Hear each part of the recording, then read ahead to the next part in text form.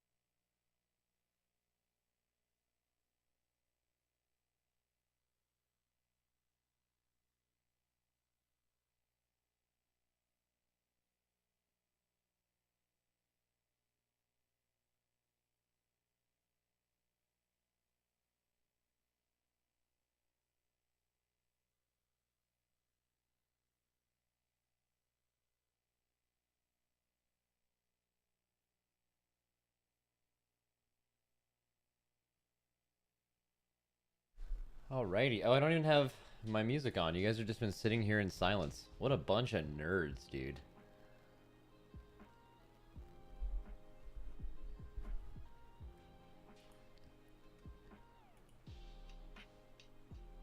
We were listening to you breathe. Let's go.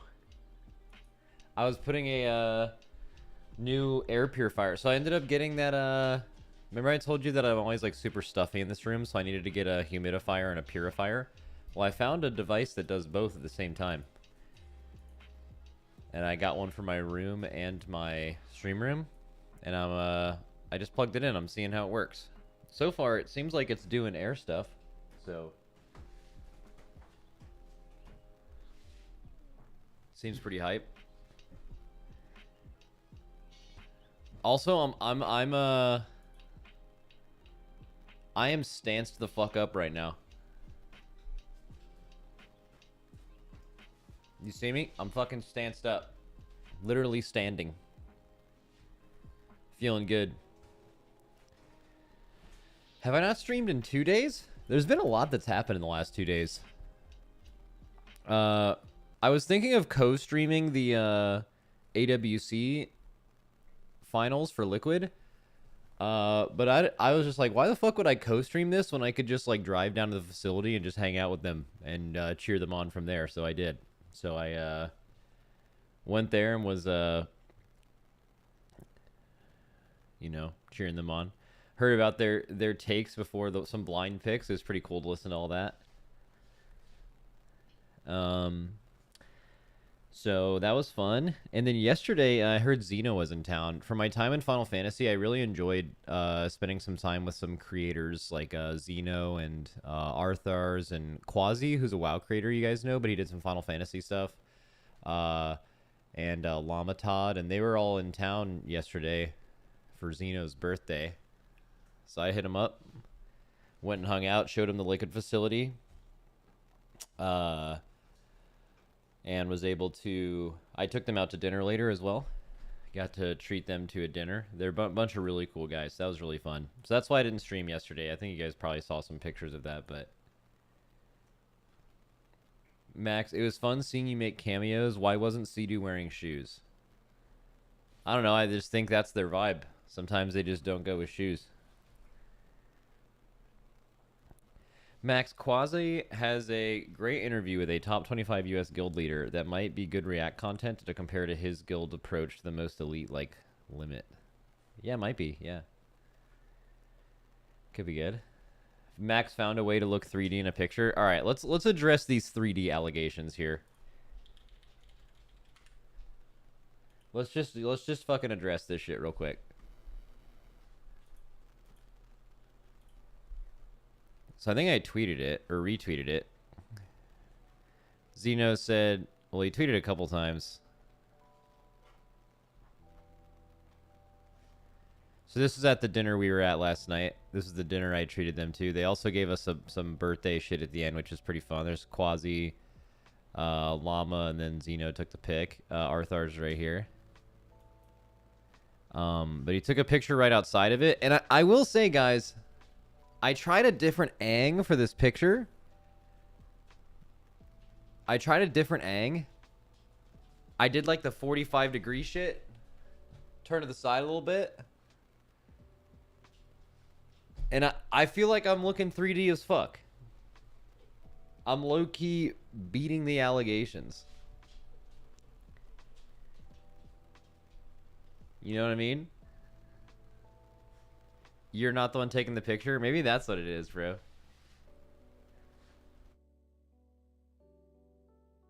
Dude, Arthar's is a fucking wild dude.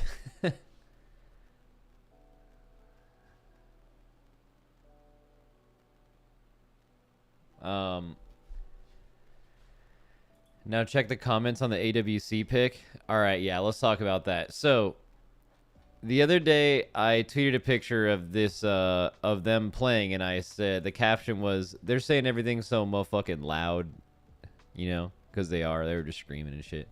But for some reason, I took the picture in portrait in like landscape mode. And I don't know why, and I didn't realize I was in the reflection here, but I'm just dad stanced the fuck up. Like I'm a fucking 60-year-old dad that got his first iPhone and he's learning how to take pictures on it. Like, I am stanced up, bro. So, yeah, I didn't realize that when I took it, but yeah, that's what all the comments are. All the comments of this are just like fucking pointing out that I'm just fucking... Oh, man. It's the hip thrust forward. Yeah, it's fucking crazy. It's crazy. I'm stanced. The stance is wild.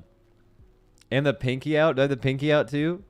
Oh, yeah, bro. You got to get that shit just right, you know? So, yeah, so that's what I was doing the last couple days. And I think there was a cameo too. So, Aya tweeted this. Apparently, this was on the broadcast.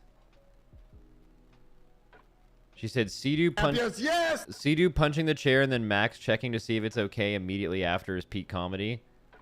So, like, they won, right? They're going insano mode. I come out of the streamer pod I'm in to come see what's up. I hear them all screaming. I'm like clapping. I'm excited. I'm coming over, feeling good. Dap Sea-Doo up. He's feeling great, right? Also, shout out, not hugging Dryny in this exact scenario, but hugging Sea-Doo instead. And then I come through to check the chair, and I notice what happened here, because I didn't see it. But yeah, he fucking ruined the chair. He, like, fucked that chair up, man. Like, the armrest came off, like, one of the back plates came off. Like, the chair got fucking shit on. I was just laughing at him. Yeah. So I made a cameo on the broadcast. Which was fun. But yeah. Yeah, it was fun. So that's where I was last. That's why I wasn't streaming. I was out there with my boys. Hanging out with the PvP team. Took them out to dinner after this as well. And then the next day I took out some Final Fantasy creators out to dinner. So it was fun. So that's what I was doing the last 2 days. Wasn't streaming. Was just living my life. And today we have a YOLO alpha build. Apparently alpha builds are now just a Tuesday thing. Who would have guessed? It was Thursday for a while and they've transitioned to being a Tuesday thing. Maybe because last week of Kata they're just staying on track, but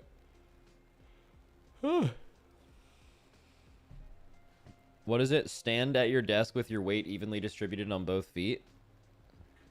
That's what I'm doing right now. It feels better to rock from back to forth like this. Okay, wait, what's like the standing meta? If you have to stand somewhere for a long time, isn't it kind of more efficient to like move from one leg and then kind of move to the other rather than just like steady like a robot? You want to shift your weight in your stance? Well, that's what I'm doing, Natty. Well, someone in chat just said stand there with your weight on both of your feet.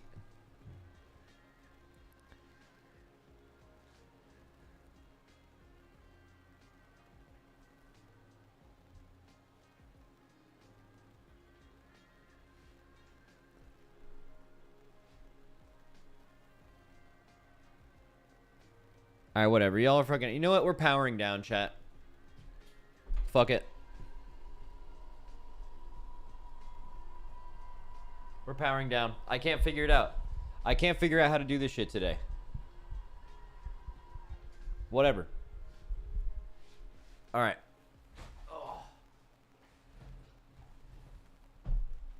Fucking whatever, chat. Wait, I actually low-key just...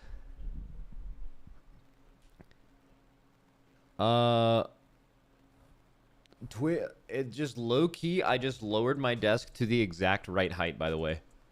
You all wish you could be like me. The sitting is the standing meta. Max, you made this guy be right. Maybe he's right, man. Twitter is exposing all the people you don't follow back. Guys, following people doesn't do anything on Twitter. Like, if Nerf tweets something and it like gets caught up in the algorithm or whatever, I'm gonna see it on my timeline. It's the same reason with Twitch, right? Like, if I go to Twitch right now, I used to not follow Dratnos. Had nothing to do with not wanting to watch his stream, but like, I treat this entire thing as my follower list. Okay? This whole thing. These are people you follow. These are people that are like recommended to you. All right. Dratnos, whenever he was live, was the #1 recommended channel for me on Twitch for like years. So like, even though he was not on my follower list, he was going to be on this side 100% of the time. And you know, guys know how... Okay, if you're like me and you're really unorganized on your phone, there might be an app you go to all the time that you don't have on your main phone page, but it's like four rows of apps or 4 pages of apps away from your main screen, but you go to it so often that you can like scroll right to it and know exactly where it is. That's exactly what not following Dratnos was. Like, in a follower list, you get like moved up and down based on your view count. But like in the recommended list, it's like you're just at the top every time, you know? Max, I'd like to point out that I noticed you were live because of YouTube and not Twitch. My follower list is so long that I just didn't see you. Dude, YouTube W. YouTube dub. Max, following also benefits the other party and helps them. No, it doesn't. On Twitch, it does not. Your follower count on Twitch is completely and totally irrelevant. It does not matter for anything like what you just said. Twitch L, YouTube W.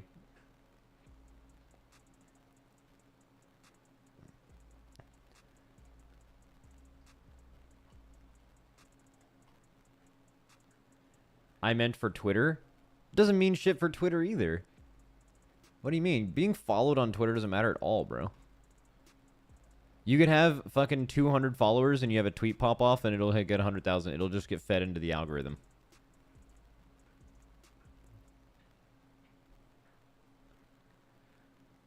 Max, yo, are you going to go on Quasi podcast? I have no idea. I spent a decent amount of time with him yesterday. I didn't know. Apparently, he was a huge fan of mine. So he flew in a little bit late, and we were hanging out at the TL facility, and Arthur's told him to come here, and he didn't know what the address was. So he was like, just come to this location. It'll be a surprise. And then he was at the TL facility, and then he saw that I was there, and then he was like super hyped, and it was pretty cool. But he didn't ask me to go on his podcast. No. But apparently he is a content enjoyer of mine.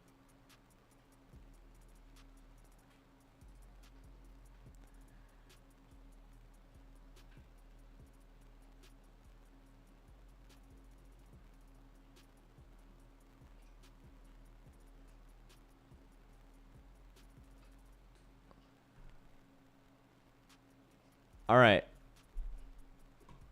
Guys, do we look at the alpha build now, or do we keep stalling?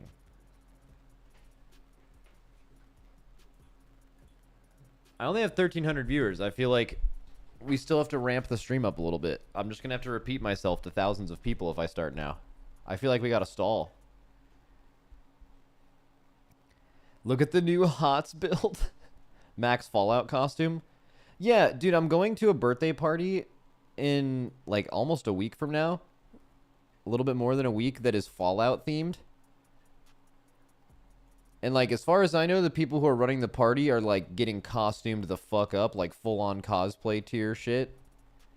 And I don't want to show up and be a fucking geek. And what I think I'm gonna do, I was talking to TJ, and he said the move is to show up like, I think the easiest thing to pull off is like a 1950s suit to show up like a gambling man from New Vegas.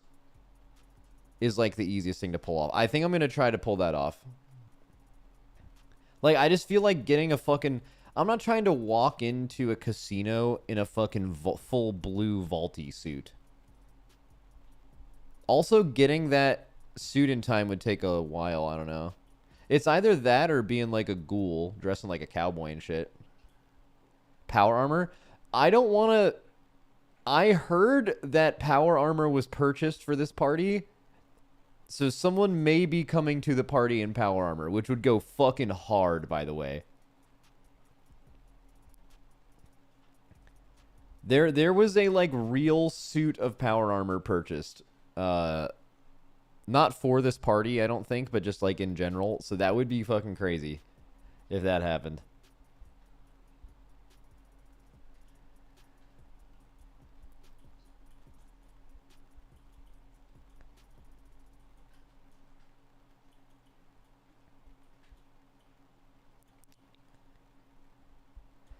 Definitely not ordering anything. Won't get there in time. Yeah, I know. I mean, I don't know. I don't know. Just like some 1950s crooner Sinatra shit is basically what you should look like, I think.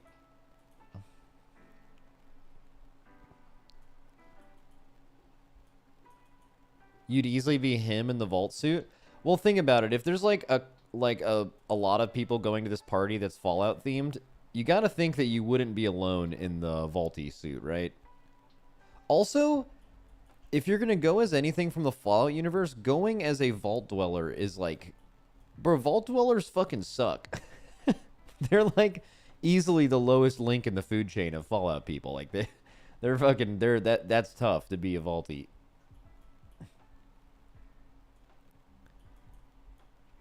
Yeah, a bunch of fucking dweebs down there. Well, that's against the law. Or whatever, you know? Go as a rad scorpion. The other thing I thought about doing was going as a clown. Like an absolute... Like a birthday clown. Like a full clown outfit. And then just go and just... They'll be like, dude, I don't get, like, what's your outfit? And it's like, I don't know, I got the theme of the party wrong. And there's just a bunch of people doing Fallout shit, but I'm just a clown. And I feel like the pictures from that would be fucking so funny, man.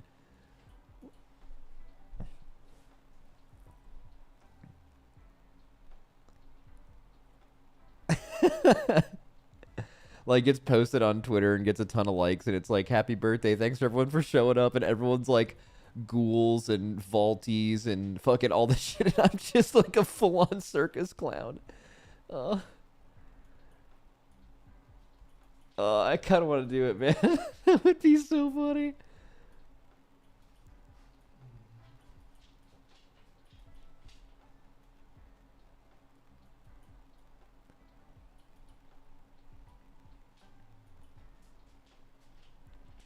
Max, the Twitter picture with you doing the ultimate dad stance goes fucking hard. Dude, I'm going to be honest with you guys. I wish I did it on purpose. I wish I had the comedy brain to take this picture and make sure the angle had me dad stance the fuck up with my hips out and everything. But I didn't. Like, this was a pure accident, which makes it even more funny that I'm just fucking... I'm just so stanced like that it looks like I did it on purpose. Like, it's so ridiculous that it looks like I did that on purpose. But that was 100p an accident. That was natty. Max, how was hanging with Arthars and the Final Fantasy boys? Bro, it was so fun. I hung out with them at the beach for a little bit yesterday. We went to the TL facility, and then I took them out to dinner. It was a bunch of fun. They're cool guys. I mean, I've always really liked them. I've had good conversations with them for a long time. Xeno specifically is like exactly like me as a streamer. Like, I think Xeno and my vibes are extremely similar, and I think if you are a Final Fantasy like viewer in that category and you watch Xeno, you would watch him for the same reason you would watch me in this category. He's just a fucking yapper.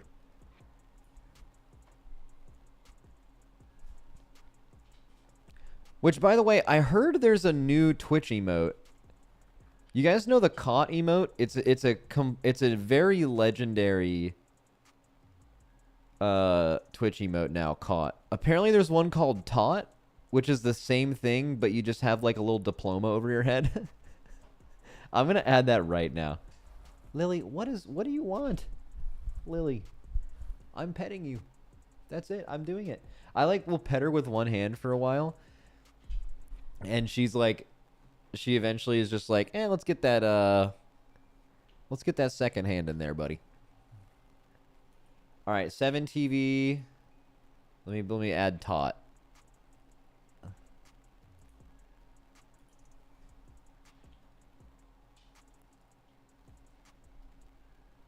Here it is.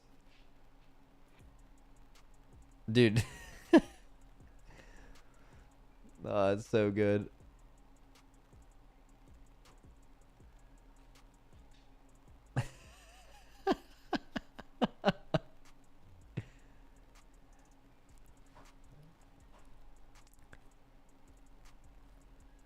Hi, Lillian.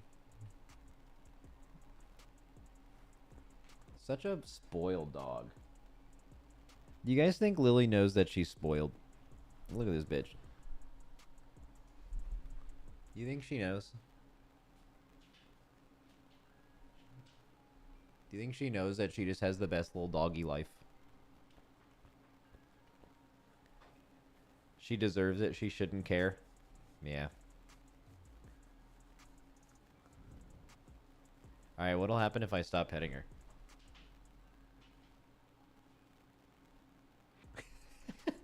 Don't just look at me like that. Why are you fucking looking at me like that? She's she's like, the fuck? Usually she'll be pretty funny. She'll go like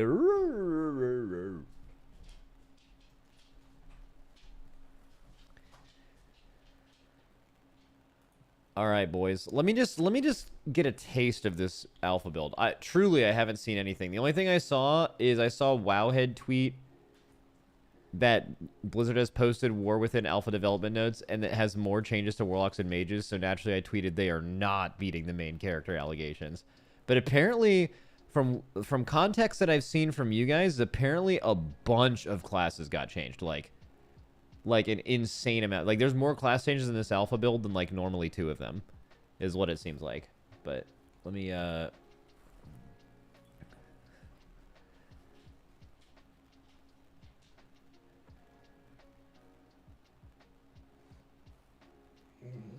wait, data mined, Deathstalker, Rogue, Hero. Oh, is the last hero talent out? That means that there's gonna be a new tier list coming.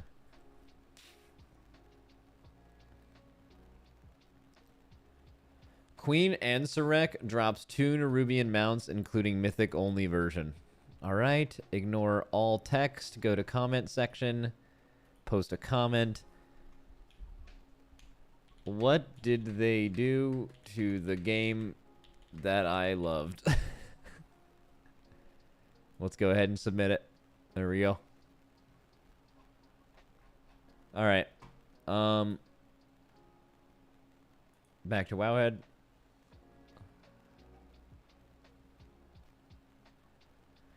Oh, wait. Actually, guys, how is Mop Remix going? The only thing I know about it... So I already went and played through all of Mop Remix on the PTR, which I think is pretty similar to how it is now.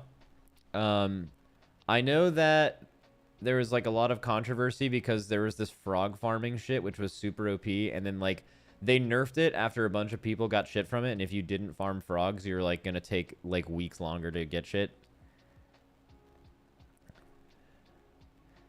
Game bad, players angry. It's fucking bad. It feels bad at 70 and there's no good way to power up. Damn. Yeah, man, maybe this is what happens when you release literally too much content. Like, I know this sounds dumb. It sounds so dumb, even just saying it now. But, like, bro, ever since Plunderstorm, we have been on a fucking fast track, man. Season 4 came out.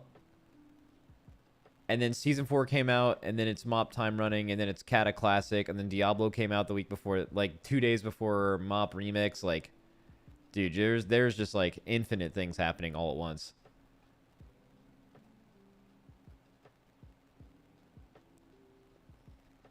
They fixed the scaling. It's not really bad at all. Tons of people dooming. Scaling is so whack. I feel weaker the higher I leveled. Well, that's... I mean, that is just how leveling works. Like, just in general. Like, leveling... In every expansion you've ever leveled, you were more powerful at the beginning than you were at the end. That's just how that works, but... It's way worse, though, in MoB. I mean, I noticed it a lot when I was leveling as well, yeah.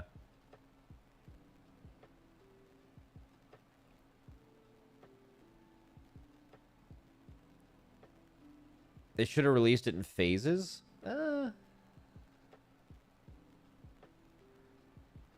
If you got to do frogs, you are doing 4 million DPS, and if you didn't, you're doing 500k on the high end. Okay, that's a problem. So they need to, like... Damn. Yeah, they fucked up by the frogs then. That makes sense.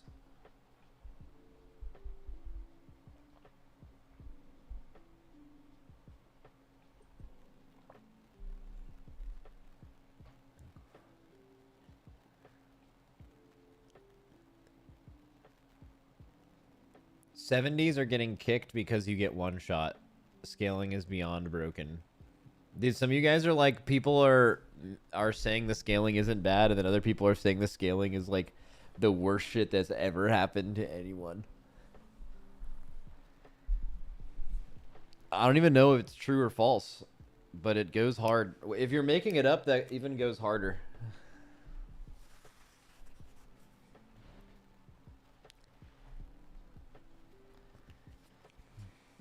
All right. Anyways, well, I mean, I'm not even playing Mop Remix. I don't give a fuck.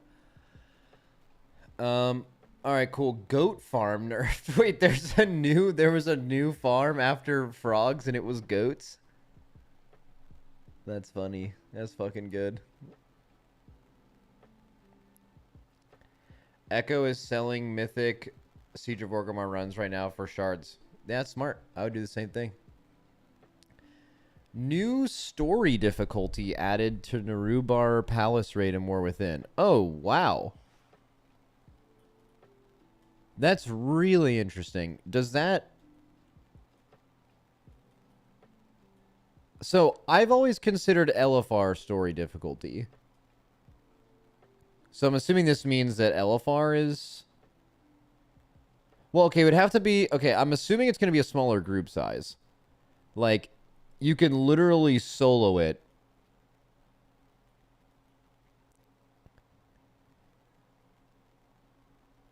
Or like a follower raid. Oh, that makes a lot of sense. Yeah, that's cool.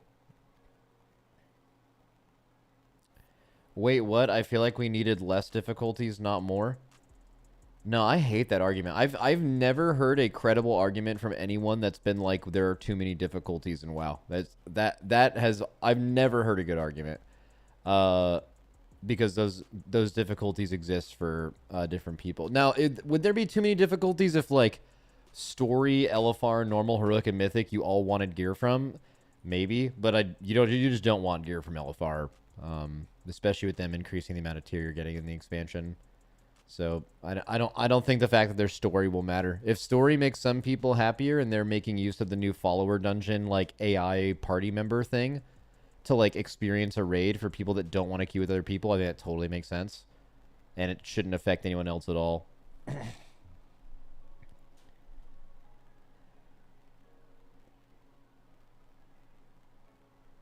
Read the article.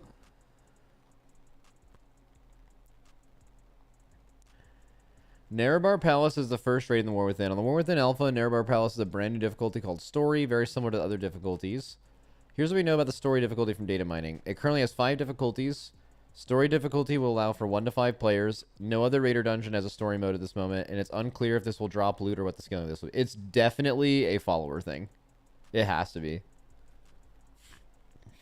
So it's just data mine. They haven't even announced it yet. I can't wait for completely clueless doomers on this to be like, say what that person said in chat earlier. Just like, the game was already fucking ruined because we had LFR and there's too many difficulties, and now we're adding another one. Meanwhile, it won't affect them ever. Or they can always go to the lowest hanging fruit argument to win and just say, well, they could have used their resources elsewhere, which is just like, if you're not and then it's like, if you're not making content specifically for me, then never make it. I'm a raider. Never bring back or try to make more Mythic Plus dungeons because I like raid. Don't put all of your resources in raid. Yes, yes, yes, yes, yes.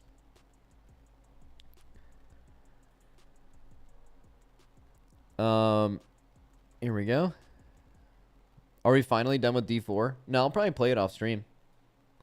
D4 is really fun right now.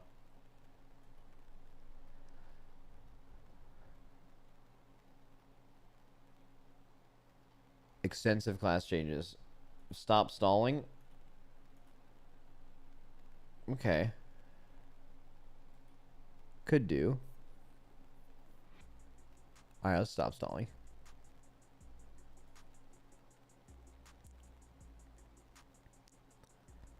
Let me go to the actual post.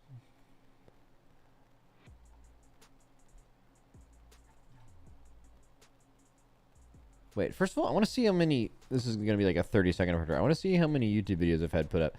I should have had the alpha build look at from last week. I've had 2, like, top 10 lists with Dratnos and a group of people. Okay, we did one of those. Alright, cool. Alright, let's go down. So what are we looking? Let's do a little browse here. So we're now going to see what Deathstalker is. We're going to see that I believe the last talent tree to be implemented in the game. The hero talent tree. Oh, interesting. The number of talent loadouts that can be saved on a per character basis has been increased to 40, was 10. People have been asking for this since the beginning of Dragonflight. Because you needed to have, like, add-ons, basically, to have the number of talent loadouts you would actually want in a scenario where you have 3 specs for your class and you actually play all of them. Or 4 specs, right? Like, I mean, let's just say you play Druid and you play all 4 specs and you literally just have an AoE and single target build. That's it. Even though that's not really how that works for healers and tanks. But, like, you're already 2 more than the cap, right? So I don't think it's a huge deal, to be honest with you. I haven't played the expansion a ton. I played it a lot in Season 3 and Season 1. I don't think I ever saved more than 10 talent loadouts on any particular character, but I never played multiple specs on any character I played, so. We are removing increased melee range talents across the game, such as Astral Influence and Acrobatic Strikes. Default melee range has increased since these talents were originally created, so they now allow specs to attack from well outside where it appears they should be able to. They make the melee experience inconsistent across classes in a way we're not happy with, so we're removing them.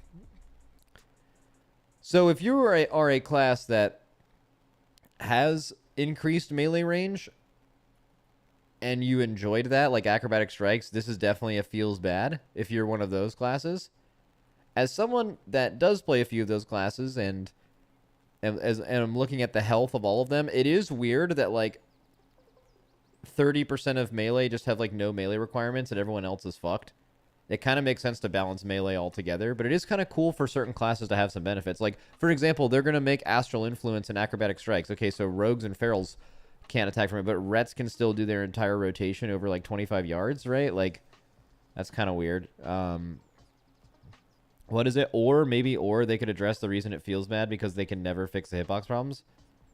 Guys, I play a lot of melee. I don't think there's a lot of hitbox problems. Like, the one that I can think of is like that really bad boss in Freehold, the Shark boss. Like, only a few classes could hit outside of the range. Like, that was weird. But, like, I don't think in raids or any dungeons I do where, like, being in melee range is not doable or feels bad. It feels pretty normal all the time. And I would say that having that be standard and then fixing the few outliers where melee range does feel bad is probably the better move. I don't mind this change. I think it's fine. Rogue. Hero talents not available for testing, which we talked about. The Harbingers of Death Deathstalkers strike from the shadows to bring a swift end to their targets. That has to own. Okay, wait a second. All right, so we spent the last week or two absolutely shitting on the DK class tree. And I might have to just look at the class tree alone here, but it looks like that was fixed. Fixed is wrong, but we'll see how many issues we had. This is going to be something that we're going to spend a lot of time on. Death Knight, so I'm going to come back to this. I'm really passionate about Death Knight, and we spent a lot of time talking about it recently. I want to come back to this. Okay, Balance Orbital Strike has temporarily had its line targeting reticle disabled. Feral Cat Form no longer increases the range of auto attacks and melee range by 3 yards. We talked about that. Personal Resource Bar. Yo, make the personal resource display configurable. Like, when you're playing on alpha right now and you have, like, your little personal resource shit under your character and it, like, has certain buffs pop up above it, that's actually really useful and would functionally work as, like, a good weak aura package. But the problem is what Blizzard has chosen to be there, and it looks like they're continuing to update it, but, like, it's just meaningless nonsense. Like, the stuff that's up there is just so random, and you can't... Like, if you could configure that, that would remove a lot of the need for weak auras in combat, honestly. Evoker. Deep Breath, Landslide, and Breath of Eons temporarily have their line targeting reticle disabled while we work on an issue with it causing a crash. Okay. Life Cinders now upgrades Renewing Blaze to allow one friendly target. Life Cinders now upgrades Renewing Blaze to allow one friendly target. If no target... Oh, so we were just talking earlier about how the thing where you can give Deep Breath or Renewing Blaze to another player, it's proximity based, and that would be hard to figure out, but now it allows you to actually target it. That is going to be so good. That is going to be so good, man. Holy shit. In Raid, completely not acknowledging Mythic Plus, but, like,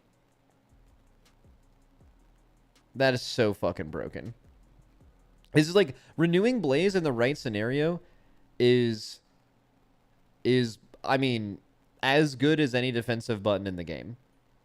It's kind of similar to Darkness in that it really does require that scenario. Like, there's a lot of scenarios where you could die to damage where Renewing Blaze will never help you, but there are times where it literally solos the mechanic as good as an immunity would. So really, really strong. Yeah, I don't think that's in the class tree. I think it's a Flame Shaper thing. I remember this was the defensive node for one of the hero talents. It was a choice node. Chrono Warden, which is one of them. Oh, it reduces the Empower spells cooldown reduction. Okay. Flame Shaper. Instead of extending and kindle, it now adds 100% more damage or healing to the periodic effect. Okay. Traveling Flame now extends Dream Breath or Fire Breath by 8 seconds, causing it to spread to nearby target. Okay. Consume Flame now consumes 4 seconds of your Fire Breath or Dream Breath. The amount of healing is now deep. Okay. Just a bunch of changes I'm not super familiar with. Let's see. Oh, fuck. I need caffeine. I just realized that. All right. 1 second. Be right back. We'll get into Devastation in a second.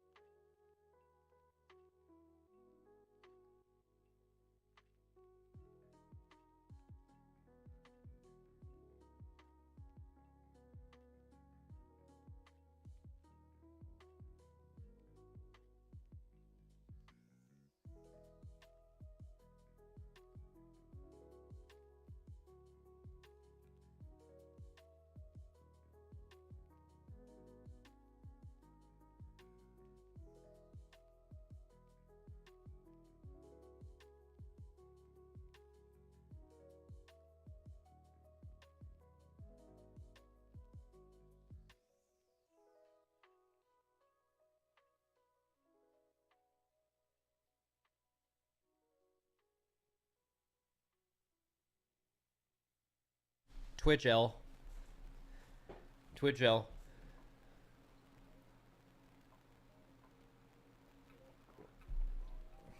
Yeah, taught. This is not a scenario where you have been taught. Y'all haven't been taught shit. Okay. The goal of these changes is to primarily increase the viability of the left side of the Devastation tree. We hope that this can allow Devastation to be more flexible in their talent choices and have options to build around Firestorm if they wish. Banger. It seems like the whole... I mean... Because Devastation can be boiled down to blue spells single target, kinda, except for Azure Strike, and red spell, your spender, being the AoE. The tree was like kind of thematically split into those two things, so the left side being fire just never got taken in a lot of scenarios because it just or if it did, it was like you were going all the way down and doing a fire build, but like a fire build and a blue build don't really work. Like it kind of makes sense to just have a little bit of both, and if they're balanced more fairly on the left side, it could make you be able to take 1 point, add a little bit of AoE viability rather than feeling like you have to fully spec into it. I still even feel weird about Firestorm just in general. Oh, they increase its radius. That makes me a little bit less worried. I just... Historically, spells that require you to put them down and then, like, they don't move with the target or, like, the tank can move things out of them are really frustrating, in general, as a design. But let's see. Firestorm radius increased 10 yards with 8. Tick rate now increased with haste. Scorching Embers. Enemies take 20% increased damage from your red spells while affected by Fire Breath. Okay. That's really strong, right?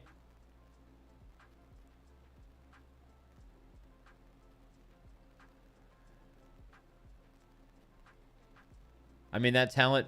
If you're purely using Pyre, that is a 20% damage increase after you put up Fire Breath. That's big damn. I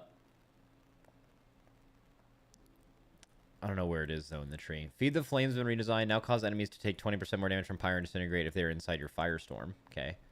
Oh, and Disintegrate.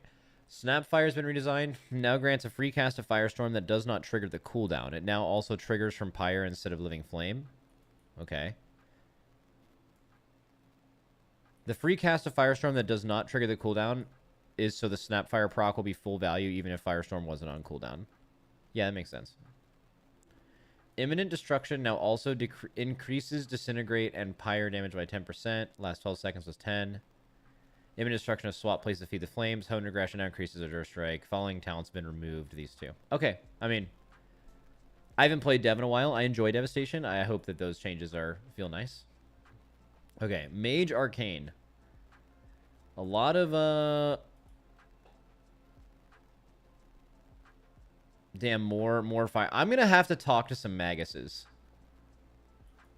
You know what? I keep saying I'm going to do that. I actually just need to do that.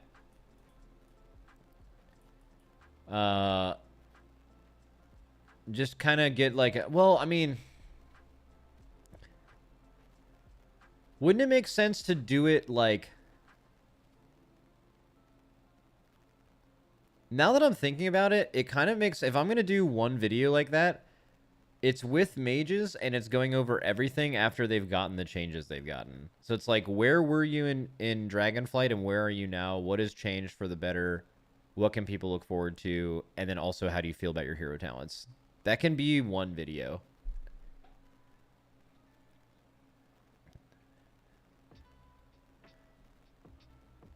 Or maybe two. I don't know. We'll figure it out.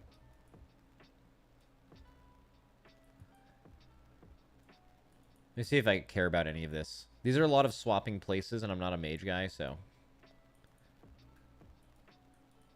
Do I recognize any of these words? Lay Drinker. Can't believe that that's an actual fucking talent name. Alright, we're gonna move on from here. Same thing here, I think.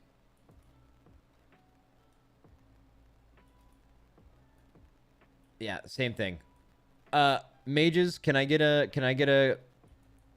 Is this WL? What's the thinking here? These changes. Feeling good, feeling bad. Meh, L, meh, mid, arcane W, huge W, big W, L, keep arcane as it is, arcane massive L. Wait, mages got not good changes? What the fuck? Alright, moving on. Con of the Celestials. I think about Con of the Celestials all the time. I think it's kind of fascinating, but could use a little bit more, but they actually hit the theme on this really well. Looks like they did some Brewmaster-specific changes, some Mistweaver changes, some Windwalker changes. All right, let's dive into this. I do care about monks, so. Con of Celestial. Strength of the Ox now additionally refunds 2 stacks of Teachings of the Monastery after being consumed for Windwalker monks. That fucking owns. Yeah, they're going to have to increase the strength of Conduit for Windwalker to compete with Shadowpan. It's so weird. Shadowpan is so strong for Windwalker, but it just feels like ass. Like, it's like I don't even know if it feels like ass. It feels like nothing. Like, it literally feels like nothing to play Shadowpan Monk. But it's good. So, I don't know. Let's see. Flight of the Red Clane now grants 1 stack of Mana Tea and 20% increased energy regen for Windwalker monks for 6 seconds when activated. Flight of the Red. Oh, so that's that makes a lot of sense, because like when you were looking at these hero talents, the Zwen proc was just damage, you didn't really care about it. The Yulon proc was like the coolest shit ever and like super fucking insane. And then Flight of the Red Crane just felt like random damage, but like increased energy regen actually makes sense if you're spinning crane kicking. And energy regen feels really good because you actually have haste now. And, dude, God, Windwalker's so fucking good at this expansion. Nut. Heart of the Jade Serpent now activates from Strike of the Windlord for Windwalker monks, and it was Storm, Earth, and Fire. Oh, that's much better, because you cast Strike of the Windlord like every 30 seconds now. Heart of the Jade Serpent's activation rate would outpace Storm, Earth, and Fire's recharge rate and eventually lead to wasted procs. Amen to that. Brewmaster. Removed Improved Celestial Brew. Functionality is now baseline. Removed Improved Purifying Brew. Functionality is now baseline for Brewmaster monks. Elusive Footwork is now 1 point.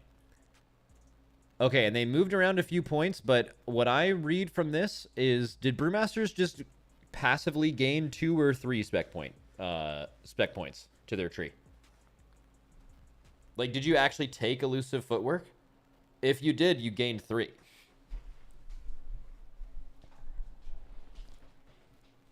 Dude, it's so funny how good changes can be, man. Sometimes spec tree changes don't have to be talent changes. They don't have to be pathing changes. They don't have to be like a full redesign. Your notes can just say something like, we're giving you 3 more points to spend. And it's like, that's the fucking best shit ever. Because you're just... I mean, just if you were to look at any hero or any class or spec tree in the game and you were to just be given 3 points, you would be, especially spec trees, you would gain like a lot of good shit from that. So, okay, Mistweaver. New talent, Pool of Mists. Renewing Mist now has 3 charges and reduces the remaining cooldown of Rising Sun Kick by 1 second. Rising Sun Kick now reduces the remaining cooldown of Renewing Mist by 1 second. That sounds incredibly good. I don't play Mistweaver, but from what I know about Mistweaver is they like to use Rising Sun Kick, and Renewing Mist is fun. Adding a 3rd charge to that and adding more integration between those two sounds super fucking cool. Teachings of the Monastery is now baseline. Swapping from Windwalker with Teachings talented to Mistweaver disables Teachings of the Monastery. Relogging or swapping to Brewmaster temporarily solves this while we work on a fix, okay? Okay, nice for Mistweaver. Refreshing Jade Wind has been redesigned. Thunder Focus Tea summons a whirling tornado around you, causing healing over 8 seconds to allies within 10 yards. This is the Mistweaver change to Rushing Jade Wind that Windwalker's got. Basically, Rushing Jade Wind as an active is turbo ass, but when you make it spawn for free off of using another ability, the design is a lot better. Windwalker, it's currently not doing enough damage, but I hope for Mistweaver that they consider that. Either way. Yulon's Whisper has been redesigned. While channeling Mana Tea, you exhale the breath of Yulon, healing up to 5 allies within 15 yards every 0.5 seconds. Cool. Chi Harmony has been redesigned. Renewing Mist increases its target's healing received by you for 50% for the first 8 seconds of its duration, but cannot jump to a new target during this time. Wait.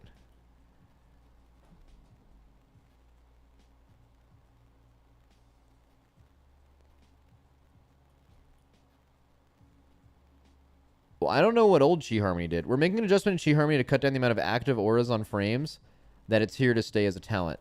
Renewing Mist will have a new icon indicating when its Chi Harmony healing increase is active, and it will swap back to the original icon when its window ends. What did old Chi Harmony do? Max, Chi Harmony is the Season 3-4 set. I'm just gonna ignore the fact that you expected me to know what this year's Season 3-4 set was. Let's see. It's just removing an aura to track. It's the same thing. It was just an extra aura. So nothing's changing. It's just an aura change.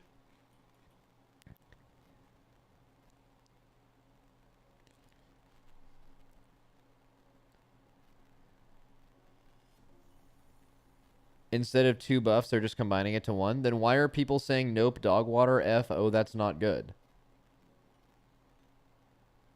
Oh, before it jumped? Before it jumped while you still had the ability to get that person? Oh, I could see. Or no, it never jumped? We don't read, we just react. Taught! Alright, Crane Style has moved to Teachings of the Monastery, previous location. Misty Peaks now has a 4 out of 8 chance to activate and now extends enveloping mist on target if it's present. Okay. New talent for Windwalker. Rubbing my hands together. Oh, Lily's getting excited. You heard me. Is Windwalker your favorite spec too? Oh my god, Lily. Oh my god, it's your favorite spec. Okay. New talent, Jadefire Fists. At the end of your Fist of Fury channel, you release a Jadefire Stomp. This can occur once every 20 seconds. Shares a choice node with Jadefire Stomp.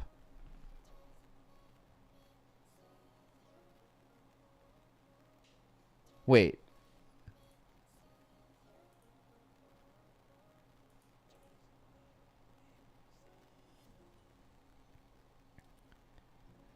So basically, it shares a choice node with Jadefire Stomp, but you can still take Jadefire Harmony or whatever. It's just going to make Jadefire Stomp happen passively when it normally would have been used just by pressing fists.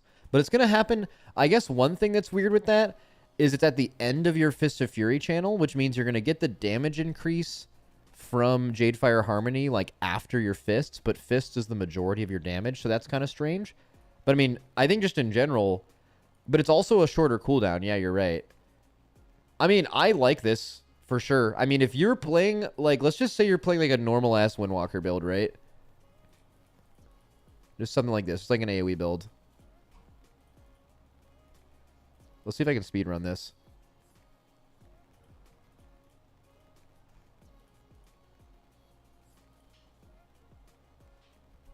What am I missing? Oh, no, I'm missing one thing that I normally always get. Maybe this? All right. Here we go. At least this is the build I like usually running. And then you have 1 point, right? So, well, I mean, you could also just not run Zwen's Bond, but if you have 2 points here, how this build plays feels great. And adding Jadefire Stomp to it, even if it's the most damage, adding another button does feel like you have one too many buttons.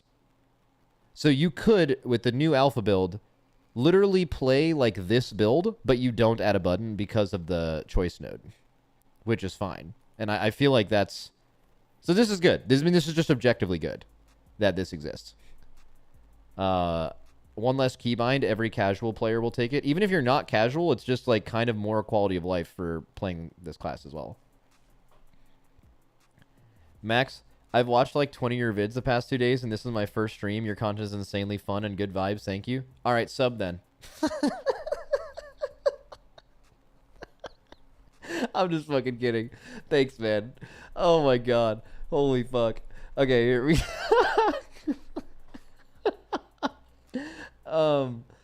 holy shit. Tot, Let's go. Paladin. Paladin. Crusader's repeat been removed. Touch of the Light is now in this position. Incandescence now functions with Divine Hammer for Ret. Shadow. Shadow Crash is now a choice node with new talent Void Crash. Hurl a bolt of slow-moving void energy at your target, dealing shadow damage to all enemies within 8 yards. Shadow Crash's tooltip has been updated to specify that it's aimed at a location to make it more clear the differences. Oh, this is, they said they were going to make it a choice node. So Void Crash, Shadow Crash is as it's always been. Wait, he subbed? Holy fuck. Wait, did he? What a beast. Oh my god, he subbed. I was fucking kidding, by the way. It was a bit, but he doesn't watch the channel, so he doesn't know. All right, cool, bro. I'll give you mod. Please, you can do whatever you want, just don't like machine gun ban people. All right.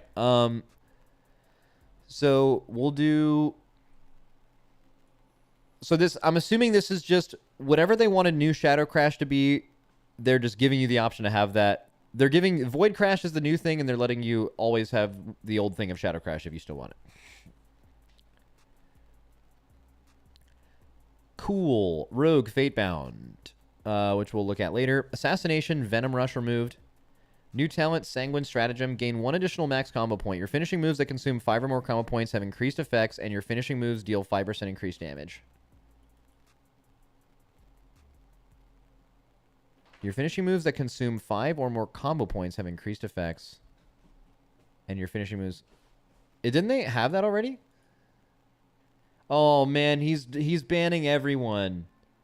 Oh, man. You can tell because everyone's messages are being deleted. Okay. Look at what he's saying. He's so sad. I'm not deleting... This is in all caps. I'm not deleting these, I promise. What's happening? No, I'm kidding, bro. They're all just fucking with you. Welcome to the stream.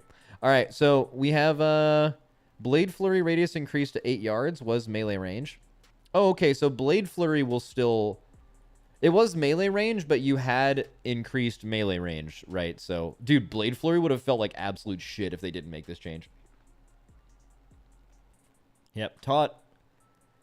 Warlock Demo. The size of Gloomhound and Charhound has been decreased. Destro. Oh, boy. Did Destro get a... Wait a second. Ignore all of the new talents for a second. Guys.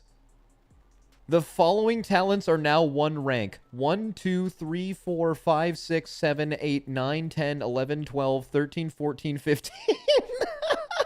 Destro Locks just got 15 new talent points to spend in their tree while keeping everything they had before. Just a fucking solid plus 15, by the way. Why not? Just literally half of your tree. What the fuck? That's fine. All right, let's check. So, go look at the tree? No. I just want to go through some highlights here. I'll have a Warlock explain these to me later. The cooldown of Infernal is now 2 minutes, was 3. Okay, Decimation, redesigned, new talent. Backdraft, increase the damage of next Chaos Bolt by 5%, increase the crit strike. Okay. Increase the damage of Shadow Burn by 20. Shadow Burn always critically strikes your target.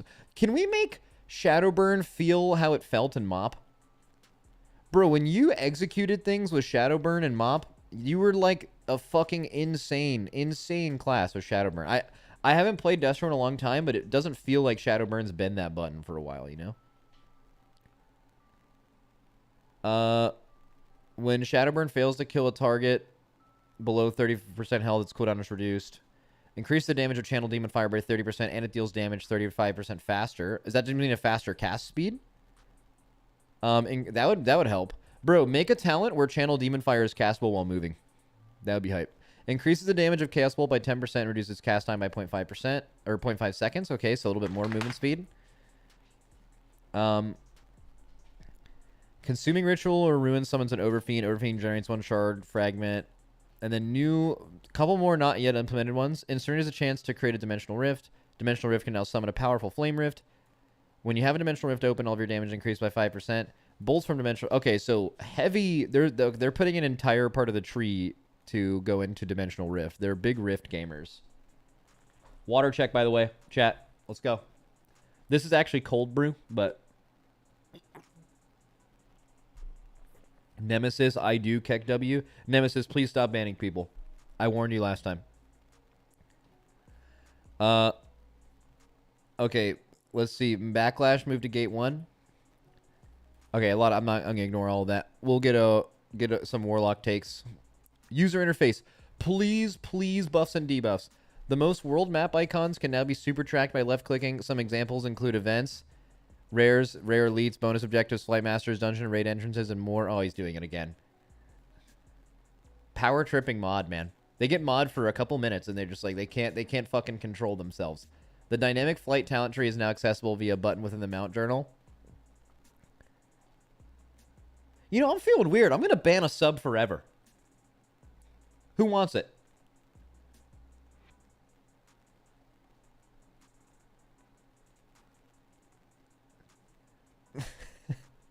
Let's fucking go. All right, 1 second. I'm calling THD.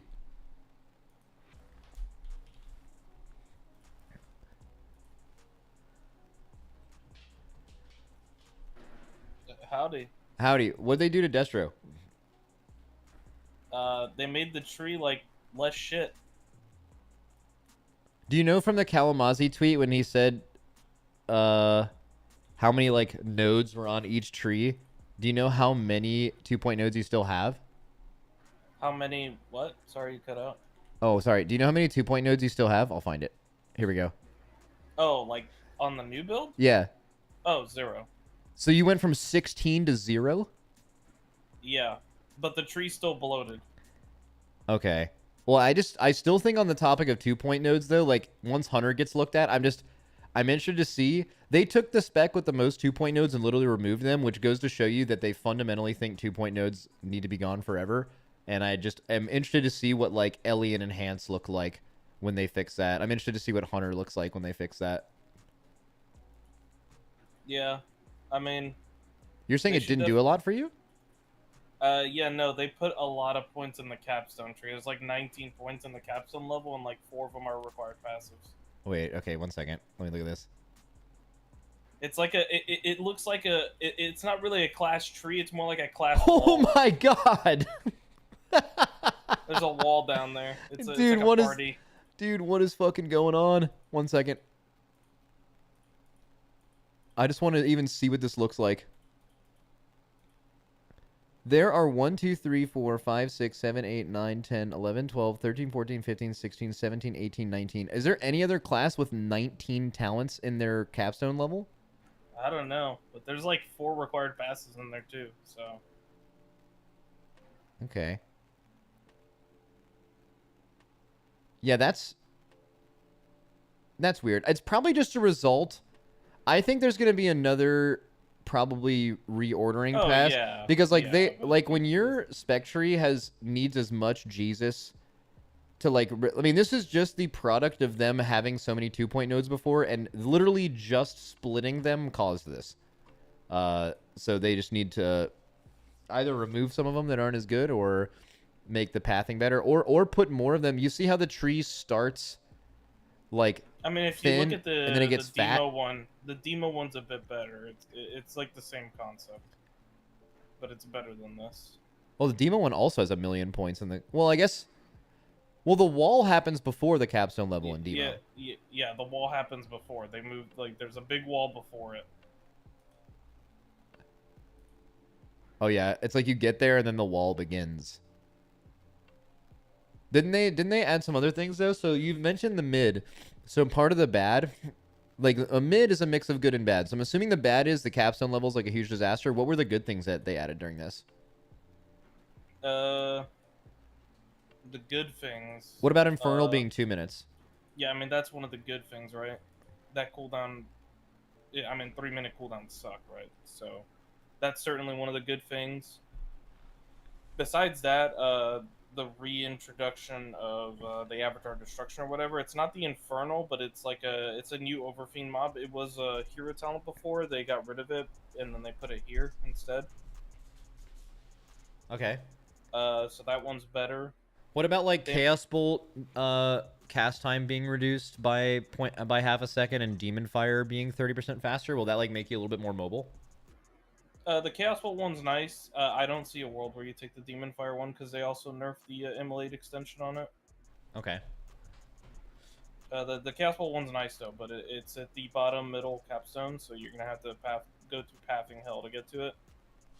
What about Channel Demon Fire?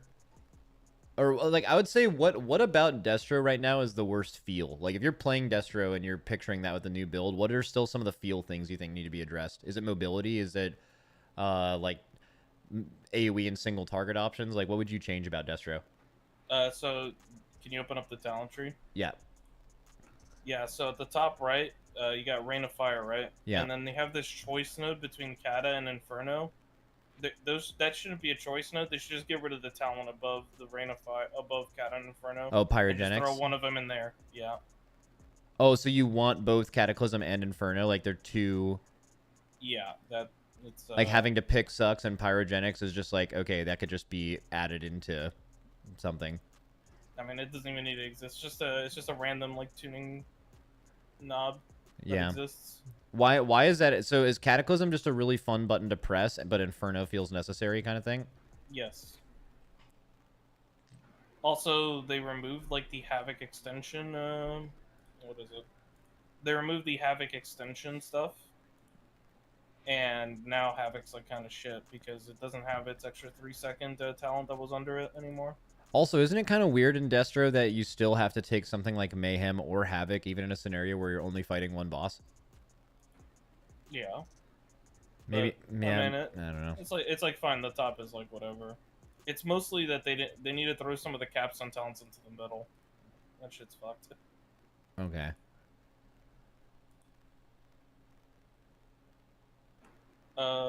Besides that, what is it? It's like, oh, it's you still need to pick Flashpoint to go down to like a lot of things, which is a big problem still. Flashpoint's like in the middle. Yeah, I see it. So yeah, I know what Flashpoint is the thing that was bugged with the Mop Remix bug when Awakened first came out, and it's also the thing that made your haste corruption so insane in last season of BFA, right? Yeah, it wasn't actually bugged with the Mob Remix. That was a different one, but it's always you need to pick it to get the talent under it, which works pretty much everywhere else. And that's been the case on live as well. Also, there's just a talent to the left of Flashpoint, which is just a no-brainer. I don't know if you've read that one. What? Just the you do 3% more damage versus. It's just a 3% damage. And you just need to take it all the time. Yeah, it's just always grabbed. Okay, but at least that means you have a pet, so people can yell at you to actually dispel or kick something, and you can't say no. Yeah, I mean that's the case with the other talent too. So if Warlock wasn't doing that, blame them, not the class. Dude, I love how THD is anti. I remember this happened in my stream yesterday. What did someone say in my chat for you to respond with? Well, your Warlock sucks fucking ass. Then, what happened? Didn't they say something? I forget what it was. It was like something about them not wanting to do something. Oh no, it was their Warlock on Laradar was one of the. Oh, he was standing still in the middle. Yeah. Yeah, Okay. and then Growl was like, "Well, yeah, if you have a Warlock that doesn't do mechanics, then you're like, well, your Warlock sucks fucking ass." Then. I mean, it's true. Yeah. Do you think that there could be? I don't know. Do you like the idea that Mayhem and Havoc are still a choice node? Like, would you ever play Mayhem? Mayhem was picked whenever you had like 2 stack targets, like on Kirog, it was actually picked. Okay. Just because it had like more potential overall uptime and Yeah, the damage it had window more didn't matter. potential, but it was a huge RNG. Yeah. Okay. All right. Fuck it. That makes sense to me. Oh, just in general, without going super in depth, are you in general happy with Warlock hero talents right now? Oh yeah, Warlock hero talents are good. Like all of them? I would say like the one that I don't really like the most is like I'd say the big problem is Hellcaller's final button is on the GCD. I don't like that, but otherwise it's fine. So you literally think you have 3 good hero talents then if you're playing different Warlock specs? Yeah. Dude, that's I insane. yeah, I mean the Warlock hero talents are really good. It's just that final Hellcaller button is on the GCD and it's just a stat amp. It's like Dark Soul, but it's on the GCD. It feels real bad. Dude, that's like you have. So I think you and mages are the only class that has like across the board at least above average or good hero talents. Who would have fucking guessed, chat? Who would have guessed? Warlocks and mages Well, getting I away mean, with it it could be again. worse. We could be totemics. Which apparently Totem. I don't know. I heard Totemic's actually sick, but just not for enhance. I still haven't really gotten to play it yet. Okay, that's all I needed to hear. Thanks, big dog. No, yeah, you should read the Diabolus tree. There's a lot of demon talk in there. Huh? Yeah, the Diabolus hero tree. Did you call it Diabolist? Yeah, Diabolist, Diabolist. How do you pronounce it? Who knows? Okay. We got like 500 demon words. Yeah, nobody knows how to pronounce any of them. Okay, I can pronounce all of them. Diabolic Ritual, Cloven Souls, Soul Etched Circles, Anihilan's Bellow. Okay, I'm fucking smoking this shit. Flames of Zoroth, Ruination, Abyssal Dominion, Cruelty of Kurzan, Infernal Machine, Touch of Ren Korra. This is fucking easy, bro. Secrets of the Coven, Infernal Vitality, Infernal Bulwark, and Gloom of Nathreza. Get shit on. Half of them weren't pronounced correctly, but yes, they were. Okay. Taught. I'm hanging up. I hung up, chat. All right. All right, here we go. We have so we looked at the Warlock stuff and then this. All right, so now we know. Max, how do you pronounce annihilate? Annihilate. And this one is Annihilons. You think it's Annihilons? That's trash, chat. I don't want to hear that shit ever again. Taught. Yeah, thanks for the gifties, big dog. Love that shit. I'm going to buy a boat with that. All right, so... All right. Let's go ahead and I think we want to... Okay, actually, no, before DK, let's look at the Deathstalker hero talents. Yeet!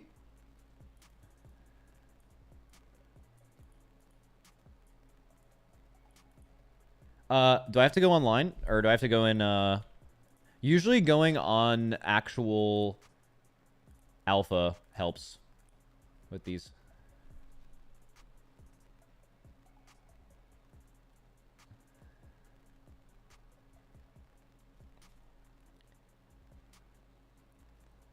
Homepage of Wowhead has it. Let's see. No, hate this. Hate it. Nope. I'll never look at some dog shit like this. If it's not in the hero talent actual format, it's unreadable.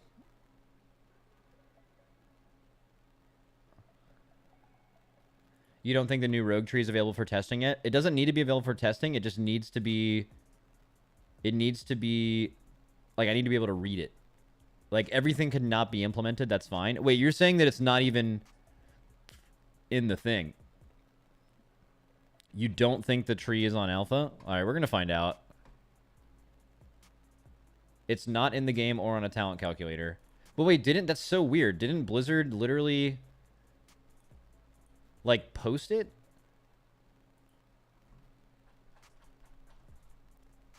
They, like, announced it in today's thing. They said, Rogue, Fatebound, or no, that's wrong. This was last week. Why did it scroll all the way up again?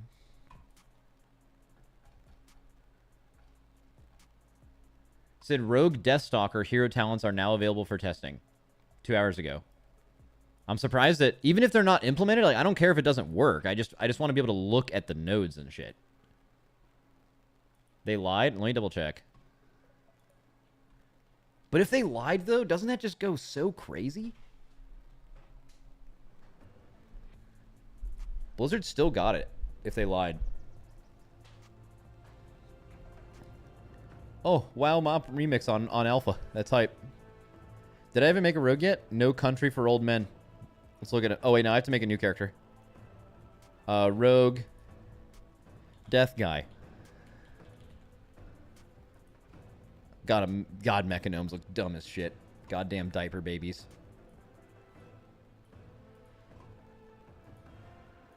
God fucking damn it. God damn it. All right, so what we're going to do, I think this weekend, actually, is I'm going to do one of those streams where I call a bunch of people from the community, and what we're going to do is arbitrarily rank every hero talent on a tier list, not involving power, theme, or visuals or any of that, but all of that combined.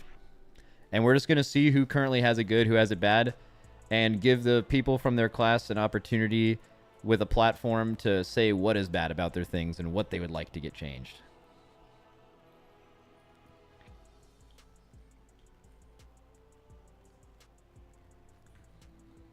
Anyways, this hero talent. Wait, I have to talk to the Taurenman. Wait, where's the... Oh, here he is. Guys, I legit miss Plunderstorm.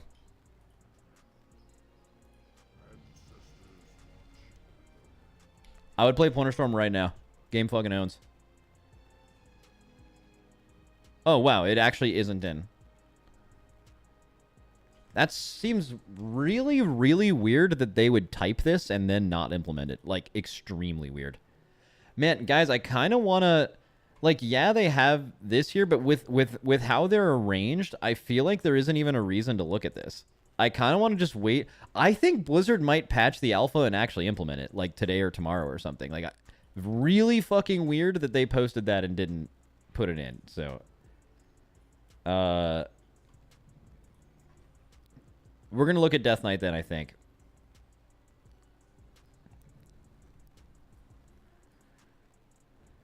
Max, if you permaban me, do I get to not see the god-awful chat on screen? You don't like chat on screen?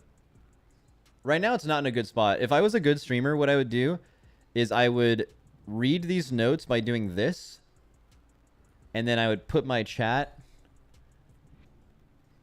up here so it doesn't interact with the stuff you're actually reading. No, chat on screen is dumb. So chat on screen for Twitch chat seems dumb as fuck. The entire reason for chat on stream here is when you make a YouTube, it adds a lot to YouTube videos because you can't see Twitch chat on YouTube videos. So like it gives you kind of like the I was there feeling because like chat sometimes adds a lot to streams. That's the only reason it's there. Yeah. So basically YouTube W, Twitch L. Yeah, because on Twitch, you're literally reading the chat and then you all see the chat on screen. It is pretty stupid. Get fucking owned. Okay, WoW remix tuning and adjustments. We've continued to deploy hotfixes to the game in response to feedback. The following adjustments are now live and intended to address concerns with the balance of low and high level players and remix content. The health of creatures in heroic scenarios has been decreased by 25% based on players' levels. The higher level players will see enemies... Oh, this is nice. The health and damage of creatures on Timeless Isle Owl of Thunder has been reduced. Several spell gems that were not scaling up or down correctly based on player levels have been adjusted so they provide a more appropriate scaling effect. This includes Cold Front, Windweaver, Vampire Gore, and Lightning Rod. Spell gems and shielding effects should no longer cause threat. Fixed a bug with Righteous Frenzy not... Damn, it sounds like this shit was hella bugged. Which for me, I'm not playing the game, so I don't give a fuck, bro. All good. Not even mad. Y'all can be mad. Stay mad. Stay mad, by the way. Nice cheese shirt, Max. Thank you. I was actually gonna wait for when you guys to call it out. I'll mention this. You guys do not make fun of me for this, but actually, I am wearing a Boba Fett shirt from the most recent Villains release. But I'm wearing a Star Wars hat from the previous release. But if you know this hat, it has a Rebel sign on it. So I'm wearing like good and evil right now in a way. Well, I guess maybe good and evil is not as clear cut as that. But it is controversial. We might need to talk about it. You're Star Wars'd up. Guys, I have the amount of clothing that Team Liquid drops with collabs from people. It is just all the clothes I have in my house. When I get up in the morning, I don't think too much about what I'm going to wear. I just see clothes and I'm like, we're slamming it. Oh, it's called apparel. Yeah. They would actually burn me if I called it merch, which I didn't do.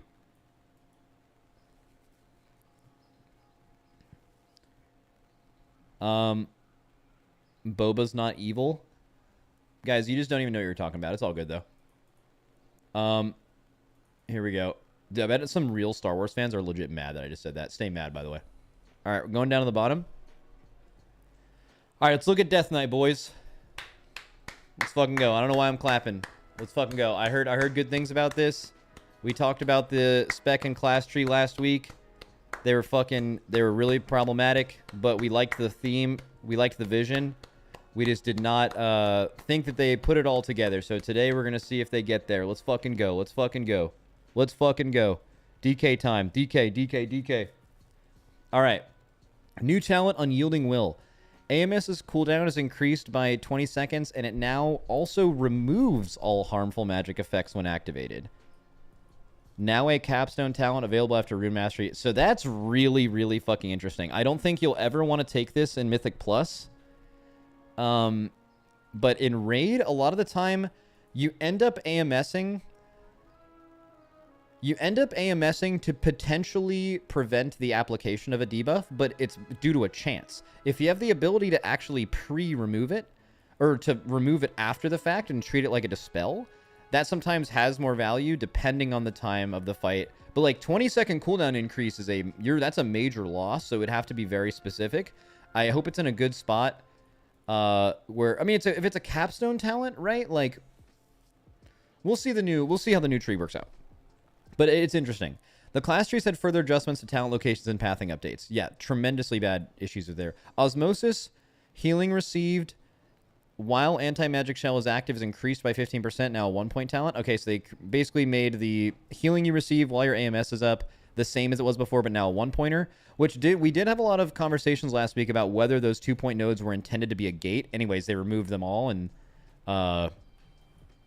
made them significantly easier to path through, which is great.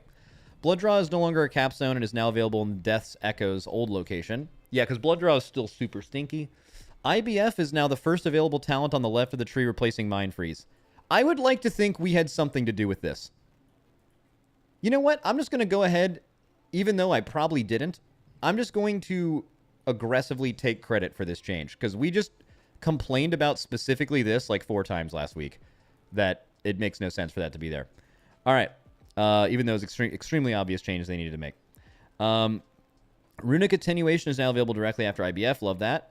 Death's Echo is now a capstone ability available after Will and Acropolis instead of doing Grasp, which is actually supposed to be a capstone ability. Death's Echo is extremely strong, and it goes into the whole, like, capstones are, you know, not needed but feel good, like Death's Echo is. Although I would go as far as to say Death's Echo is strong enough to where it's, like, kind of insane to not have it, but there were scenarios last expansion where you didn't take it.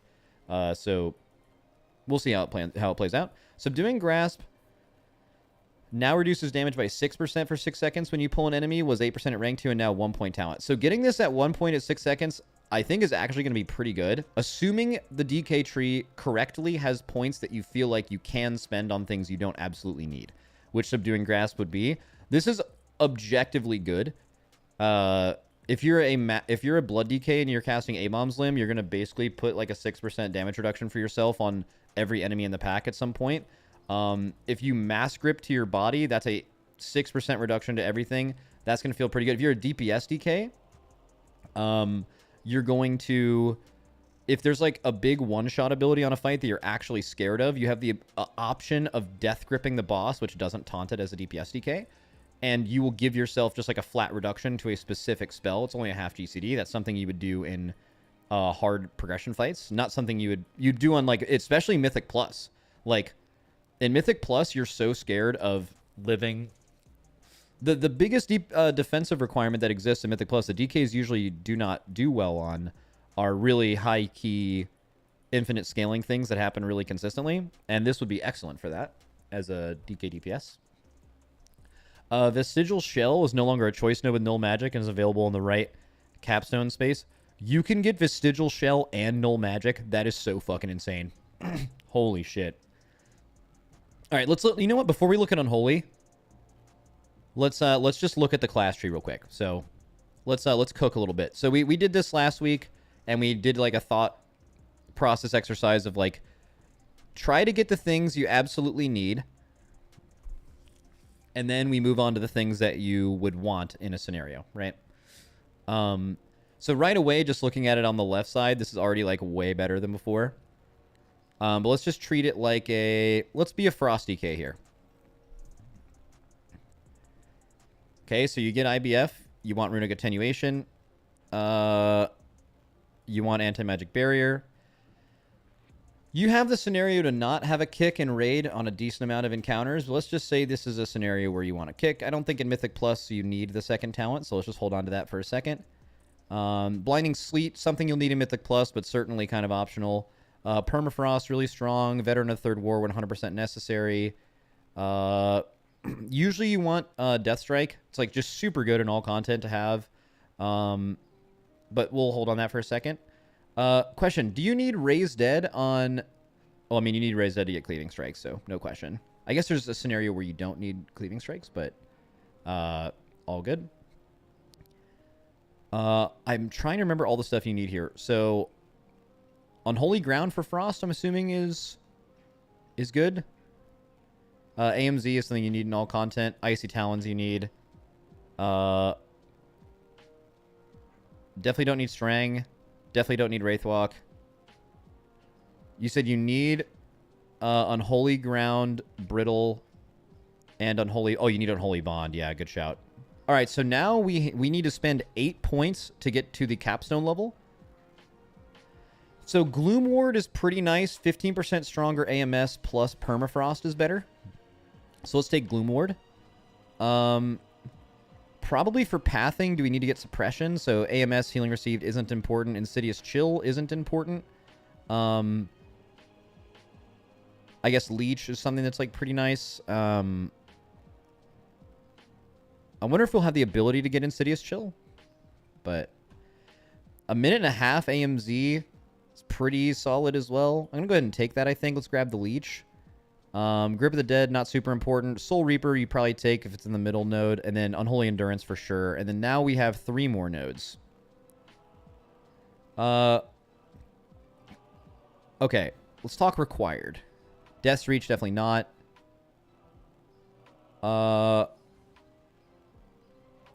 Enfeeble's going to have way less uptime with Frost Raised Dead.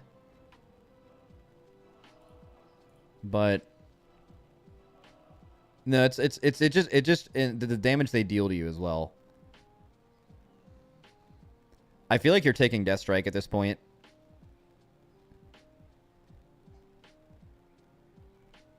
And if you're taking Death Strike, you might as well take the second node. But you have some options here. Like, I don't think you need Enfeeble as Frost. You don't necessarily need a minute and a half AMZ. That's kind of fight dependent. You definitely do not need Gloom Ward. So if you needed to grab an extra thing on Kick...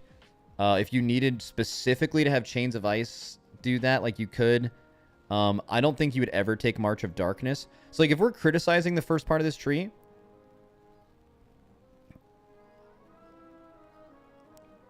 Like, Asphyxiate... we'll wait until we fill all of it out.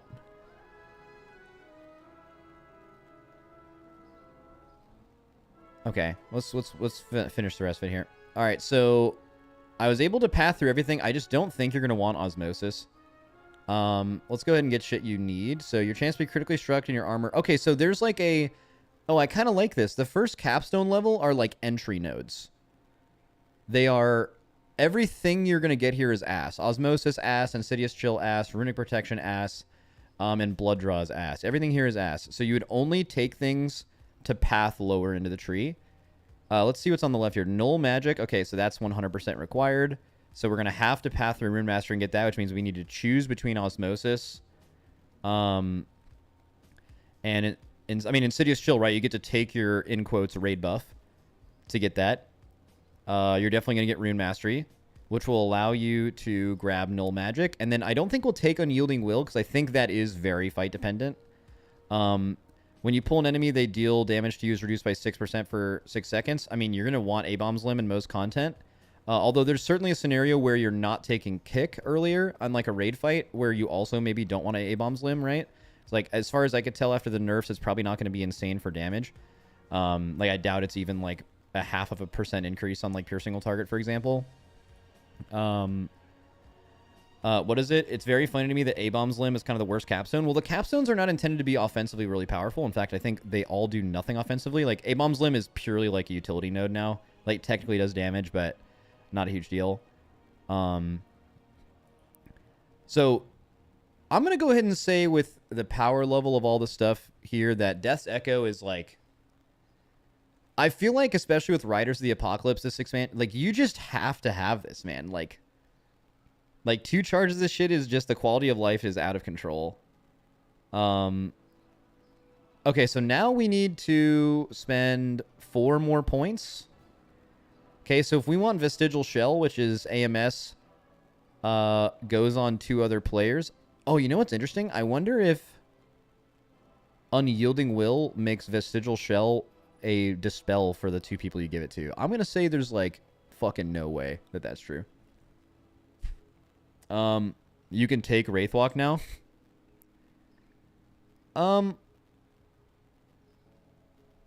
Yeah. So Blood Draw, let's relook at Blood Draw. Let's get all of our past biases out of our head about how bad Blood Draw was.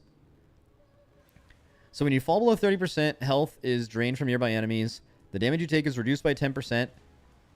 And so you get a 10% DR when your health goes below 30, and your Death Strike cost is reduced, and it can occur every 2 minutes. Still really bad for DPS DK. I think for tank DK, this isn't a bad 1-pointer in the capstone tree. Because, like, when you're actually tanking a bunch of mobs in Mythic Plus, this will actually heal you significantly when it happens. The 10% DR will be great, and the Death Strike cost reduction will be excellent for, like, starting a pull and getting out of a dangerous situation. I think this is actually, like, quite good for Blood, which is nice. It used to be really bad. For DPS DK, I still think this is, like, really niche, but whatever. And then I feel like you just have to take Will and Acropolis, right?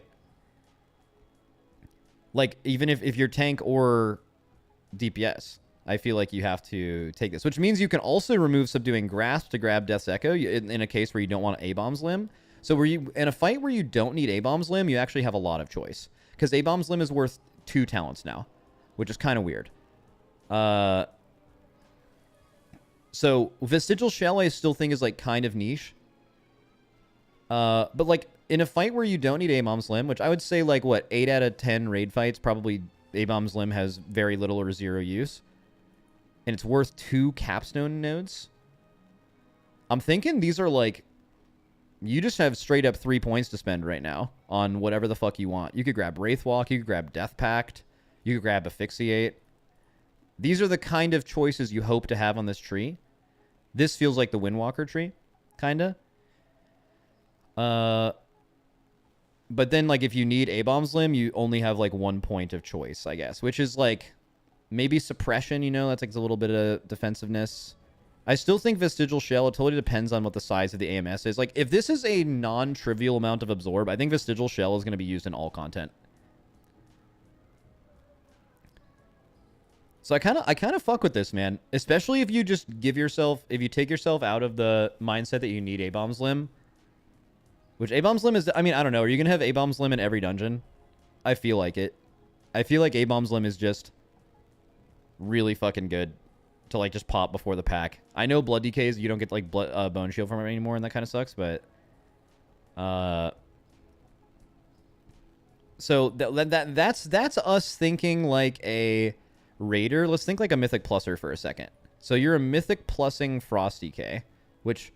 That's a pretty rare breed. I myself was a Mythic Plussing Frost DK for a couple seasons. That was really fun. But let's just say you're a Frost DK in Mythic Plus. So you need Blinding Sleet, you need Anti-Magic Barrier, you need Mind Freeze. In Mythic Plus, do you need a 12-second kick? It's an entire talent point, but it's actually pretty fucking good. Maybe you do. But you could probably get away with not having it. Brittle. Okay. Unholy Bond. AMZ. I think in Mythic Plus... It's probably dungeon dependent, but, like, you're going to want that, I think. Icy Talons, yes. Gloom Ward. Suppression and Hierarchies, probably to stay alive. Soul Reaper, yeah.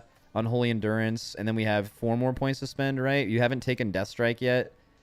But when you have to take Sleet, you're a little bit more locked in. I mean, I don't know, man. Do you guys think you would rather have a single target stop like Asphyxiate in dungeons over AMZ?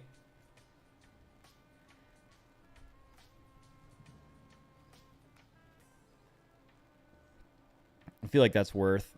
Okay, so now you have 1 talent point to spend, and we basically chose so far to just, like, ignore Death Strike. Death Strike to me as a DK feels less necessary in dungeons than it does in raid, actually. But I still think good. How do you guys feel about this second point of improved Death Strike? Like, it makes every Death Strike you do... the cost reductions, whatever, it's like the healing increase. Like, if you're pressing Death Strike one time, you need to do it to live. If you're pressing Death Strike 3 or 4 times, your group's going to wipe anyway. Like, you're already so far behind if you have to press Death Strike 4 times to live. So, like, Death Strike's awesome, but I'm just wondering how value the second node is. Like, most of the time, if you Death Strike when you absolutely really need it, are you just alive anyway? Or everyone else is dead, you know? I haven't played DK in a while to know the difference between having one or both, but I don't know. The second one's definitely good. I kind of wish there was just one node here. That's another thought, but Grip of the Dead is kind of nice for specific weeks for DK. You can't really control it on like DPS DK, for example, but like maybe it could be kind of nice. Wraithwalk in dungeons. Wraithwalk is just like not necessary. You're just fast, you know? Okay, I mean, Mythic Plus doesn't feel that much worse. I guess I just take that path down. All right, so you're Mythic Plus DK now. Let's look at the capstones. So let's get Runic Protection. Let's get Willed Necropolis. Let's get Death's Echo. You're definitely going to need same thing, Null Magic. Bro, I mean, you're just going to want Vestigial Shell in a dungeon, right? Like you're going to be able to AMS and give part of your absorb to another player. Like, I don't know what the actual number is, but you're going to want this and you're going to want Limb. Like, in higher keys, you take this. Maybe in, like, lower keys, you don't go for that, and then you have an extra point to spend somewhere. Okay, so this tree is way fucking better than it was last week, for sure. Okay, let's look at blood. Let's see if blood... let me think like a blood DK. Okay, let's think like a blood DK real quick. Let's assume you have to take your kick, too. Okay, so Death Strike nodes, obviously. Control Undead. Cleaving Strikes. Unholy Bond. Brittle.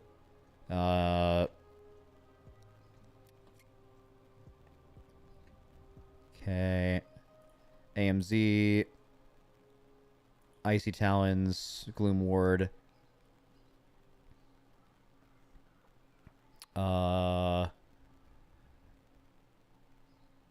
Probably Soul Reaper, right? Isn't Soul Reaper a decent amount of damage for blood? Maybe Assimilation. We have 2 more nodes to spend. We're going to grab the Leech, just a path, and then we have 1 more. How important is Enfeeble for blood DK?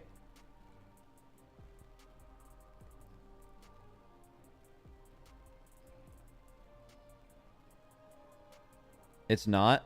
Okay, so you kind of have a point to spend here, unless I'm wrong. Like, I'm even taking this, too. I mean, you could even add Blinding Sleet. It's like Grip of the Dead, maybe, because, like, as a tank, you can actually use your Death and Decay to, like, control stuff, you know? But, like, I don't know, if you're thinking of control, like, Blinding Sleet's just better for control. I don't know, I guess we're thinking Mythic Plus right now, too. Okay, so let's path for Blood DK at the end. So, Runic Protection is, like, probably required for Blood, actually. Just 6% armor increased.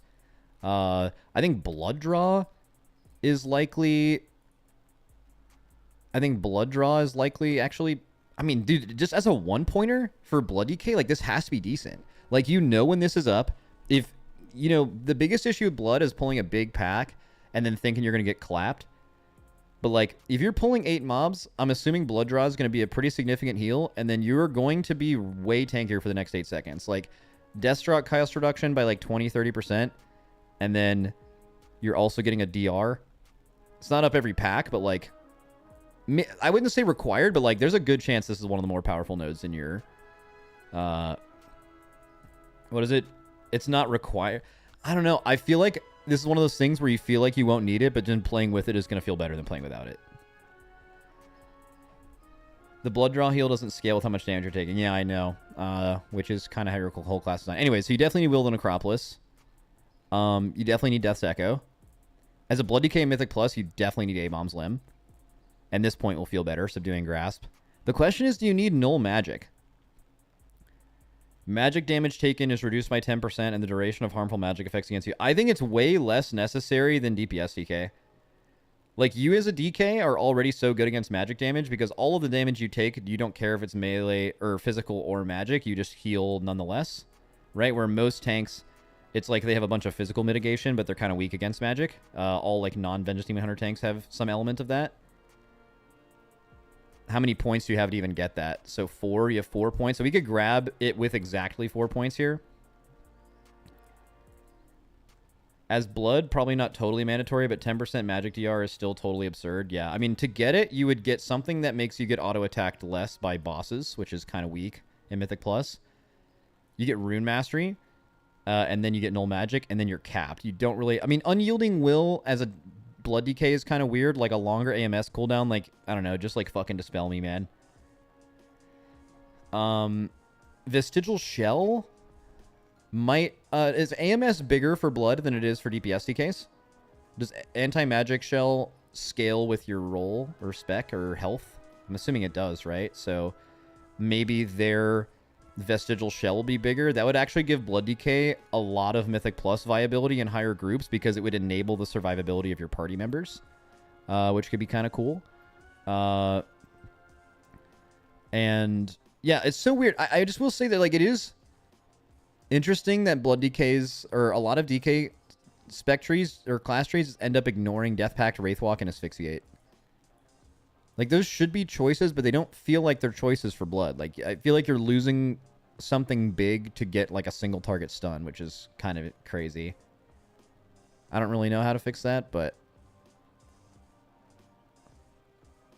What is it? You say Vestigial being better for blood would be cool, but you call AMZ being better for blood weird? Well, AMZ is also just, like, a much more powerful button.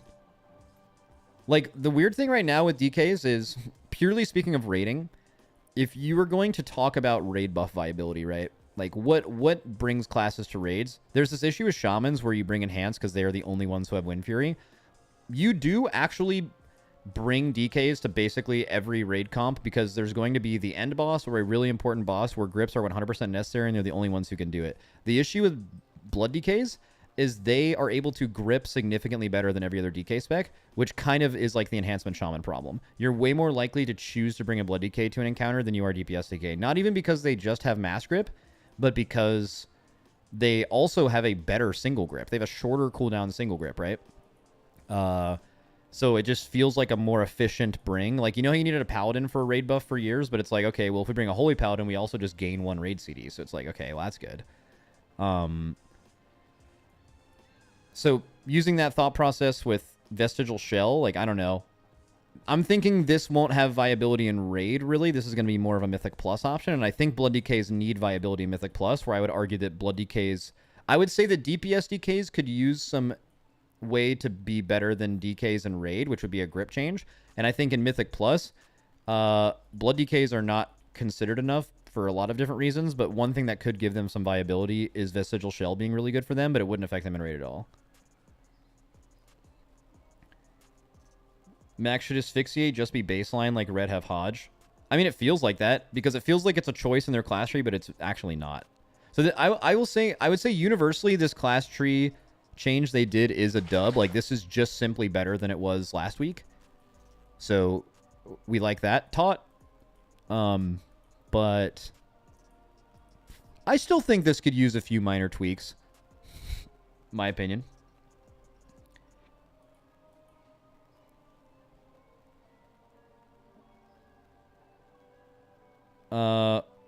Definitely better. Okay, so what are the unholy changes they made? Sudden Doom, which is the Death Coil proc, now reduces the cost of your next Death Coil by 10 was free. Dev notes, with the updates to Sudden Doom's proc rate, it further flooded Unholy with runic power, and you weren't able to spend the runic power down fast enough in a lot of scenarios to prevent overcapping. This next iteration, we are going to try a reduced cost Death Coil or Epidemic to help combat the problem of runic power overcapping. Internally, we tested this as a full removal of the cost reduction, but it left quite a bit of downtime in the rotation and felt bad outside of cooldowns. A 10 power runic power reduction felt reasonably well both inside and outside of cooldowns. This, I'm excited to see how this plays. This has been my literal biggest complaint about Unholy for years. Was how bad Sudden Doom procs felt with your cooldowns up and how necessary Death Coil procs felt outside of your cooldowns, and both of them felt like a bad interaction. So them trying to find some way in between those would be great, and I know they worked on that more last week. What is it? I love them actually admitting to we're trying this now because it didn't work out. I mean, that's what most changes are admitting, right? Dev notes, we are looking into ways to increase the frequency you apply Festering Wound with Festering Strike. We are looking... Okay, so Sudden Doom now also causes your next Death Coil or Epidemic to burst a Festering Wound. We are looking into ways to increase the frequency in which you apply Festering Wound with Festering Strike, so we are exploring having a Runic Power Spender burst a wound instead of only Rune Spenders or APOC. Internally, with testing, we found it creates a natural cadence in which you want to press Festering Strike instead of relying only on passive wound applicators. The other perk with Death Coil bursting a Festering Wound when consuming Sudden Doom is that it helps ease the friction of what to press during your cooldowns. So the bad part of this could be if you're trying to press APOC, it would just be annoying because you can't actually spend. But I'm going to play with this first before I feel... Because I will feel like sometimes it does feel like you're trying to manage your runic power, your wounds, and your runes at the same time. But, like, I feel like this will help the overcapping of one of them pretty significantly and actually feel like maybe a decent DPS increase, too. Like, this sounds like APOC would be annoying, but I would actually want to play the class to feel like if that's actually the case. Because, I don't know, sometimes you can just, like, Fester twice and then APOC, get the runes back before you have to Death Coil, right? Like, I don't think that's that big of a deal. What is it, Max? They're saying they're looking for ways to increase the frequency of applying Festering Wounds. So I'm assuming we'll have more up, or in general, more on the mobs. I mean, that's true with a lot of talents we already have. Surely APOC setup doesn't take that long. Yeah, I'm actually not a super huge doomer on this. I think this is actually going to feel pretty good. Okay, anyways, so we updated the spec tree, perfect, with a few additional talent relocations. Notable movements are Super Strain and Morbidity are now located on the left side of the tree directly after Death Rot. Unholy Assault and Festermite are now located in the middle of the tree after arming the... Oh, these are banger changes. Eternal Agony is now... This is fucking banger. Well, I mean, we'll play with it and see how it feels, but it felt really weird that you wanted Unholy Assault for both builds, but you had to just, like, go through the left side of the tree to get there. That was a huge problem, so... let's play with that real quick. So let's look at Unholy DK. Okay, so let's do like well, the builds are a little different, but let's just start building something fun here. So let's say you're gonna want some. Actually, wait. What do we do first? Do we do pure single? Let's do pure single first. APOC. Magus the Dead, Clawing Shadows. Oh, is there still that weird pathing down here? Yeah, I still feel like improved Death Coil being a 2-pointer has always felt like kind of strange, but I guess to path down there, it's kind of interesting. Also, let's see. I guess we don't need pure AoE from Magus bolts. This is not yet implemented, so we learn nothing. Is there anything over here we really want?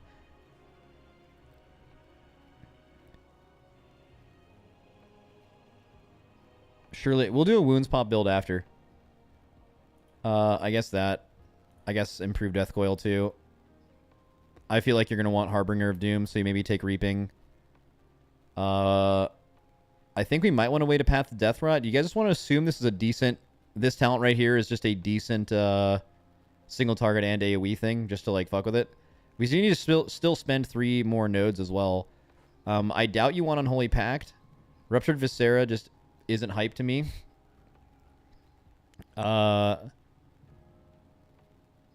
Actually, this seems good. Rotten Touch is probably good for this. So right now we have the ability to path through Army and get a decent amount of this shit. And, oh, dude, you can get Army, Festermite, and Unholy Assault just, like, off rip without having to fuck with any of this shit down here. But, like, I feel like this stuff might actually be really interesting, too, even in single target. Extra minion. What, all will serve? Doesn't all will serve stinky? We could get Defile. You guys want to just get Defile as our last point? In pure single? Not bad, right? Alright, let's just fuck with that. So we have Defile, Pure Single, and... Yeah, I guess Infected Claws could actually be nice.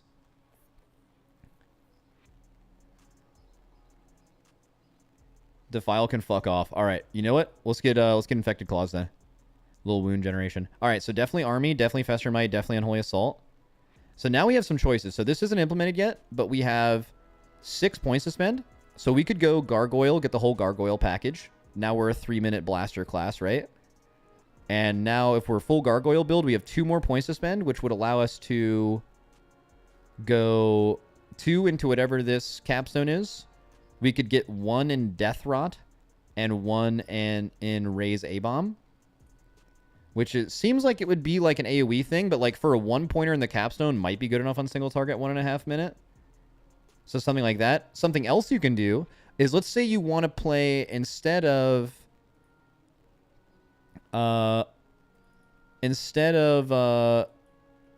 Gargoyle, you actually want to play like the spawning Maguses with your Sudden Doom, which we have all of like the Sudden Doom shit. Sudden Doom triggers 30% more often, whatever. And then you just don't do any of the Unholy Aura Commander of the Dead thing. Actually, I would say Commander of the Dead for sure. Unholy Aura is actually probably still decent with your Magus build. Like, assuming Maguses are doing a ton of damage, like Unholy Aura is probably still really strong. But if you didn't want to take that, you could go all the way down and take Super Strain. But then taking Super Strain kind of doesn't make a lot of sense without a lot of the like really good other talents, and you have Morbidity. But I mean, it could just be like, just Morbidity alone could be nice with Super Strain just for single target like aura increase, you know?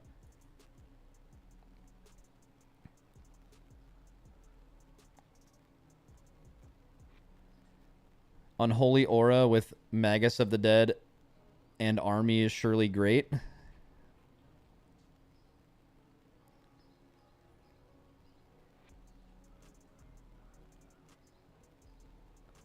Oh, wait. Does it dark? So Commander of the Dead for me says Dark Transformation also empowers your Garg and Army of the Dead. It doesn't say it empowers your Magus, right? Does that work on your? Well, I guess it's technically part of your army. What is it? You are investing in the disease talents and Defile if you want Super Strain. Yeah, I think you're right. Magus is part of army. It does count. Okay, so I mean, you would just do the same thing, right? You would get. I think you would just get Death Rod as a 1-pointer. And then you'd remove Raise A-Bomb, and then you just have 1 point to spend somewhere. And there's, like, a decent amount of points you could spend, I guess. Like, Ghoulish Frenzy wouldn't be terrible. I think All Will Serve is still probably bad. Maybe Unholy Blight.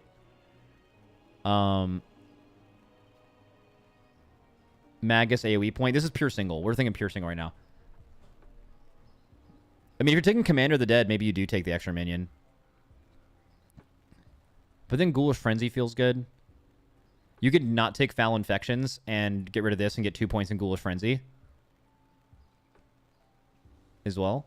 All right, so anyways, pure single target, you have some options. Let's think AoE. All right, we're fucking AoE. Guys, are we going to be wound bursting demons? Is that our idea? We're fucking wound gamers? I kind of want to do that. I kind of want to be a wound gamer.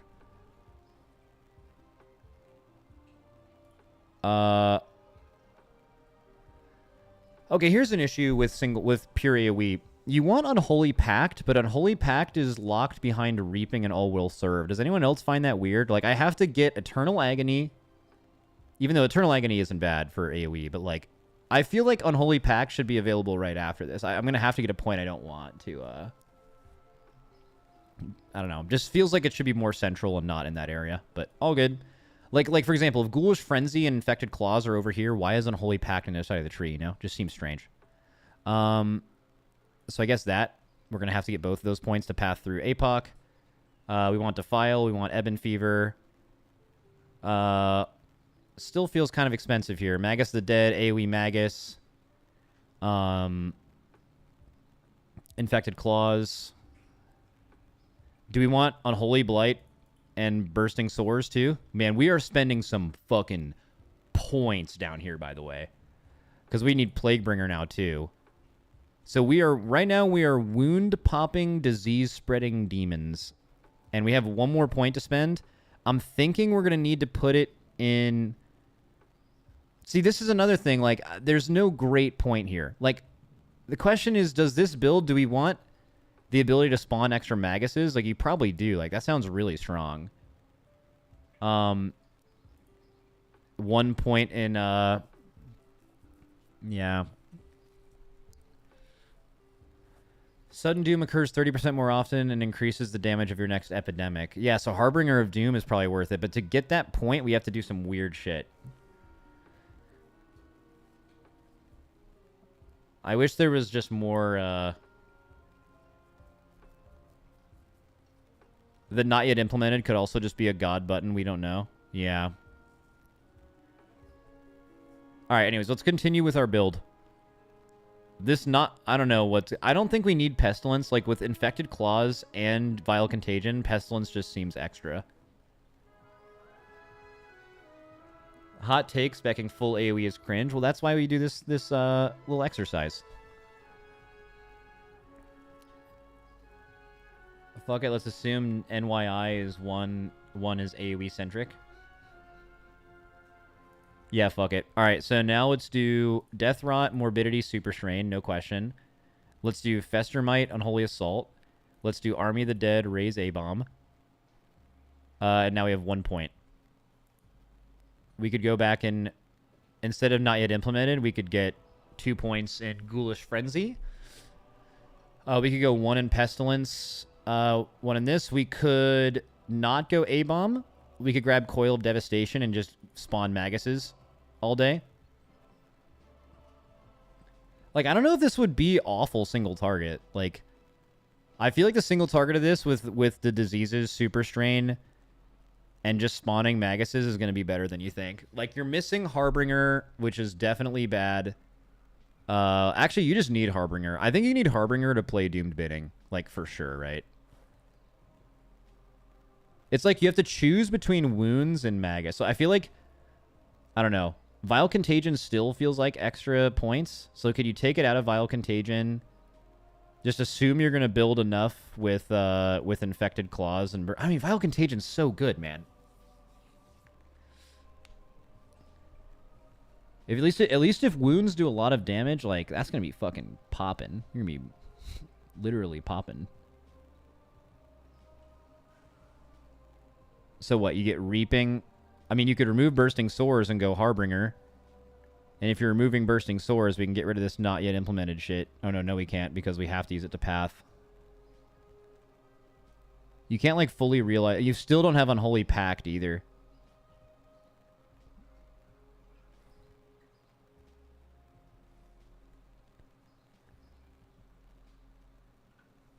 Get Viscera. Oh, yeah, I guess you get some wound generation from that, huh? It's a little bit later into the pack, though.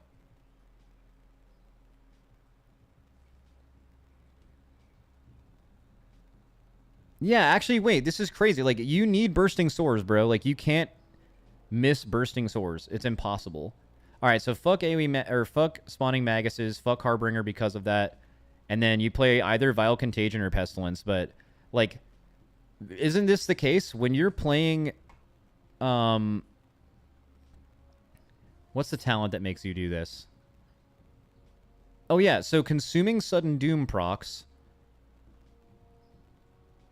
it pops a wound on the enemy. So if you cast Epidemic, aren't you going to pop a wound on all the targets? You don't even need to be in Cleave D&D? Or is it just Death Coil that does that? I mean, that's pretty fucking good, man. So I feel like bursting Sores is just, you're going to be bursting so much, man.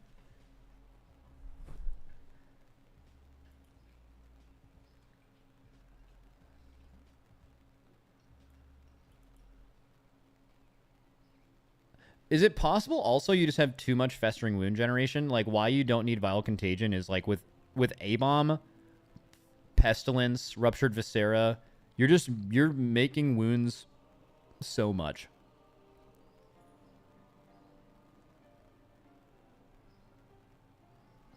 I kind of want to play this. I kind of want to play around with it a little bit. Is Unholy working on the PTR or on Alpha? Is there anyone even playing Alpha? Like, Cataclysm's out, Mop Remix is out. There's so many people are in Stormwind. I bet you can't slash who. There's literally fucking like 8 people online. I bet in Orgrimmar is a little bit more. Also, wait, can't you just do slash who like 70? or 71. Oh wait, isn't it like 70 through 78? Oh, there's more people. They're just not in Stormwind. They're actually doing alpha. I'll be right back.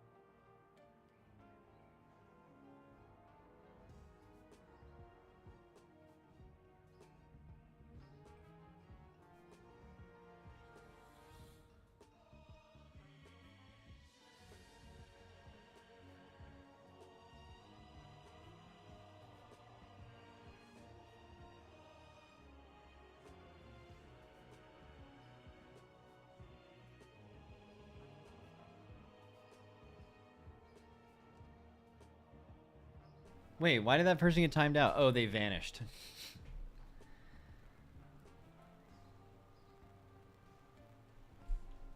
Blizzard needs to do a huge alpha invite wave.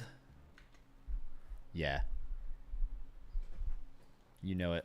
Wait, are add-ons working? Wait, what add-ons like actually work on the PTR right now? Like, has anyone gotten like Kevin's UI working? Because I'll definitely do some dungeons and fuck with some shit. Weak auras? Okay, well let me fuck. So atrocity, I don't have a lot of this stuff implemented actually. I probably have to update some shit.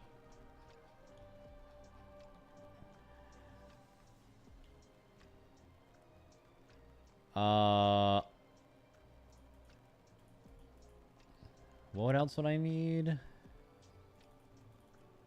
Wait, I don't even have LVI loaded right now. And it's... What? Here, let's try to reload. It has to be like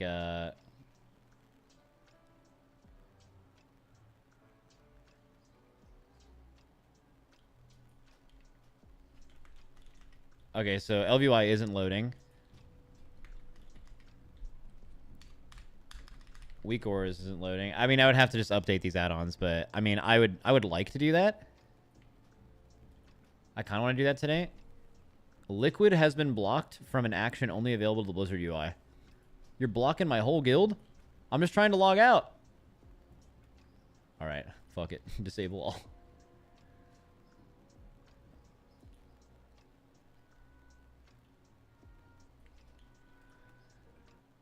I just want to get a fun level of Unholy. That's all. I just want to play Unholy and check the fun gauge real quick. I mean, I just... man, it's got to be... Just if no one else has been able to get it... Let me look in Kevin's Discord and see if anyone's got it working on Alpha. I don't even know where I would look in here. Change log.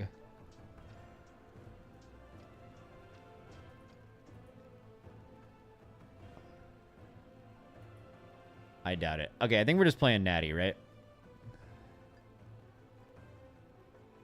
I guess you don't really need to track Festermite anymore, so it wouldn't be as bad to play Natty.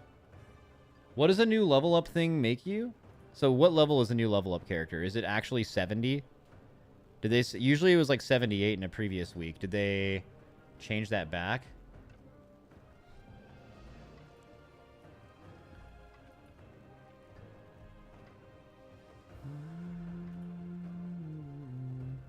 Let's see. I'm guessing every dungeon is available. Like, what's available this week to do? Like, they released the 2 dungeons every week for the previous couple weeks. What is this? The number of talent loadouts that can be saved. But, like, what can you do? I'm assuming last week everything was available, maybe? New allied race.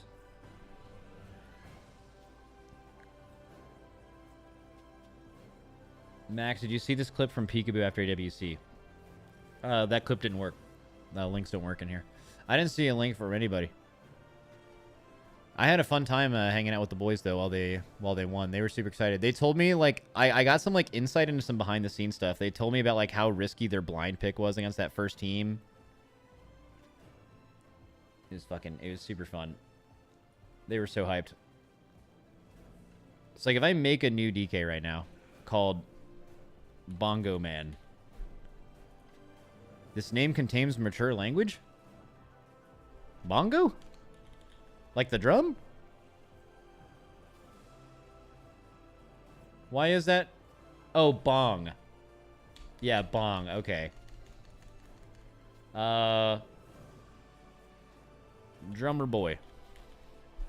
Yay.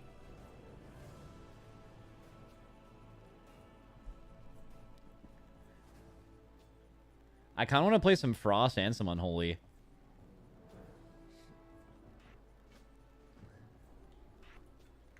Play it all, baby. All right, so here's what I just wanted to check. Like, are you able to...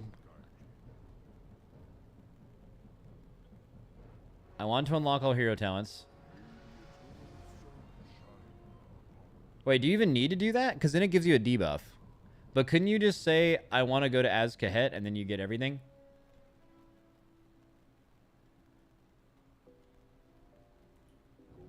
Because now, am I not 78? So I'm 78 if I tell him I want to go to the last zone. So maybe I would be able to fill out... Well, I would have to level to 80. Max, you should go over the new Quasi interview with Nascent. Maybe, yeah, I should. I had dinner with Quasi last night. Okay, so now I'm that level, but... Okay. I have 19 hero talent points. That's crazy. That is good.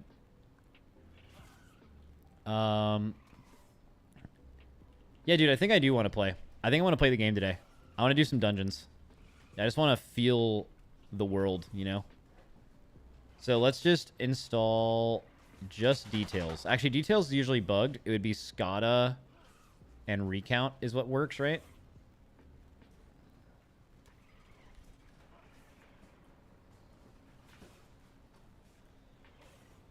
I guess I have both of them up. It used to require one to make the other work. All right, I can speedrun this, boys. Get my correct thing.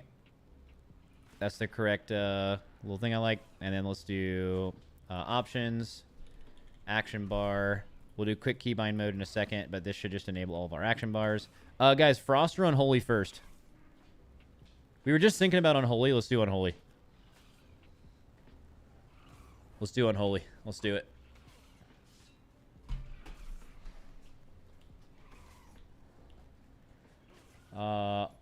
That we want kick. Death Strike we already kind of discussed was pretty needed. Probably a Soul Reaper, that Veteran of Third War, AMZ, that button, Permafrost, Icy Talons, Absorb, 2 more points on Holy Ground. I'm missing something somewhere.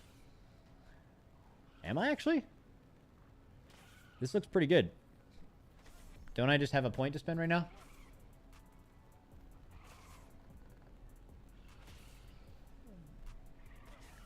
Oh, Leech. I'm so stupid. Yeah, you're right. There we go. Death Echo. Let's play A-Bomb's Limb for fun. Let's do Unyielding Will. Oh, no, not that. Insidious Chill, Runic Mastery, Null Magic for sure. And Vestigial Shell? Fuck it. Rider of the Apocalypse.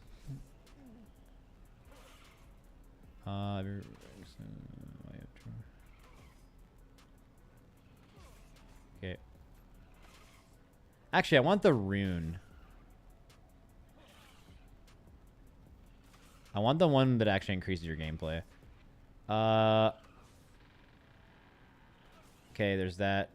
Obliterate, Scourge Strike, Mossthorn Menace. Definitely Death Charge.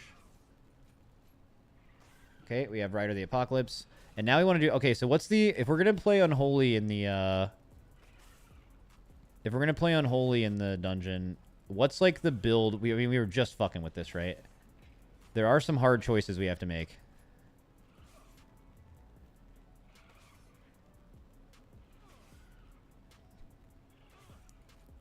Right, so Defile, Unholy Blight, Infected Claws, Bursting Wounds, whatever.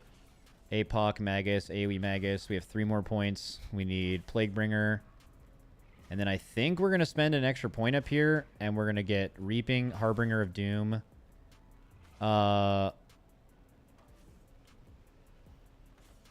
Maybe Ruptured Viscera, actually. Oh, no, fuck. I think we just want Harbinger of Doom. And then we need something here. We need Vile Contagion, Pestilence, or Not Yet Implemented to get Death Rot stuff. I don't really know how we're going to do that. If you want Bursting Wounds, you want the Festering Strike node. Does that increase the pop?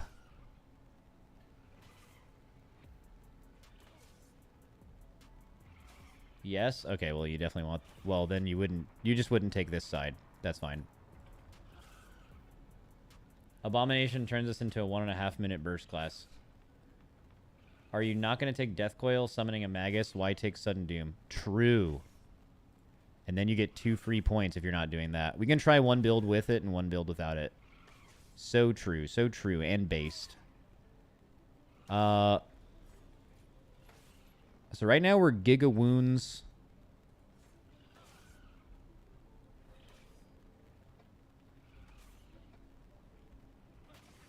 Giga Disease. No Unholy Pact, though, because this game's weird. Dude, I don't want to press Vile Contagion. Does anyone else have that problem here?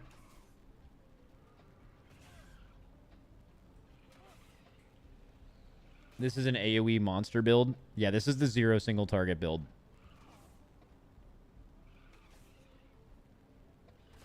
Yeah, I mean, I just don't even know where to put this last point, though. I mean, like, I guess Ghoulish Frenzy. Maybe Cleave Death Coil, but, like, unlikely. Okay, whatever. We're just doing this. Alright, this is what we're playing for the first dungeon. I'm going to have to bind all my spells real quick. It didn't put anything on my bar. That is sweet.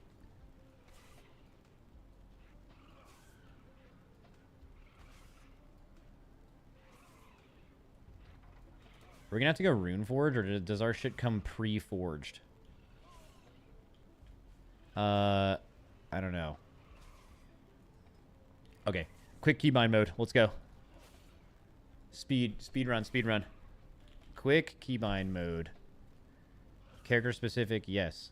Alright. Oh, this is weird. Why is this on 1, dude? That would be... Okay, let me move some buttons around here. That's just strange. I think that's... This is gonna blow my mind if this is not in the right spot. Okay, at least those are good. I know it doesn't really matter, but... I'm not even gonna look down there, but... Quick keybind mode. 1, 2, 3, 4... 5... We're not gonna bind that. Outbreak. That. Definitely that. We're not gonna play Gargoyle at the moment. Oh, we're gonna need another... Wait, doesn't raise A-bomb replace army? That's what someone was lying about that being true or not true the other day. I don't remember.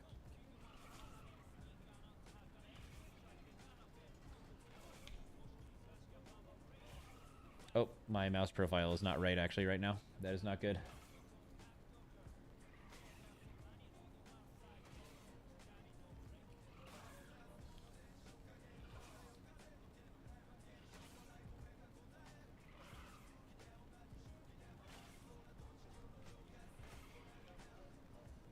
I mean, I guess this is like...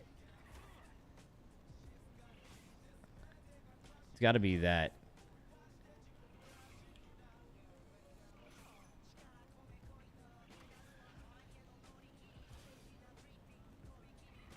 Okay, whatever. Alright, I have everything bound now. Might need to do some... Oh, I need to do some @cursor macros for a few things, but that's easy. Now let's actually put them on my bar where they're supposed to be.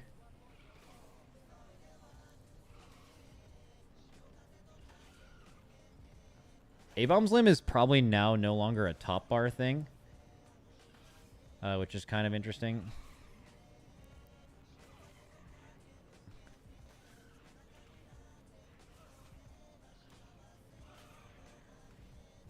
So APOC, Defile, Raise A-Bomb, Raise Dead. Raise Dead is not something we need on there, actually. Unholy Assault can probably just take that at that's place. Unholy Blight. Vile Contagion, I suppose. And then that's it? Are these all the buttons I need to track?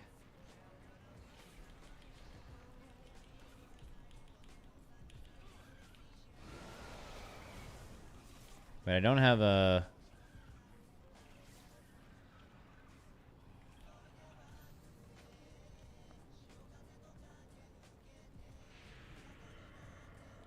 Oh, Dark Transformation. So right. So right. So right. Where is Dark Transformation? Oh, it's right there. I just missed it.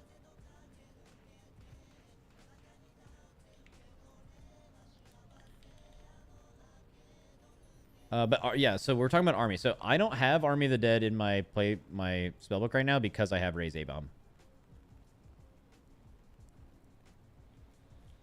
Why did Unholy Blight go on a 30-second CD? Am I crazy? Looks like they made it a 30-second CD. Weird. Okay, AMZ.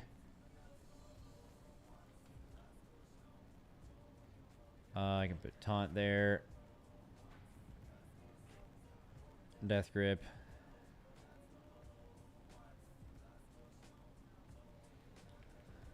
Wow, I have like no buttons down here. I mean, you have one movement button. You have like, I guess your control. I guess, oh, A-Bomb's Limb and like grip could go together. But there's just, I don't have any buttons, man. Hey, help, help, help, help, help. There's nothing else to track. Fuck. I guess, track AMZ. It's over here. I mean, I guess I could put it over here just to make it look less bad. We have another button over here, boys. We're doing it.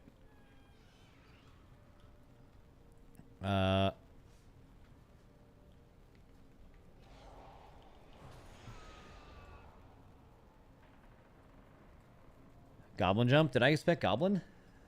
Oh, I did, which is actually huge, because Goblin Jump on DK actually feels incredible. Feels very nice.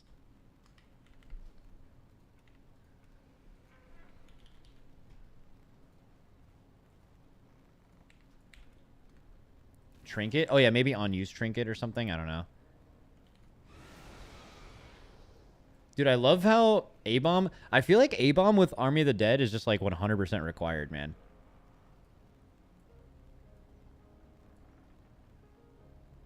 Because it Riders the Apocalypse. It just makes... It makes all your guys come out, you know?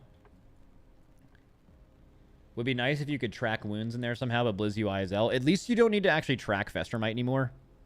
You know, you kind of know when you have a lot of stacks and it works like Iron Fur, so... Should be totally fine. All right, so we're going to try this build in a dungeon. And then I kind of want to do the other one where it's like way less woundy kind of stuff. And way more like Magus of the Dead, Harbinger of Doom kind of looking ass. That kind of stuff. Maybe Unholy Pact even. Like still a dungeon build, but less woundy.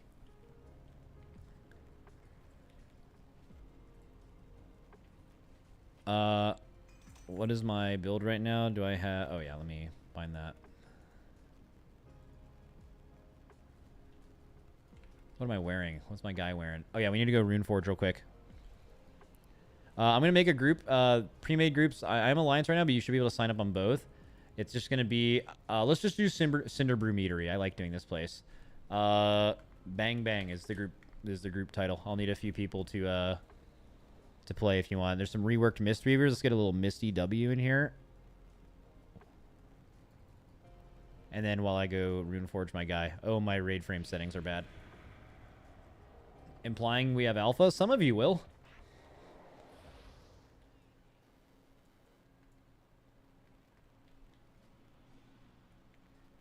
Plague Bringer is a big track as well. Now that it's 10 seconds, I feel like it's not as bad.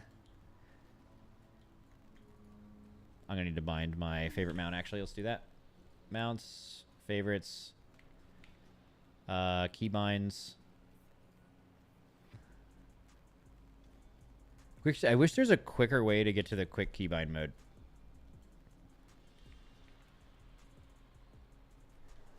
Oh, no, I'm not getting any signups. I might have to beg some people online. Might need to beg some people to come game.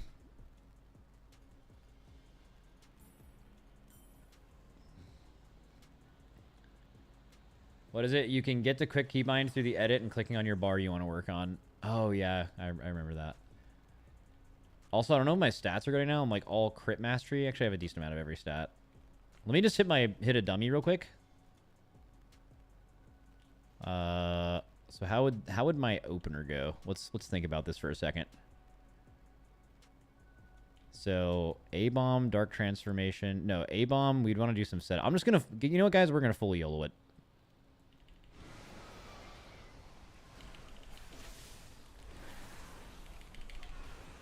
Nope, should have Unholy Blighted first. I mean, Soul Reaper. I guess you wouldn't do that outside of Execute, right? I used Defile single target. Who even knows if you want to do that? Dude, the amount of wounds that are being generated passively are fucking insane. Okay, Death Coil, spending your runes feels really good, by the way. That felt fucking great. I felt like I saved some globals there for sure. I guess I should have Unholy Blight. Now, with Unholy Blight being 30 seconds, aren't I just holding it for my Dark Transform anyway? And my APOC? That feels kind of weird.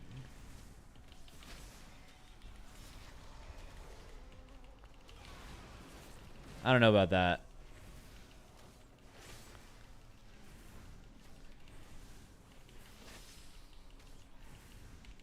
Also, when do you defile single target?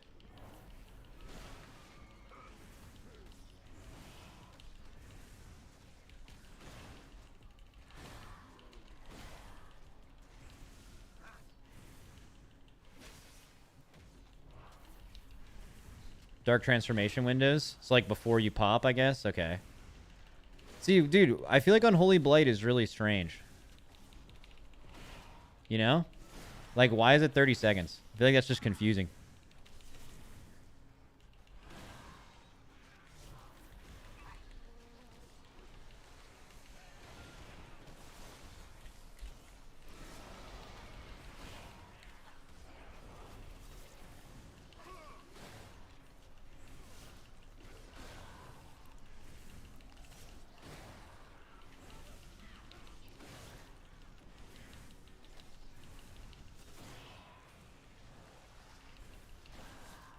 Wait, does Unholy Blight not do all the diseases anymore, or do you have to Outbreak for that? 1 second. Oh, no, it does. Yeah, this is me really poorly playing some weird Unholy not single target build on this dummy right now, but let me, So Recount isn't working? This one looked like it was working. Here we go, this. Oh, yeah, you can't, on Skada, you can't, Bro, get over here.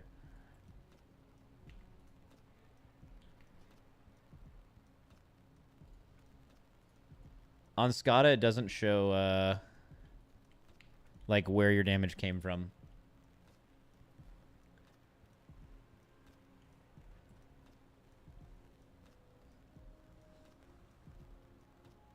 You extend to file buff 3 times in the A-bomb and army burst, 2 times faster, 2 times any other D2 window. Okay.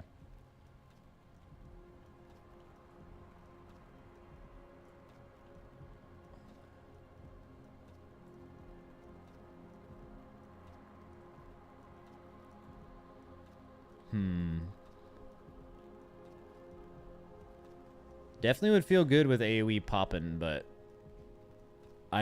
this build feels like you have Omega wounds on single target. I don't think I would want Pestilence, actually. I think I'm going to want Ghoulish Frenzy instead. I could also remove Ghoulish Frenzy entirely and actually grab Harbinger, which is actually going to help with wound removal. But then if you're going Harbinger, I would want to take points out of, like, Vile Contagion and just grab the fucking Magus, you know? Here, let me fuck with that. So you get rid of Vile Contagion, get rid of Ghoulish Frenzy, no Pestilence. Oh no, we have to path there somehow, right? So like, there's no way to path in that direction without doing that. Yeah, you can't get all of that. Pet kick on auto is L. Guys, I just fucking I just set this up. Come on. Come on.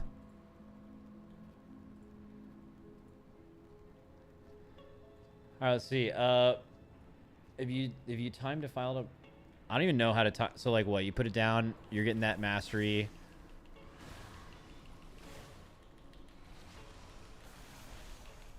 For 3 more seconds. What? Then defile's over. You put it down now. Extend it. You can get it, what, extension 3 times?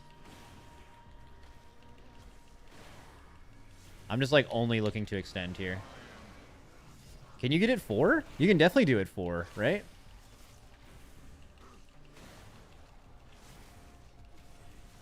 It's a lot of button bloat, though. You can do it 5. You can do it 5. Right? I'm almost positive I'm about to do it again. I am going to do it again. 6? 6 angle?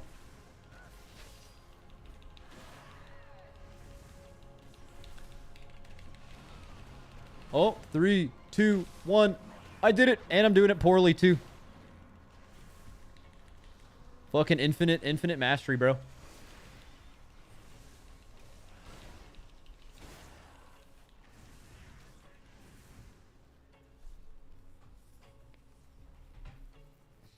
That's fucking hype. Yo, get off there, buddy. Come here, buddy. Okay, well, since I can't find anybody for dungeons, I kind of just want to play Frost. I kind of want to do Frost now.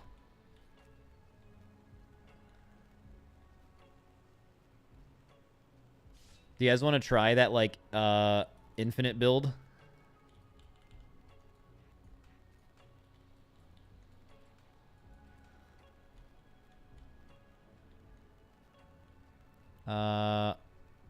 Let's see. Oh, we have to spec it real quick. This generally looks right? Missing maybe a few weird talents. Don't need that. That. Brittle, that. Holy Endurance, Leech.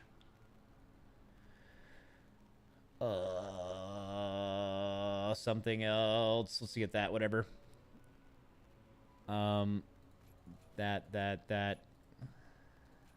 That.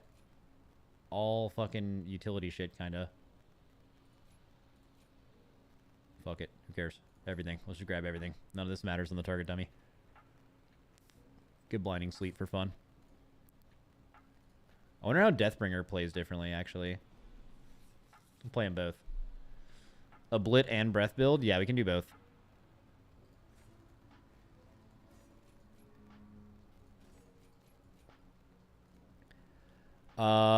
What do you guys want to do first? You guys want to do... Okay, there's like a Breath build, but there's like a fun little Breath variant you can do that involves like getting Breath and a Blit, but you have to skip a lot of the Pillar of Frost stuff, which feels like shit.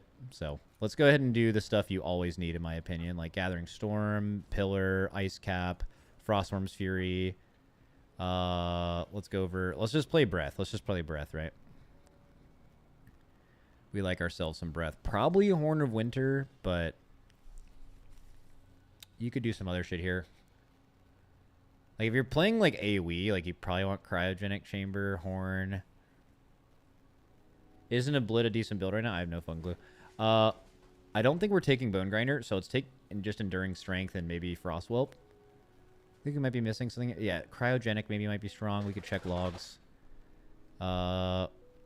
Icebreaker, a talent that doesn't exist. Breath. Absolute Zero, probably even single target with Rider. Oh, yeah, so this is like the Pillar of Frost extension tree. This is like the Frost tree. So that feels good. Those ones feel good. Oh, no, aren't there some other, like, Killing Machine nodes that feel decent over here? There was one that actually felt like it would have enabled Breath really well.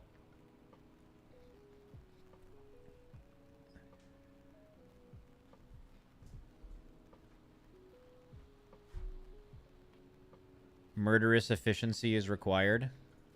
Okay, got it. Oh, yeah, you're right. I forgot about that. I haven't played this in a long time.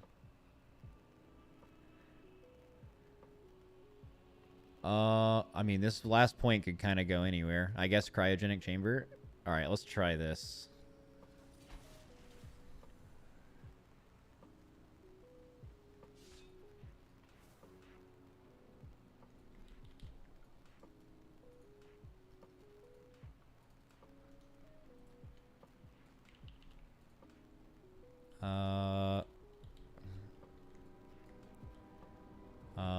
Where'd Howling Blast go?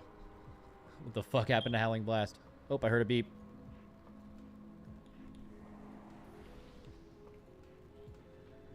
Dark Command can go there. Death Charge can go there. Death and Decay is good. Death Coil. Do we need a Death Coil as Frost? No, right? Oh, we need to make a new keybind for Empower Room Weapon. And then I think we should be good. Yeah. Let's do that. Quick keybind mode. Real simple. It's right here. Okay, now let's make our little UI. There. AMS. Oh, we're still gonna have no buttons down here. That's cool.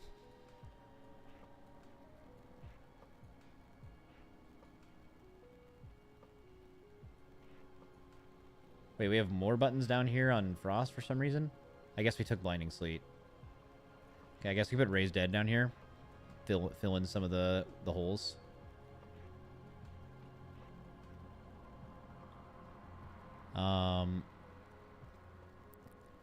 Remorseless for sure. Frostworm's Fury, definitely.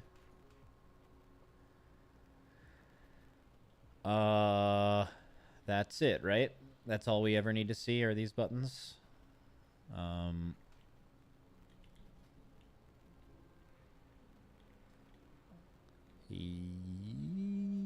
Yeah, I think. Might be missing one.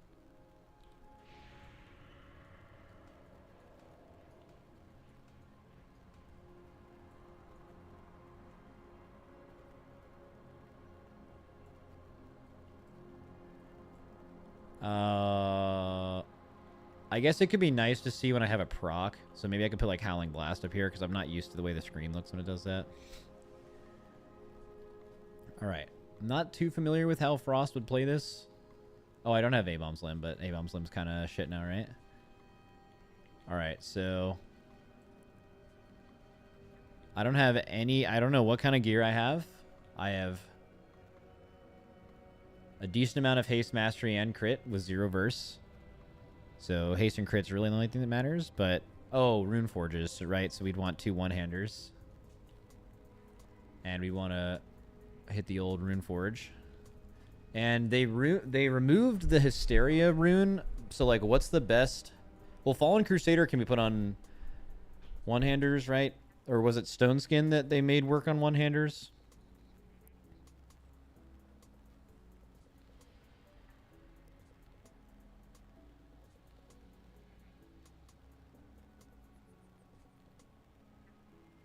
Razor Ice. Well, you go Fallen Crusader and Stone Skin for all stats, and then you just play Avalanche to apply Razor Ice? That sounds fucking cursed, bro. Ain't no way. So Fallen on both, then?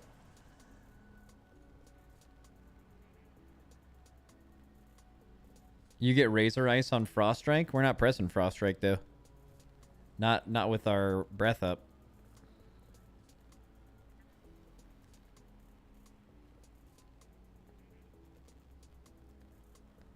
Dude, that's so weird. Alright, we're just going to take it for now. Let's see what happens. Haven't played Frost in multiple years. Wait, do I have a... Oh, I don't have a Frostworm's Fury bound. Oh, you're right. You can go edit mode and then this to do quick keybind, right? Oh, yeah. Whoever said that earlier, you were a genius.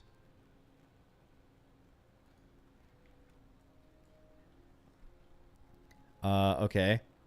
So it's like the general rotation again. It's like that. You get a little Howling Blast. Frost Strike it down. Okay, really simple. Then we have Horn of Winter, which gives us 2 plus that. All right, we'll do a breath window the next time we get our horn up. I'm just trying to hit the boss and just like get a feel for it again.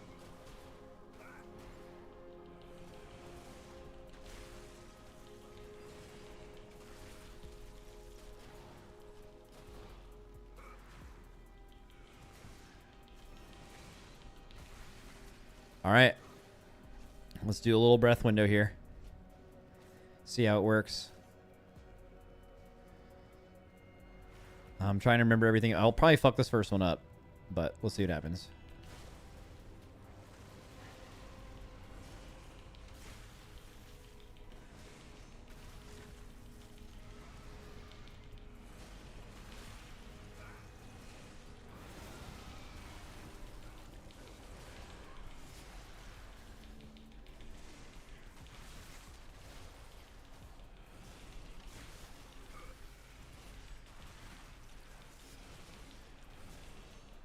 It's going to fall off like right about now.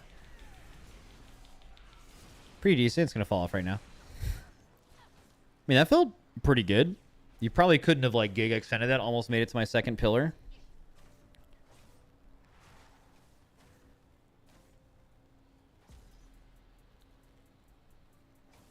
You don't understand anything from this rotation?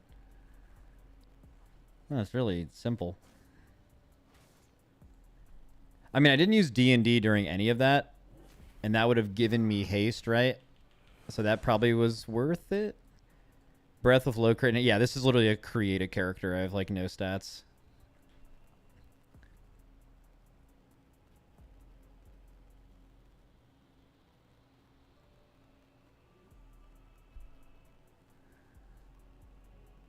I mean, how would your opener look? I'm actually interested to see how an opener breath would look, because I like started it with like full runic power and runes.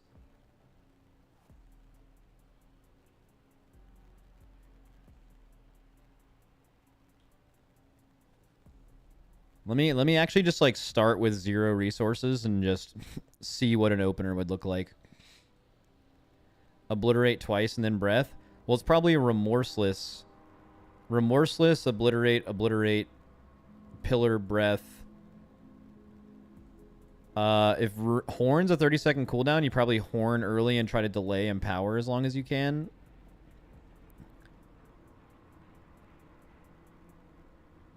What is it? Remorseless, oblit, spend rhyme procs as they come, breath, pillar, empower, room weapon. Yeah, alright, let's fuck with it. Let's go. I'm just gonna fucking YOLO it, boys. Let's get it.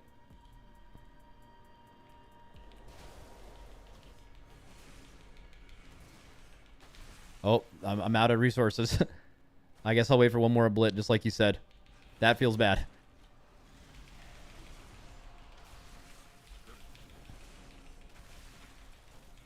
I want to get an early horn off here, and then I want to try to get my dragon out for I can for riders. Bro, this feels so much fucking worse. Am I even gonna make it to my next horn? I don't think so. Had to spam here a little bit. Oh no. Oh, come on. We lost it.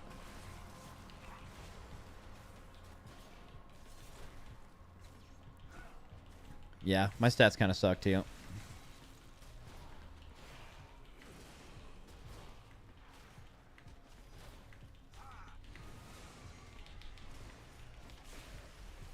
Let's see what a blit feels like.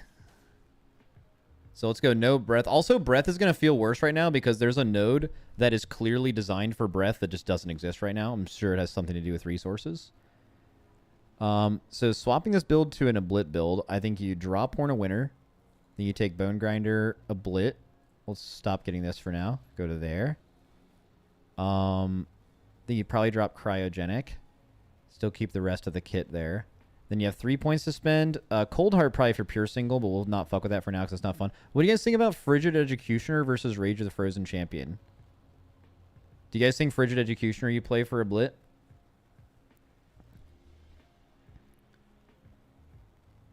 Executioner, okay. You could probably take Inexorable as well, but I'm trying to think what nodes you'd want to take here to support obliteration. Like, I'm assuming it's like Avalanche, actually. Like the Avalanche node all the way down to Frost Ice consumes Razor Ice. It's got to be this, right? You got to take that line.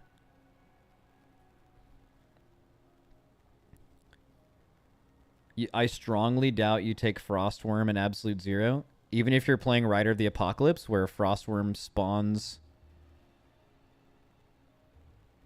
Where Frostworm spawns your dudes? I think it's really surprising if that's the case. What is it? I'd build it to Big Burst during Pillar. What, like Long Winter? You'd try to go Long Winter? I mean, that would definitely feel good if you weren't taking any of this shit. If you weren't taking Absolute Zero. Wait, 1, 2, 3, 4, 5, 6, 7, 8, 9, 10. Okay, so you can do this just without that.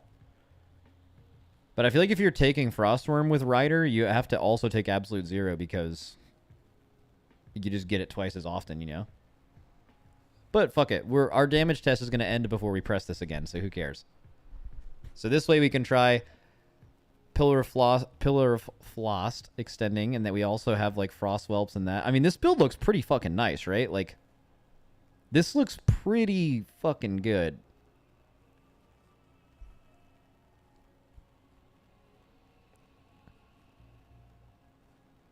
Drop the last node on the right. Oh, yeah, because that's like AoE, right? True. Okay, let's do it. We're Blit gamers now. Which means we can take Breath and Horn of Winter off our bars. So here's our Frost bars. We could Frost. We could shorten up the old UI package here. Here, let's actually do that. Edit mode. Create new layout called blah blah blah. And it's literally everything is the same except this goes down to that, and this goes down to that. And it's good. What can I put here to make this look less bad? I guess like control undead, raise dead cooldown. Oh, Soul Reaper. Yeah, you're right. Wow. Even though I'm not going to use it on single, but until I execute. Change to a two-hander for a blit. What's the difference? Is it just like bigger oblitties?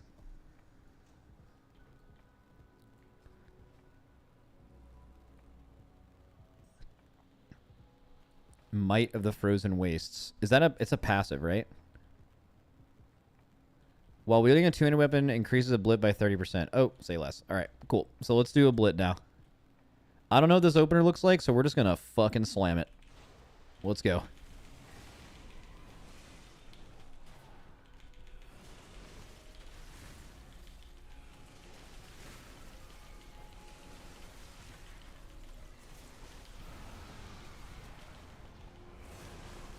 Okay, that pillar didn't get Giga extended there.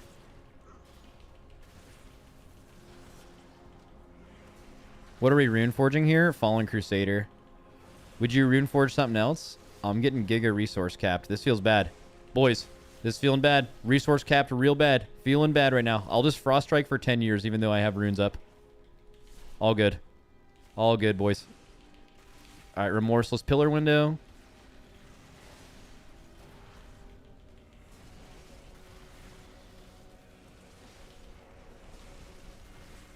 Boys getting... Okay, this is...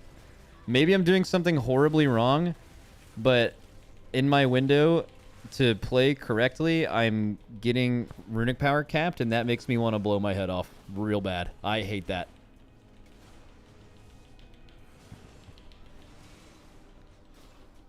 Your stats are... Yeah, maybe I have too much of the bad stats on...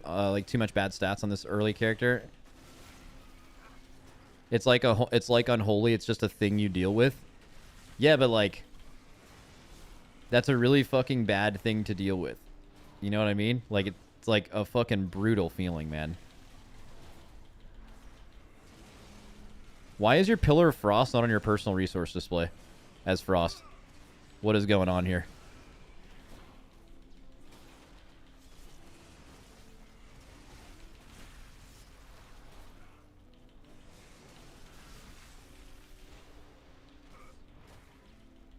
Use D&D. Do you use D&D in single target as a blit?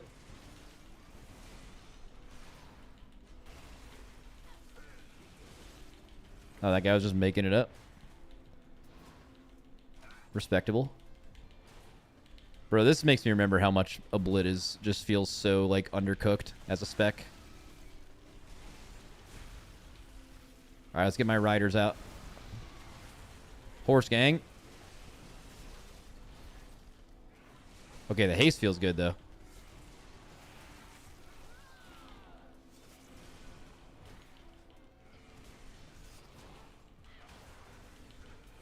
Alright, let's just runic power cap. Let's go.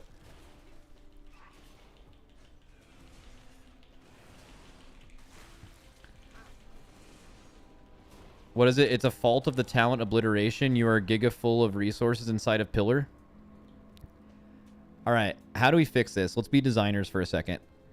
While Pillar of Frost is active, Frost Strike, Soul Reaper, and Howling Blast always grant Killing Machine and have a 30% chance to generate a rune. And, if possible, Killing Machine will consume up...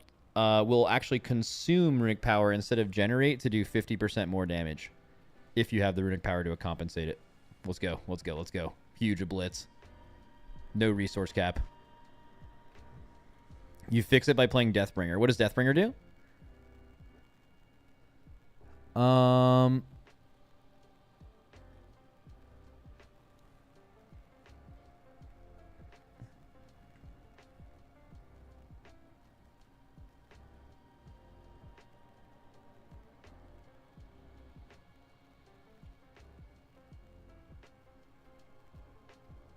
It seems like it would make it worse.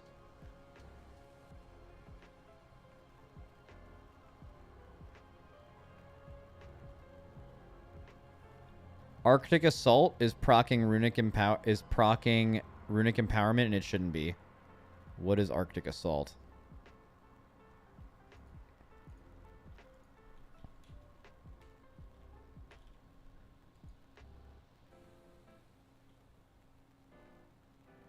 Oh, okay.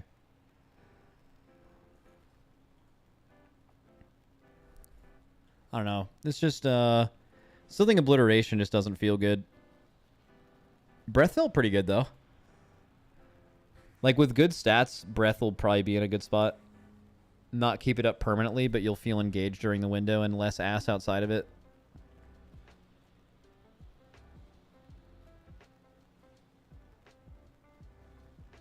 What is it? By the way, capping RP is actually inconsequential as a blit right now. Not saying that's ideal, but capping runes is much, much worse. Yeah, of course. Because runes are where all your damage is coming from.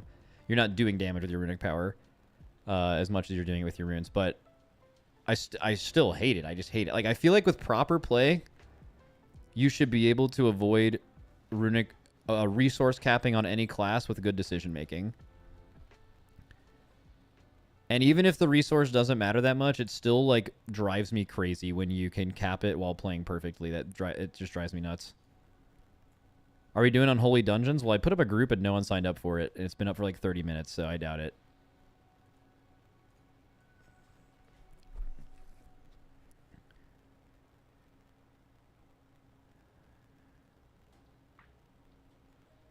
Makes you feel like you're playing wrong even though you're not. It's literally just stressful. Like, I don't know, if you're playing a class well, if you keep getting chain procs, you're like stressed out hoping the fucking procs stop.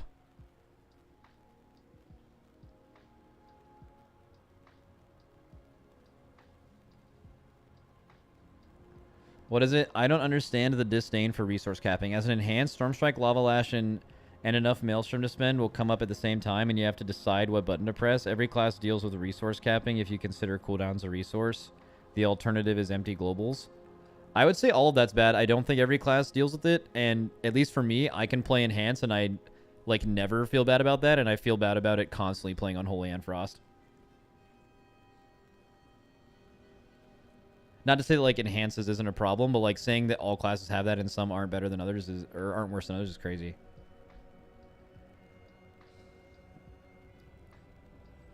Maybe rework Frost Strike to be like Arms Warrior Execute, where it can consume 10 to 40 runic power. Oh, like RNG. I mean, it's like a cooldown thing. Like, it's the same thing as Unholy. Like when I'm in my cooldowns as Obliteration and I'm like capped on runic power, like bro, in Pillar of Frost. Frost Strike should just consume 4 times the amount of runic power.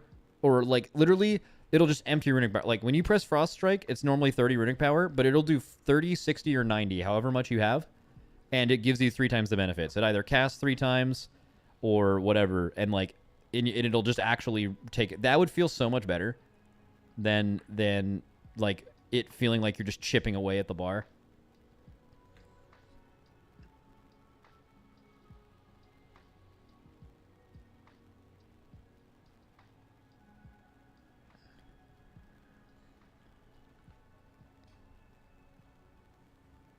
Enhance kind of solves it with the buffer from 5 to 10, where you can spend anywhere from 5 to 10 stacks, and it still feels good, and has a couple of ways of very, very quick in getting 10. It also massively differs whether you're playing Storm or Ellie build, and like what is it? Primwave. Like Primwave always feels like you're wasting, you know, like you're wasting a couple Maelstrom weapon stacks.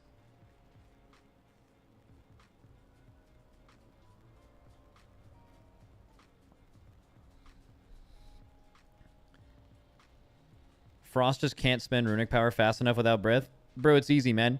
Obliteration tooltip just says Frost Strike during Pillar of Frost spends twice the amount of runic power and casts twice.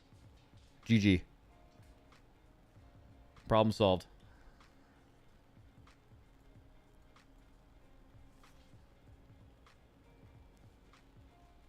That's kind of anti-synergistic with Obliteration because each one of those Frost Strikes would cast Killing Machine. But wait, doesn't Killing Machine stack to 2 now? I remember reading that somewhere.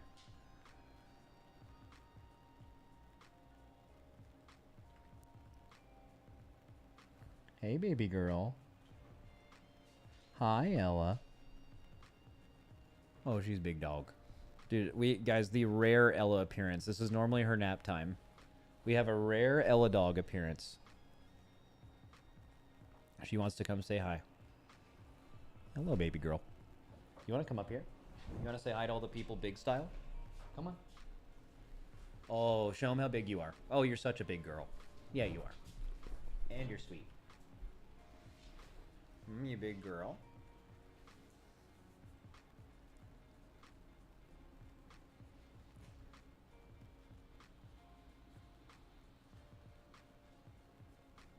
Hi, girl.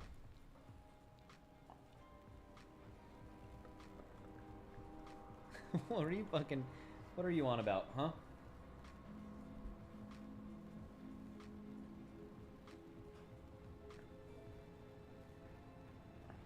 It's actually extremely polite to call Ella a big girl. Yeah, she is a big girl. She's one of the biggest girls.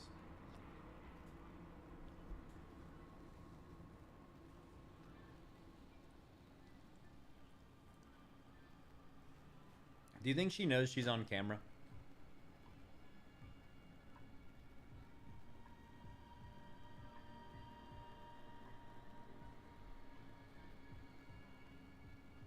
Good girl.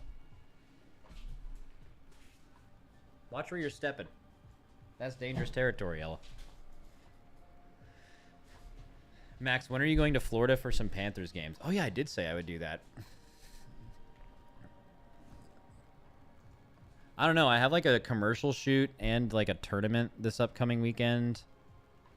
And then I have a birthday party right after that. It's going to be actually tight getting out there. Hi, girl.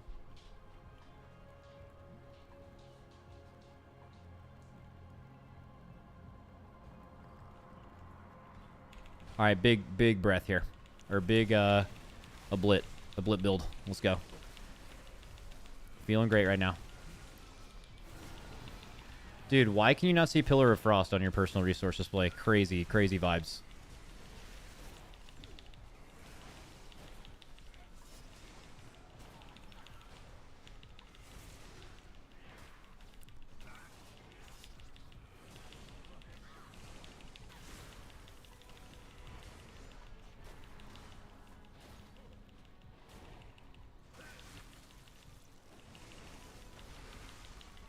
See, I can feel it. I can feel it happening in this upcoming Remorseless. I'm trying to dump as much as I can. Oh, I got a proc. We're good.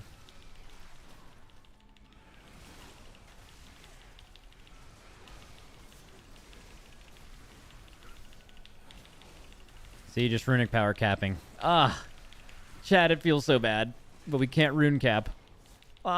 The feeling. It feels so bad. It feels so bad. It feels so bad. We're turbo capped. Oh, no. Okay, we can spend. Nope, killing machine. Can't spend. Gotta go back. Dude, they have to do something about it. Maybe other people don't feel this way. This is... Oh, my God. It has been correct to runic power cap for, like, a while in my rotation right now. That is fucking brutal. Yeah, here we go again. Fuck it, and why not? Oh, man. That is absolutely insane.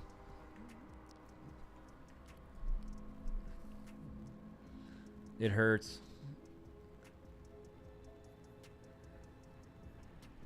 Max, take out Arctic Assault and see how it feels. It's bugging and generating a lot of runic power. Okay. I guess I'll put in...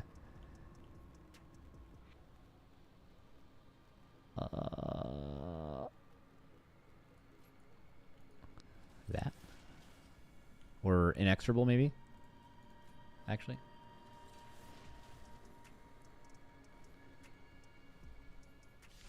Alright, this time we go massive.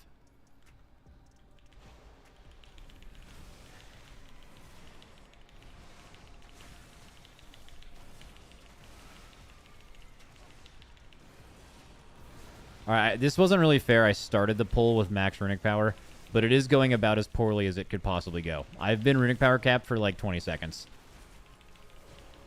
This is tragic. Still, I'm still just... Okay, we can spend, we can spend, we can spend. Let's go. Alright. Oh, no, be capped runic power. I was a mistake to get rid of runic power there, or cap runes. Oh, boys, it's manageable as fuck right now. We are hard managing this. One more. Okay, Remorseless Winter. Big pop. Huge pop. Pop. Pop. Another killing machine. Get back in there. Like swimwear. Oh, this is manageable. This is manageable. Oh, you're right. Maybe that talent was making it a lot worse.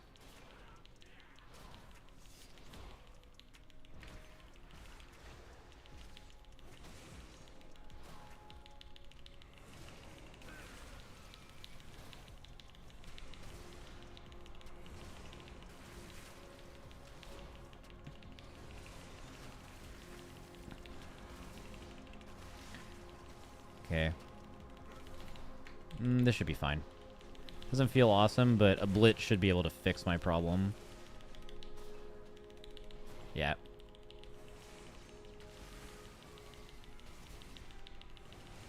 Oh yeah, it giga fixed it.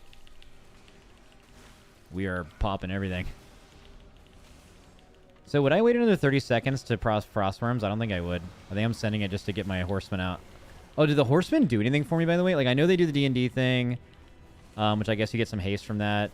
But, like, do they do anything else super gameplay breaking? Like, I know one of them, like, gives you buff. One of them, like, Chains of Ices the guy for damage. But, like, it doesn't give you any stats, you know?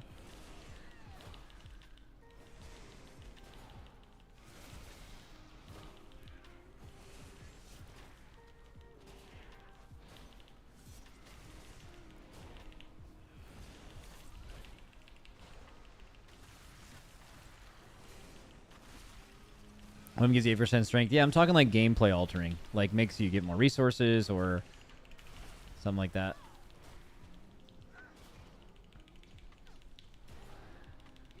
Delaying this pillar. We're about to go huge in this thing. This is gonna set records right now. Oh, we're getting no procs. Bad records. Setting bad records. Setting insanely bad records. Not a single Howling Blast proc. All right, there we go. Bad records were set.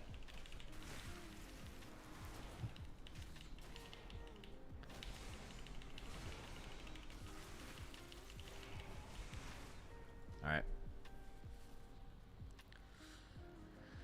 D&D increases your main stat and gives 5% haste. Yeah, from when he got from the guy.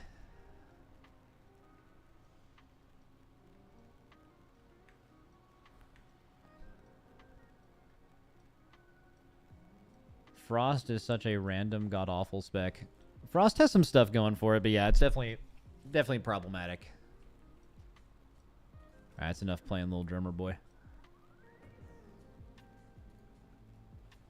So you guys said that Quasi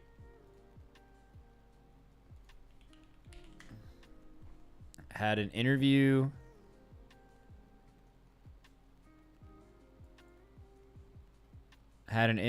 with a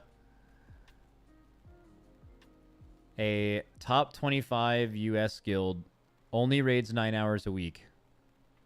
So there's basically like a guild leader and Quasi being interviewed. And a few people in my chat said that I should react to this. Could do. I would need let's go make some food. Let's listen to the first like 10 minutes of it and see if it's gonna have some, because like it might be interesting to see the difference between like a lower guild rank GM and me too.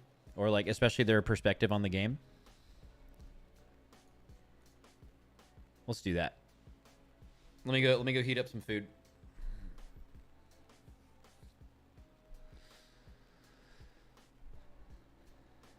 What is it? How did let's see. Hey, I know Dobby, he's chill. Yeah, I heard he wrote an article one time.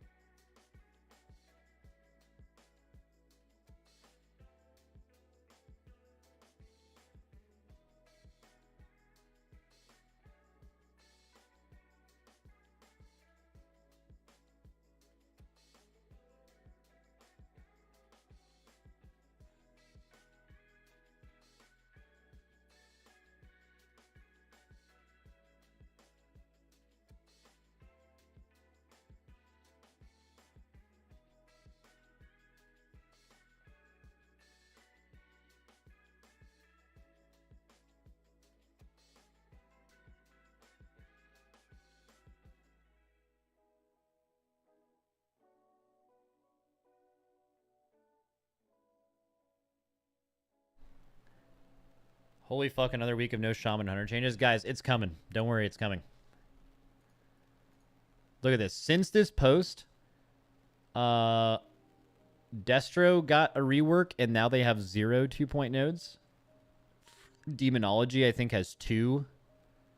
Another one, I think it was like Ellie or Enhance. No, neither of them got it yet. There's another one. But like the ones that are, bro, if your spec's on the list, it's getting the chopping block. And clearly, like, Hunter's the one that needs it the most next. Is that a leak or is that confirmed? Is what a leaker confirmed?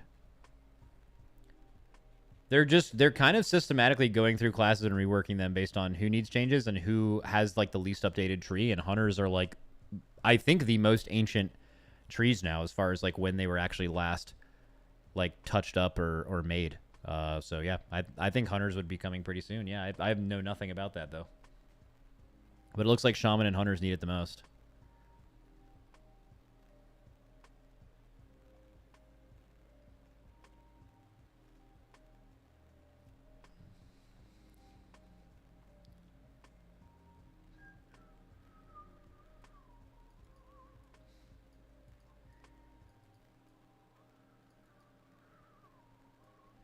Survival tree is absolutely tragic.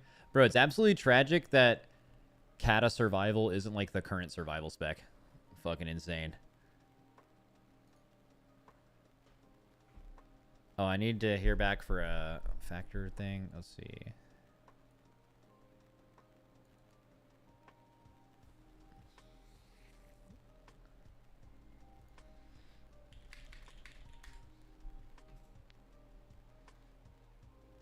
Mop survival better than Kata survival? Yeah, probably. But I love Kata survival.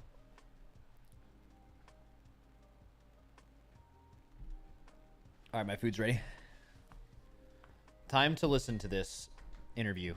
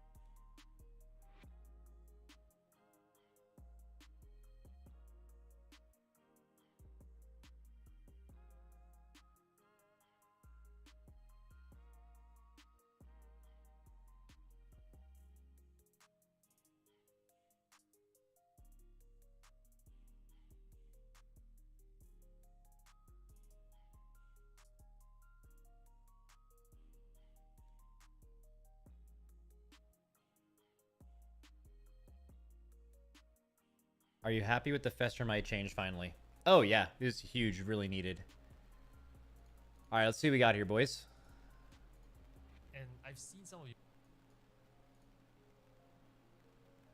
recent kills and whatnot. They're like US top 25, and you guys do 9 hours. I think it's so hard to find a guild that is very efficient in progress, that sticks strictly to 9 hours, and it kind of is friendly to people who have day jobs. What is kind of this? Dude, okay, so yeah, but I think it's so funny that I bet like he calls himself a 9-hour guild, and I bet there's other guilds that call themselves 9-hour guilds. But if you guys have ever raided in a guild that like advertised a specific amount of hours or a low amount of days, you know how much you fucking hate the other guilds that advertise that, but then they have like an optional run over a weekend, or like they raid an extra day because they want to, and everyone around them just gets super mad because they like really care about the rankings between teams that do that kind of shit. By the way, I don't give a fuck about that. I don't think, by the way, I have no idea if his guild does that or not. I just remember being in guilds like that, and it was like they cared so much how much other guilds rated, which is what is it? He said they don't do that? Okay, well then my guess is that people in his guild get super mad when other guilds around them do that,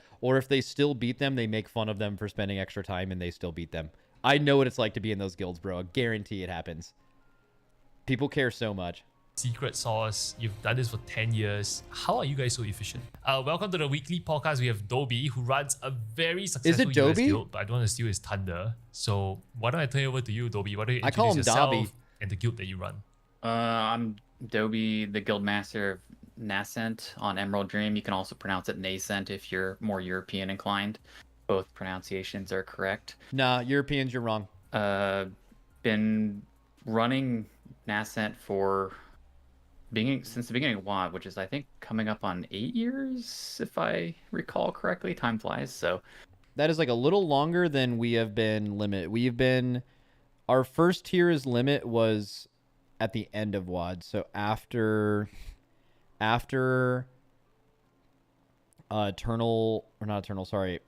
Archimon. No, it was after. No, we did the last raid as a team, right? Yeah. So Blackhand was the last boss before we were officially Limit. We formed in that farm period, and then I didn't become the leader of Limit until the beginning of Legion. So he's been leading a guild for one expansion longer than I have. and yeah, just running this 9-hour a week mythic raiding guild for a long time, and really pushing the limits of what we can reasonably do in that sort of time commitment to WoW raiding. So I think you're being really humble there, because I've actually did some digging before we even went to the podcast, right?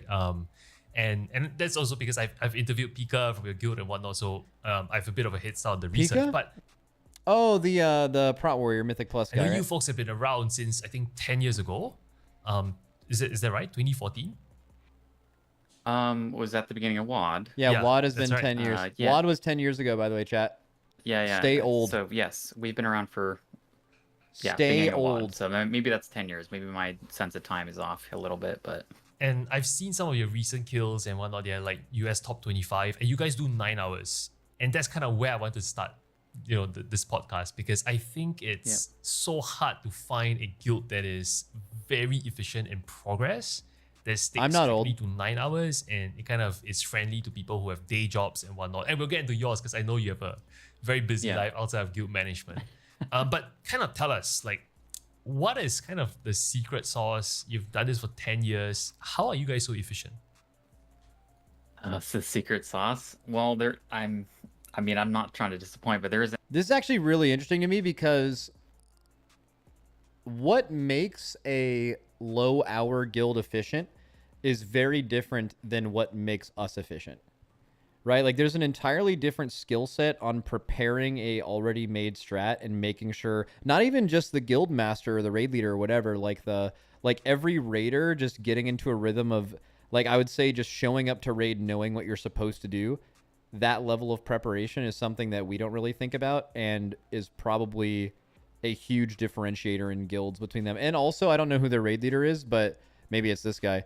But they probably are really good too. Most guilds that are really efficient have like insanely good raid leaders. Like you guys have probably raided in a guild at any hours of the week, 4 or 5 days, 2 days, whatever. But like you've probably raided in a guild that had, someone just had to be the raid leader, and been the difference between that and someone who's like super fucking good at it, right? Like that can change your entire guild's outlook as far as your efficiency. So, anyways, I want to hear what he says here. one magical thing we do. It's really a culmination of a lot of things, right? First, to be clear, we didn't start this way. When we first started, we could barely field 10 people for heroic high mall. Okay, so it's been a long journey from effectively or essentially nothing to where we are today. That's taken careful iteration over years. That's sadly seen many raiders come and go over that period of time. There's been plenty of failings. How many raiders along the way? Like, I'm huge on failing, ironically, because it's the biggest way you learn, or the most effective way you learn. True. But failing effectively is over let's 410 just say years. I wonder what it is for our guild. guild. Way to operate, in my opinion. I think it's a Tags would skill. probably know that. Maybe Siori. Let's put it that way. So, secret sauce. I think well-managed roster. I mean, what does managed mean? I think the personalities more than anything. Right. There's a lot I can speak on this topic, obviously, which I'm sure we'll get into. But managing personalities is really the biggest thing. Wait, 400 is wild? Like what? Over the course of 10 years, having 400 different people go through your guild? That doesn't sound surprising at all. Like, over expansions, people will stop playing. Also, like, when you're playing in a 9... Like, when you're playing in a guild like this, or even a guild that isn't as good as us, but raids a lot, like, the players who are playing that guild, WoW is part of their life. That's something that it will never not be. You know, those people usually don't quit. Bro, a 9-hour raiding guild is... If you're in a 9-hour raiding guild, there's a good chance that, like... You know, you could just play for one expansion and not play the next and then come back. Like, the turnover rate is probably significantly higher for low-hour guilds, I imagine. So that's not... I mean, what is that? Is that, you go through... Well, actually, 400 is a lot. So 10 years, 400 players. That means, on average, every year, you have 40 new players in your guild. Wait, that's not... That's insane, right? That's twice an expansion. You go through 80 different raiders. That's okay. Now that I'm breaking that down, that is kind of insane. At least it sounds insane.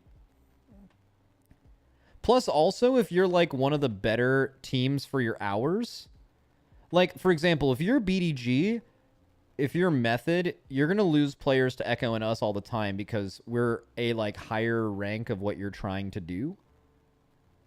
But like if you're like the number one 9-hour guild, especially in your region, or like couple day guild, whatever the breakup is of that, it's probably easier to keep your players. I'm sure they weren't like they were not this high ranked the whole time. I assume, I have no clue. But, like, it's easier to keep your players because there's actually no way to go up while maintaining the same hours. Or very few spots to go up, right?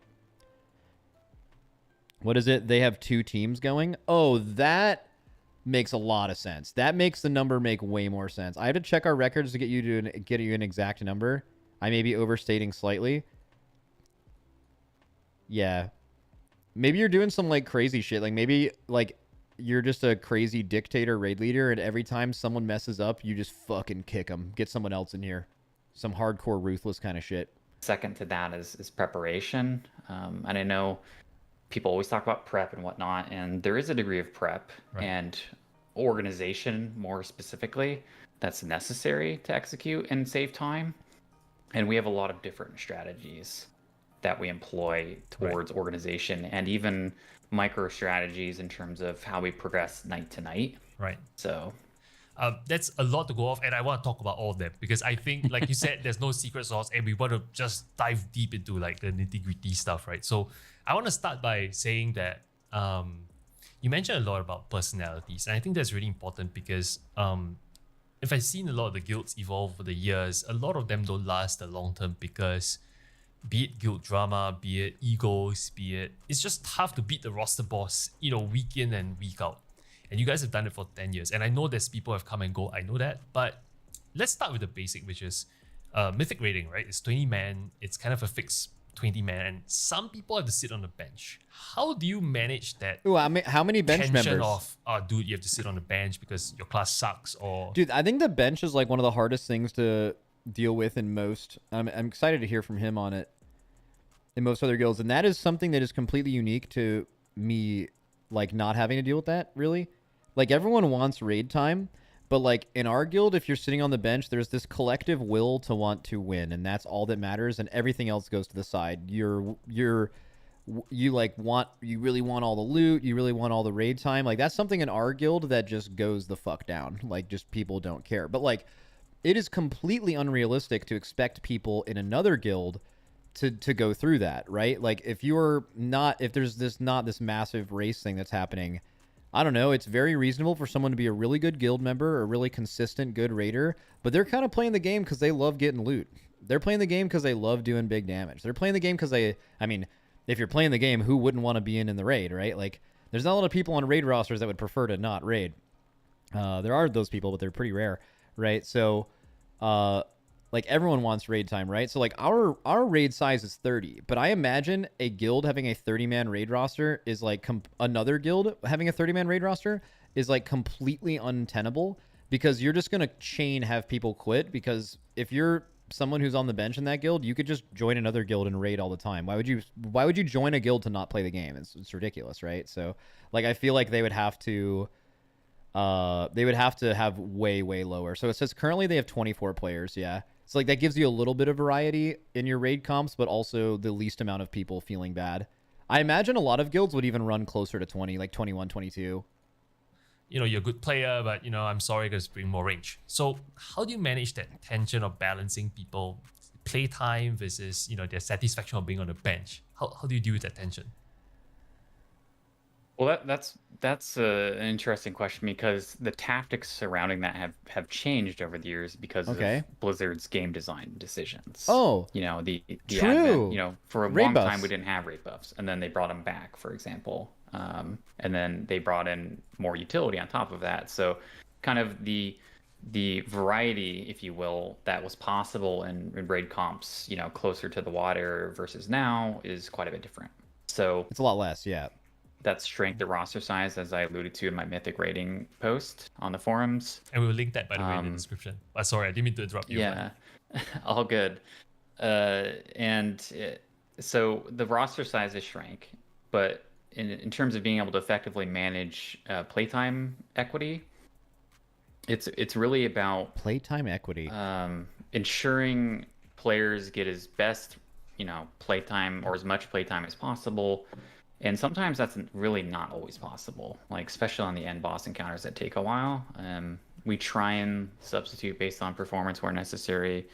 That doesn't really happen all that much for us anymore. I think it doesn't happen for us either. Like, there's so much value in attempts on a fight to where you have to be absolutely sure that bringing in someone else is going to make a lot of sense. And ideally, you want to make that decision as early as possible on the boss. That's why, like, when we get to a boss, you'll see us maybe not run 2 rogues, 2 demon hunters, or whatever. Like, we kind of have an idea that those are the best. But, like, we'd want to bring in a Shadow Priest. We'd want to bring in an LE Shaman and just, like, see how they play. Because, like, every now and then they're super sick and you'd never know otherwise. Even though you might know that 15, 20 pulls later, you're going to actually swap back to the double rogue, double DH, right? Like, you want to make those decisions as soon as possible. So, you like, anytime you're doing 100+ pulls on a boss and then you have to bring in someone new, that is an unforced error usually. Like, sometimes boss changes require that. Like, you're doing a boss like Tindril and then they nerf the root health by 10%. And it's like, okay, well, now you're making a comp change for sure, but it's because they've changed the requirements of what you need to kill the boss. So those are pretty rare. But, like, yeah, generally speaking, it is a skill of a raid leader or a guild master, whoever's in charge of this, to, like, know who you want in on a fight, try to anticipate what challenges you're going to run into as a guild, and then like, have your group comp make sense for that accordingly.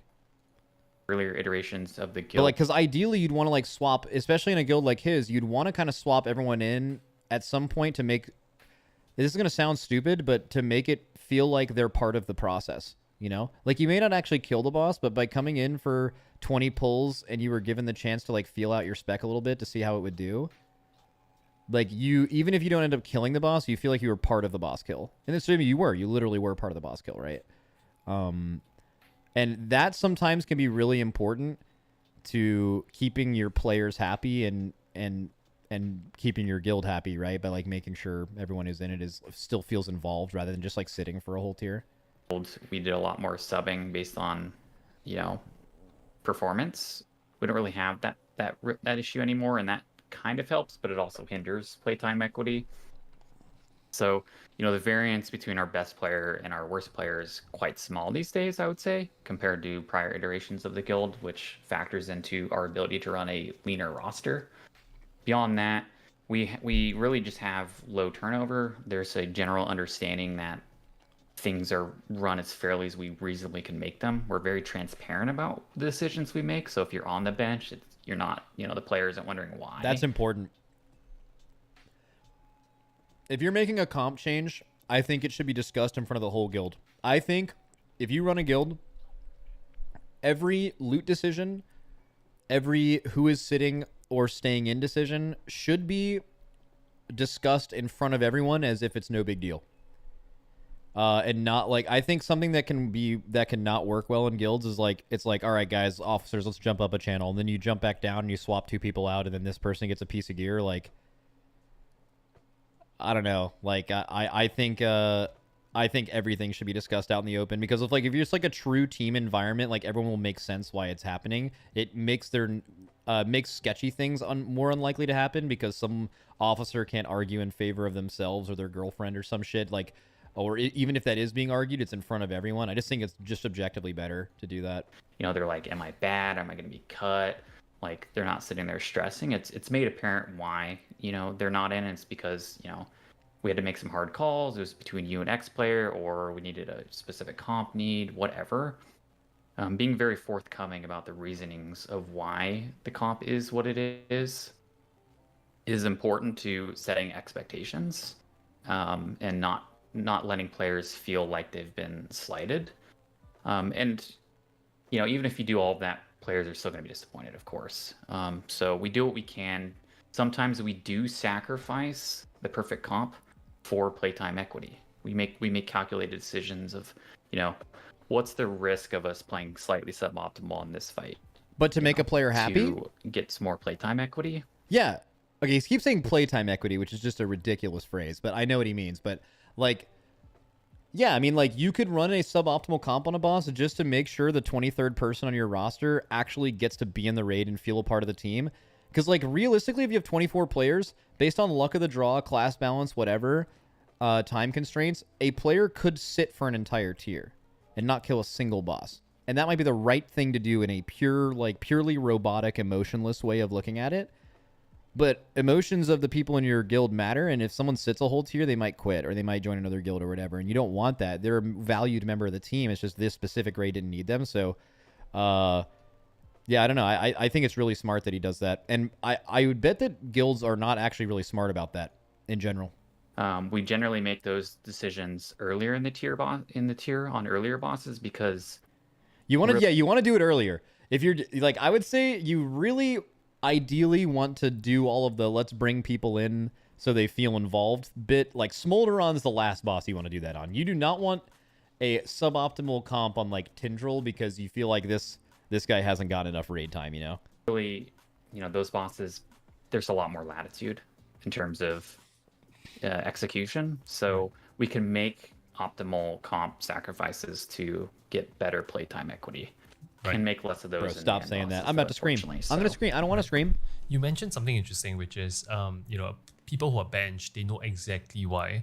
And you mentioned in the earlier reiterations where maybe there's more variance in player skill, there's some hard conversations that needs to be had. Yeah. For aspiring kind of raid leaders, guild masters out there, what's your biggest advice when it comes to kind of delivering bad news? Like, and you mentioned transparency.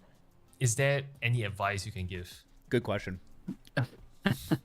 Transparency is really big in our guild. It's like, you've probably read our about page where we're all about open feedback. And what the fuck is your about page?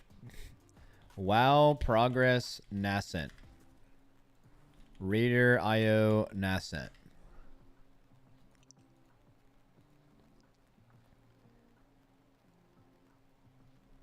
We're within sales, cool history. The lowdown. We do not run split groups and thus do not require an alt. We do require proficient off specs. We run a lean roster, so versatility is a must. We champion open feedback to ensure that we continuously improved. We expect teamwork. They have a fucking website. That's so tryhard. Nascent WoW Guild. Oh my god. Okay, let's read this. Where's the about? About. Jesus Christ. All right. You have a website? Oh, shit. I think we do have a website. Fuck, I'm talking shit for no reason. All right, here we go. I didn't make it, though. NASA aims to be one of the most competitive rating girls on a light schedule, foster inclusive, supportive community. Okay. Play together, win together. NASA cultivates a team to save times, reduce turnover, and increase player happiness and self-worth. Each raider on our team has a voice. Wow. We value individual skills, but our entire raid team is tightly integrated. This allows us to play more for each other rather than against each other. We minimize toxicity that plagues other guilds by promoting an open and inclusive environment for feedback. You hear that saying? You listen to this saying? This is so funny. This saying doesn't do any about this thing wrong. I just want to gaslight him. Play smarter, not longer. Maintaining high performance and competitive ranks on a like schedule requires us to be incredibly efficient on our time. We believe good preparation and concentration are key to this goal. Everything from strategy to guild process subject to these goals. So basically, they look at graphs. Okay. And then they... Okay, so I didn't learn a lot from that, but that's pretty hype. They have a website. Transparency is a huge component of that. The transparency is something we try and make with everything. Like our sales are fully open, so when we do sales, like all of the ledgers like completely exposed, so you understand like everything that the officers see. In NASA, you see almost everything the officers see. You don't see like some of the nitty gritty, like very candid and frank discussions about like how we're performing, or how certain players are performing week to week or day to day, or how trials are performing. Like some of that is like, most of that is like obviously not, open to the raid team to look at, but everything I think a lot of it should be. else, like if we come out with feedback, like, on players performing poorly, we take that and we make sure it's constructive when we give it to them. Well, not all of it, yeah. We give it to the player ideally in front of the here's the news. Like this is a level where transparency is bad. Like, let's say you have a player who's underperforming, and the way you want to handle it is you want to have one of your officers who plays that same spec or something look into that, and then like give them some pointers in DMs before the next raid. That's a better way to handle that than like typing in your guild Discord main channel being like, all right guys, so this player's playing bad, does anyone have any like fucking advice? Like in a big group of people that can not go over well, right? So there's definitely some scenarios. I don't mean this and like we get in voice and we give it to them, but like our feedback form on our website, all of our raiders have a thread. And all right, so yeah, someone link Billy a guide, like asks of our raiders on the thread saying like, hey, we really need you to like work on the survivability.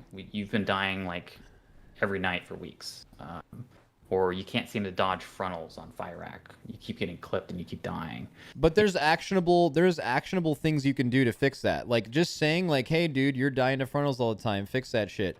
What that can signal to a player, or you can say to them, is like, hey man, so weak ores exist for a reason. So right now this is why I actually think that usually people have too many notifications, because like if you go into a fight with like basically no sounds happening on your UI at all, it's very easy to tell what you need a sound for. But if you go in with everything default like checked, it'll just play sounds for everything, and now sounds mean nothing to you. If you die to a frontal, that is the perfect example of a mechanic that you should have very obvious on your UI to help you deal with it. And that can be something you help a player with, right? Like, I remember Birch was messing up on Halander's progression, and I was like, I noticed that he specifically never had defensives up for when he was passing the bomb, and I like looked at his UI, and his like bomb weak aura, or like his information for his other like passing mate, like how many stacks they had and when they were going to pass it, was like overlaid with an entire another UI element. I had to move those UI elements apart, and then he was like more aware of what was happening because he was just ignoring the thing that could help him, right? So like by actually looking at what a player is doing, you can give them some suggestions to make them more consistent on mechanics if someone's specifically dying to frontals more than everyone else, or you can just tell them to be safer, for example, stuff like that. Like, so we'll post like asks or even suggestions for players on how to improve on their feedback threads, and it's for them. Ms. Birch, but it's also at the same time providing insight to the rest of the team on what's going on with that player, and that really reduces interplayer concerns. Give them a good old focus up. True. You actually don't have to do any of this. Getting a nice like melancholy tone focus up before you pull a boss just kind of does all of this automatically. Found in previous guilds that I ran was that if left to your own imagination as a player, like you're gonna come up with outlandish ideas for why a player is performing poorly, okay? Or you're gonna start resenting leadership because you think they're not dealing with problem people. And the word problem is subjective in itself. One person's problem is not another person's problem, so that's an entirely different topic. But the openness is super important. It reassures the team that the officers are on top of it. It makes clear to the team what the concerns actually are.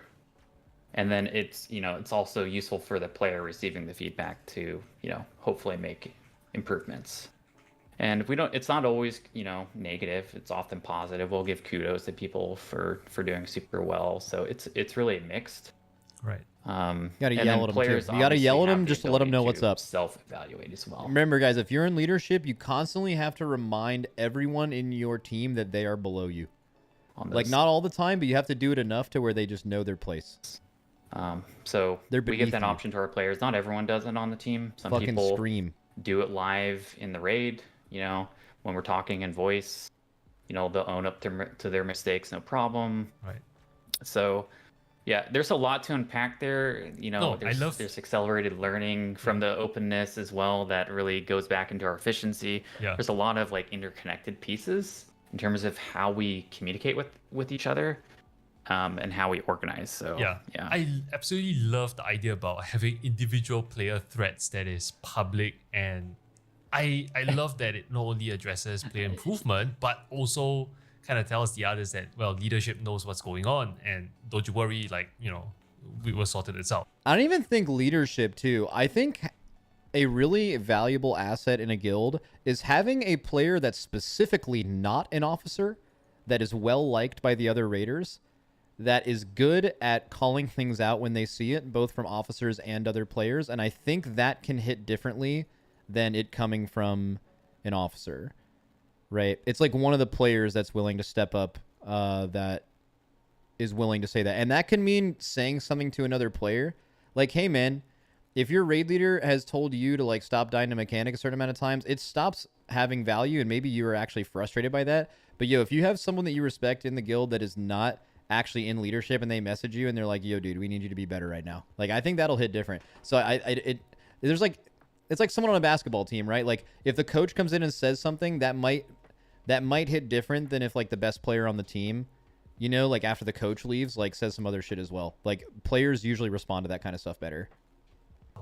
We'll sort it. That's why we have Shaq yell at people if they mess up. Well, yeah. But that also brings exactly. me to another question, which is, there's He a loves lot that. of work to go through logs and kind of like figure out, you know, what people need to improve on. Like, that's true.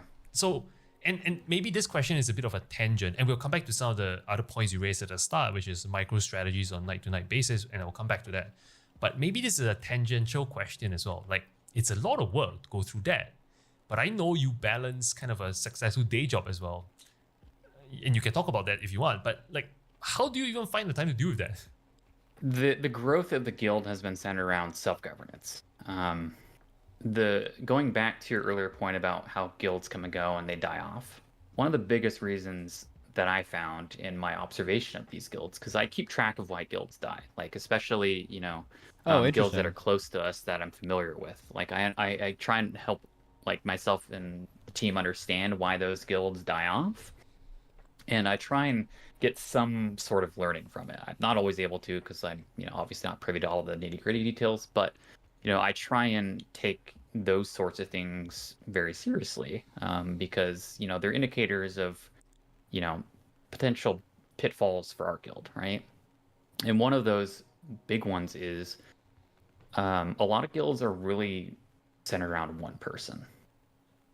It's typically the guild master or the raid leader, one or the other. There's generally one central person holding everything together, okay? And that person generally is putting in like 200 to 300% more time and effort than everyone on the team to keep it all This is definitely not true at our level. So really interesting. together. And some people, But it's like absolutely true for, I bet, every guild that's like his, for that to be required for it to work. find, you know, a great sense of pride in doing that, and I think that's totally great, but it's frankly not a sustainable thing in the long term. Like it can produce great results in the short term, like over, you know, 4, 5, 6 tiers, maybe 2 expansions, but I found like eventually, you know, life gets in the way, you need to move on, something happens to you, or you need to take a vacation, which everyone is entitled to do and should do. What is it? If you've got a single person doing 90% of the work, you've had a failure in recruiting people who are willing to step up. Yeah, but there's not a lot of people who actually want to do that. Like, if that was, dude, like, I'm thinking that in my guild. Yeah, like, if I was doing, and because when I was the leader of this guild, I was doing everything, and it drove me insane. And I had to delegate it and have some people do recruiting. Some people do the splits every week, right? Like, I basically boiled it down to me doing as much as I can handle and making me in charge of the things that I'm only really, really good at. And I'm really, really bad at a lot of that other stuff. So getting people to do that was super helpful. But like, that's just not practical in a low rank guild. You're not going to have in a 9-hour-a-week guild. By joining that guild, you're kind of stating how much effort you're willing to put into this game, or how much time you can put into this game. So the amount of time required for people who are joining this guild to actually be prepared like that is literally not available. So it usually does take, I'm assuming, I'm not in these guilds, like one person that just like hard carries it. I'm sure there are guilds that have like a really dedicated officer team that like hard splits that stuff up, but it's usually developed by the passion of one person. And then things explode. Imagine thinking you can never take a vacation because if you're not there, things will just completely unravel, right? So a lot of guilds are focused around that central figure. And early on in the nascent days, you know, I wanted to get away from that. It originally was very centered around me, and it took a lot of my time. I was the guild master, I was the main tank, and I was the raid leader, or three hats, for the first couple years of nascent. And then, you know, I was realizing, like, I feel guilty taking vacations, like, there's an inherent risk if I'm out, blah, blah, blah. Standards start to fall if I'm not on top of stuff. So really took a conscious effort to build up the team and change the team, change the leadership, change the operation to not entirely depend on me. So we got another raid leader. Yeah, I mean, that is exactly what I did. I mean, there was a point in Legion where if I had to go on vacation, the guild just wouldn't function.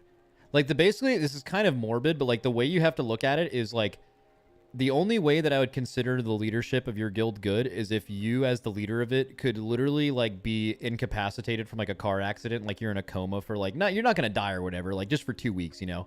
So I guess not morbid. You're just gonna be like just chilling in a coma for 2 weeks, and like in that 2 weeks, your guild will function perfectly fine because everything that you do, there is someone else at least that knows how to do it. Maybe not as well, but they know how to do it, right?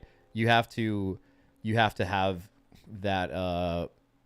You have to have, what's the word? Like redundancy, almost. Eventually. I moved off of tanking a couple years ago. So now I'm just the guild master. Right. I do co-raid lead. I do help with prep. I do a good amount of roster management. I actually... Well, so it sounds like he was management. saying that in most guilds, like there's one person that does all the work. Is he saying that even in his guild, he has done a good job of like delegating that to other people? Because I would assume that person was him, but it sounds like that he's delegated a ton of stuff to other people to make it make more sense.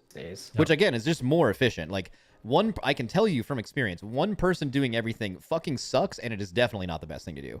But it is just the only practical way that a lot of these guilds work. People management stuff. But I'm only one hand in that responsibility in the guild. His learning from other guilds falling apart. Oh yeah, that's where this started. Sometimes they're not even officers, right? You know, sometimes they're raiders helping with loot council decisions, because we have like a rotating we have 2 rotating seats on our loot council that we try and rotate every tier. So we bring in raiders with the officers to do loot. Right. I find loot council really interesting. Like with the right people behind it, a loot council will be fine. And I totally get how our guild doesn't have people who like really care about loot, but I'll tell you how we do loot. Right? Scott's in the raid, he's like the loot master. But like we figure like loot drops, and then just we as a team figure out who the biggest upgrade is for these pieces. And that's just how everything is just handled in the same channel. But like I imagine if you're doing it in a guild like this, even a guild that would probably care about the group's overall power level, loot council probably makes some decisions like, you know, maybe you have a player in your guild who like gets really fucking whiny and upset and stops showing up if they don't get gear, right? Like if that person hasn't gotten gear in 2 weeks, maybe you give them an item that's like slightly worse than someone else just so like your guild doesn't explode and this person's super annoying to deal with. Like I know that sounds bad and you guys are going to be like, don't reward people for being annoying, but like it's fucking true where you just have to keep your guild happy, and sometimes you make weird decisions. Like that's probably a very niche example, but like let's just say there's someone in your guild who doesn't care about getting loot, but they haven't gotten loot in 3 weeks. They've always been passed over, and it's like between them and another player who got loot very recently, that's something where a loot council can make that decision, where like that might not be something you want to talk about in front of the whole guild, but it actually is better for the guild, you know? Like, morale for each individual player contributes to the overall morale of the guild, and that matters a lot. You know, I also, speaking of that, have any of you guys raided in a guild where you're supposed to link in raid chat if you need the item? You link the current item you have, and then usually you can put a little note after it, like, hey, I can swap to a different piece, I can catalyze this other thing. Have any of you guys ever raided with someone that types an absolute fucking novel about why they should get the piece of gear that is dropped? That shit is so funny to me, man. That keeps. I used to read a dude named Poor Star, P-O-R-E Star, Poor Star. He Moonkin that raided in Duality for a few years. That I've never seen someone type more books. It keeps things as objective as possible. Shout out Poor Star, good player too. So, yeah. All that said, Good insight. there's several other things, but yeah, I mean, it's challenging with the prep and the job, right, for sure. But we've grown the guild so that I need to do less myself, and we share the responsibilities, and that's more sustainable in the long term for everyone involved. Right. No, this is great insights. But I also kind of picked up on something that you mentioned, like the earlier 3 years of Nascent was kind of maybe taxing on you. So what was that drive behind you wanting to start a guild and going through those 3 years of, I don't know if you can call it hell, like being, you know, everything in the kitchen? What drives you to keep this guild answer is alive? probably different between a lot of different people. There's like so many reasons why you would choose to do this, but usually it comes behind one thing is constant, and it's a fiendish obsession with WoW. So long. Well, at least at some point. I took a break in college during the MOP era because I needed to focus on studies. And then when I graduated from college, some casual shit chat. Started really working on my career. I wanted to keep gaming. Gaming. I grew up with gaming. I've always been a gamer, and I've always loved WoW raiding. I started WoW raiding. When I was. I actually did something really similar. Like, I quit because I felt like I had to focus on school, and then I realized that I simply just connected to people online more than I did IRL. Like, gaming was a big part of my life, and I just simply had a stronger connection to other gamers than I did to just most of my friends that I would meet IRL. And that was just like, I don't know, man, like I can figure out my life. And it ended up being that I game for my life, but like that wasn't the case for a long time. And it was still like you had to keep gaming because it just made you happy and you were surrounded by people that you enjoyed. As a teen, right? That's why I came back. And something that's always fascinating about WoW raiding, because it's unique in its in what it is, really. There isn't any other game where you're organizing with 20 plus people over the course of like a 10-minute encounter with all these different things going on and the multitude of variables. It's just incredibly unique, and it's a very satisfying thing for me, raiding. And I wanted to get back into it. I was like, I want to raid, but I'm a relatively competitive gamer. I like to optimize. It's part of my background in my studies is computational and mathematics and optimization and stuff. So like I love optimizing. I love efficiency. Me too. So for me, I think that is something that is probably unique to people who are raid or guild leaders, is like the idea of putting in the perfect comp or recruiting the perfect comp or doing as best as you can for that is like a deep obsession. Mentally, we and you're also probably somewhere on the spectrum too. We weren't very good. To be completely honest. Like we're okay, it is what it is, boys. A bunch of friends, Spectrum gang. Some of us acquaintances, and we did okay, but we kind of sucked objectively. And for a lot of people, that's fine. I'm not saying it's a bad thing, but for me, I was like, I really want to do better. I think we can do better. Okay, so I didn't necessarily sign up thinking that I was going to be doing this. I put 10 people together, and we started, coming together on a few days a week, and we're like, can we kill bosses, and can we raid, and can we make this happen? And it kind of just kept growing. Like, can we do better? Can we do better? Like, can we clear the raid before the end of the tier? That was one of our initial goals. Like, we didn't clear High Mall before the end of the tier. So we're like, hey, and Blackrock Foundry, can we clear the raid before the end of the tier? Like, you start with these very attainable goals. So Highball you is don't so say good, like I'm too. gonna be a top 20 guild, top 20 US guild, like when you first make a guild. Like be reasonable with your goals, and when you achieve a goal, Dude, set that another is reasonable so goal, true, right? bro. Don't So many overreach. guilds, It's a good so many guilds ruin their guild's morale by setting unrealistic expectations. It makes no sense. Like, realistically, you can go for like a few ranks higher or something, but it's like, all right, boys, we're gonna be like world rank 200 this tier, but you were like world rank 500 before, or 300 or 400, which is a massive jump. And if you're not going to increase your hours, like, I don't know, setting an expectation to where it's reasonably able to be achieved will make people happy when the tier ends. But you could do the exact same tier, do exactly as well, but miss your goal, and the outlook of everyone on your tier was negative instead of positive, which fucking sucks, man. way to blow your guild up. So, we had these iterative goals over the years. We started as a US 1000 guild, straight up, and then every single tier we made changes or we set a new goal, and we refined how we operate. We refined how we do prep. We refined the players we recruit.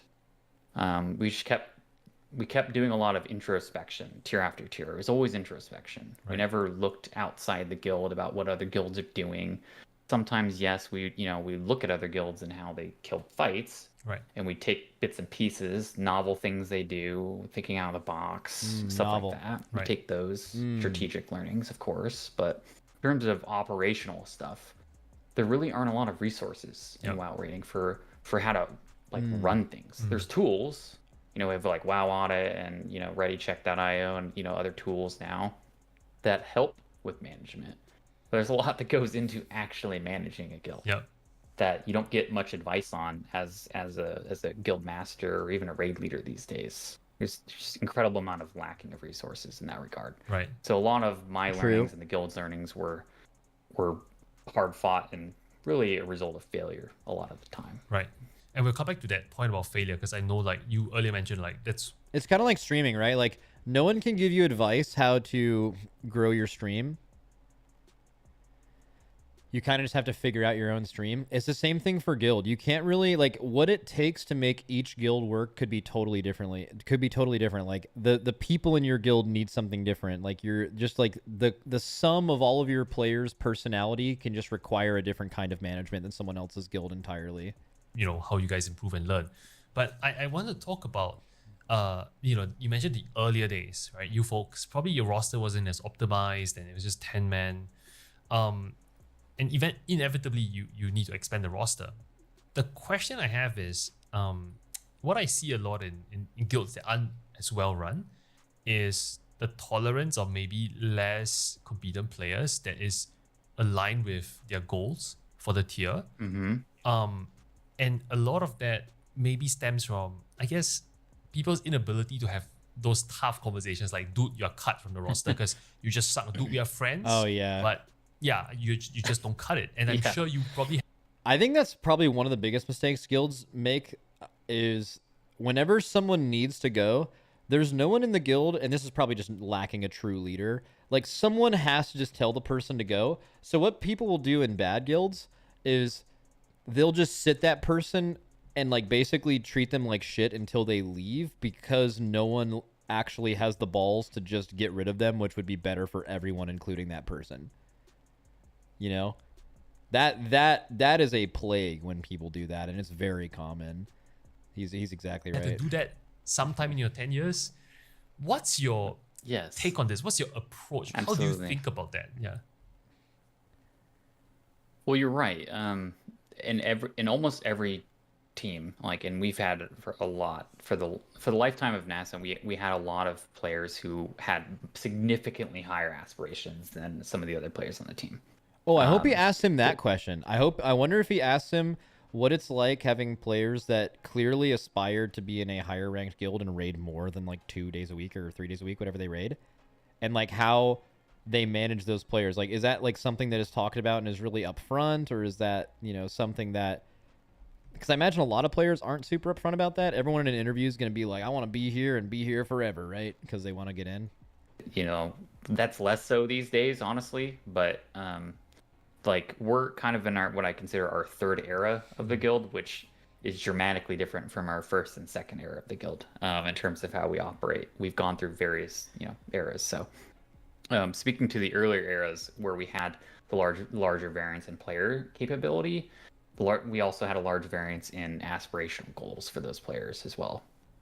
And that's hard for guilds to manage because you don't want to lose your best players, right? They're the ones that are pushing you forward, but you have to work with your players that aren't so great. This is like the eternal struggle of like every guild that isn't a top guild. This is top like guilds the deal with this too. quintessential struggle. Top guilds 100% deal with this too. It's actually the main reason that you need to. If you're trying a player and it's not going to work out, you need to remove that player sooner rather than later because your best players are going to find it annoying that that person's in the split runs every week and is just like dying a lot. Like, it's very obvious to everyone if someone is not good enough to be in the guild, and the longer they stay in the guild, the more frustrated the players that are going to stay in your guild become that isn't being dealt with. It affects everyone. That is true in this guild as well. This is what breaks up guilds. You lose like your 4 to 5 top players, and suddenly your guild blows up. You've lost all progress. We've recruited from plenty of guilds that fell prey to this exact problem over the years. I've lost count of how many times I've seen this happen. Right. So, it's for the the not top guilds. It's running a slightly larger roster. You have to. You're going to have to be more okay with attrition. You're going to need to run 26-ish, maybe even slightly more on a roster, and you're going to have to be okay with shedding like 10 to 20% a tier. It's gonna happen. You're gonna make terrible decisions, not terrible decisions, but hard decisions. About who to keep and who to let go. Sometimes you're gonna let the best players go, which seems counterintuitive. But sometimes the best players are the worst player for your team. True. 100% fucking true. I think this is one of the most under talked about things ever, man. You could have a player in your guild that is easily your best player, and they can be the worst person for your guild. They could, drive, some really negative clicks. Clicks in guilds happen, and they're fine, but that's, for some people, they don't handle that as well as others. Like, some people can be actively a detriment to your guild. They're causing you more problems than they would ever solve with their playing skill. And you've seen people be like, man, I would kick this guy, but he's just so good. If I could give anyone any advice at I'm pretty sure any guild level is fucking you remove players like that as fast as humanly possible. They have to be removed. Yeah, vibe ruiners too. A vibe ruiner is I would say someone, no matter how good they are, if they are someone who constantly ruins the vibes of your raids because of their attitude, they are actually doing you more harm than the worst player in your raid. If you've ever seen one of these people that is messing up so much more than the next person that it's impossible for everyone to not think about, I think a vibe ruiner is significantly worse than someone that is actively holding your team back in the fight. 10 times worse. In fact, those two things probably scale negatively off of each other because the vibe ruiner will be extra mad because of that person. I know you might want to talk about egos, but that's a big factor. Those people can be incredibly detrimental to your team. So sometimes you need to let the best player go. Yeah, let's go into that because I think it's a great tangent to what you're saying. When we talk about sports teams, there's always star players and there's always egos. And where do you draw the line between this guy's ego is too big and it's kind of a detriment to the guild? And how do you weigh that the superstars versus kind of their egos? Yeah, I mean, I want to use an analogy, but have you ever seen some of those all-star matches where it's you get all these big names together, but the team is kind of dysfunctional because all these all-stars they're ball hogs, or This happened. There was a Chinese guild, I forget their name, but basically someone in the region just there was this really rich guy, and he basically just paid all of the parsers from one team or from all over the region to join one guild. I think it was Aster Y, actually. And then if they didn't get China first, they were just going to disband, and then they had the fight they had like a fight in a hotel or some shit like that. Oh yeah, that was the one during COVID where this team lost, and then because of COVID restrictions, they couldn't leave for 2 months after they got there. So like they lost the race, their guild disbanded on the spot, but then they still had to stay in that hotel, and there were literal fights happening. Like Supreme fought their guild leader, like punched him, and they as a team had to stay in that hotel with each other playing games for 2 months after that. Fucking wild. Wild you know, shit. whatever game they're playing. Crazy. You see it in like, you know, I've seen it in like Dota 2 All-Star matches, stuff like that. TI, like I've seen it. So like I said early on, like a team full of all-stars isn't necessarily a team. I think guilds need to look at what constitutes a team and then look at what the capabilities of the team are. I think you can't do it the other way around. Like a team full of all-stars isn't destined for anything good. Right.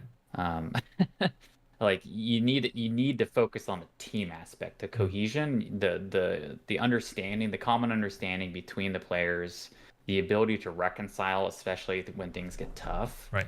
Oh yeah. That is incredibly you gotta squash important that shit to and stuff. maintaining a healthy rating environment. Right.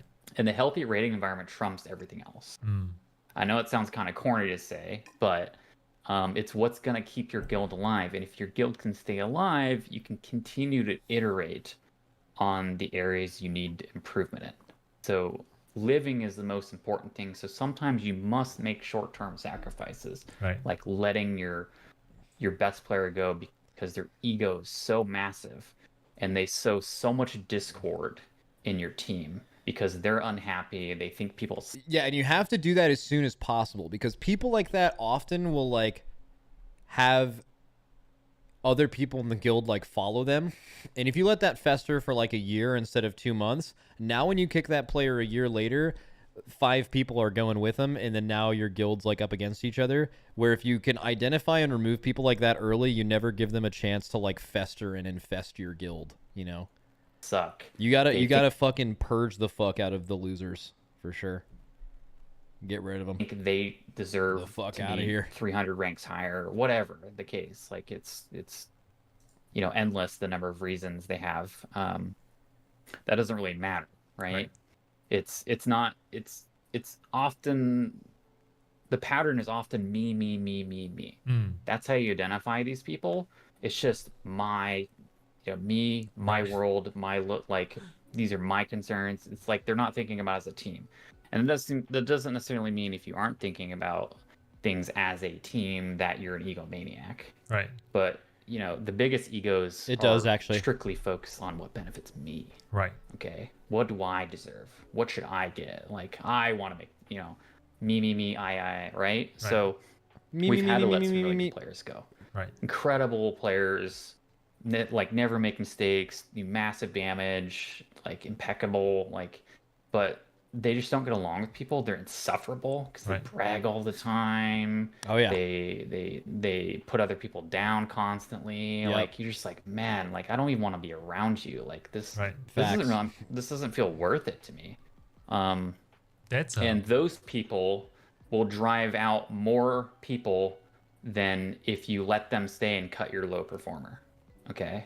So if you had 2 choices, let them stay and cut the person they hate or people they hate. Okay.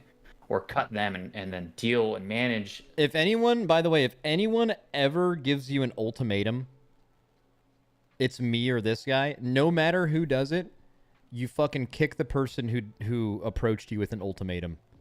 That is the dumbest fucking shit of all time.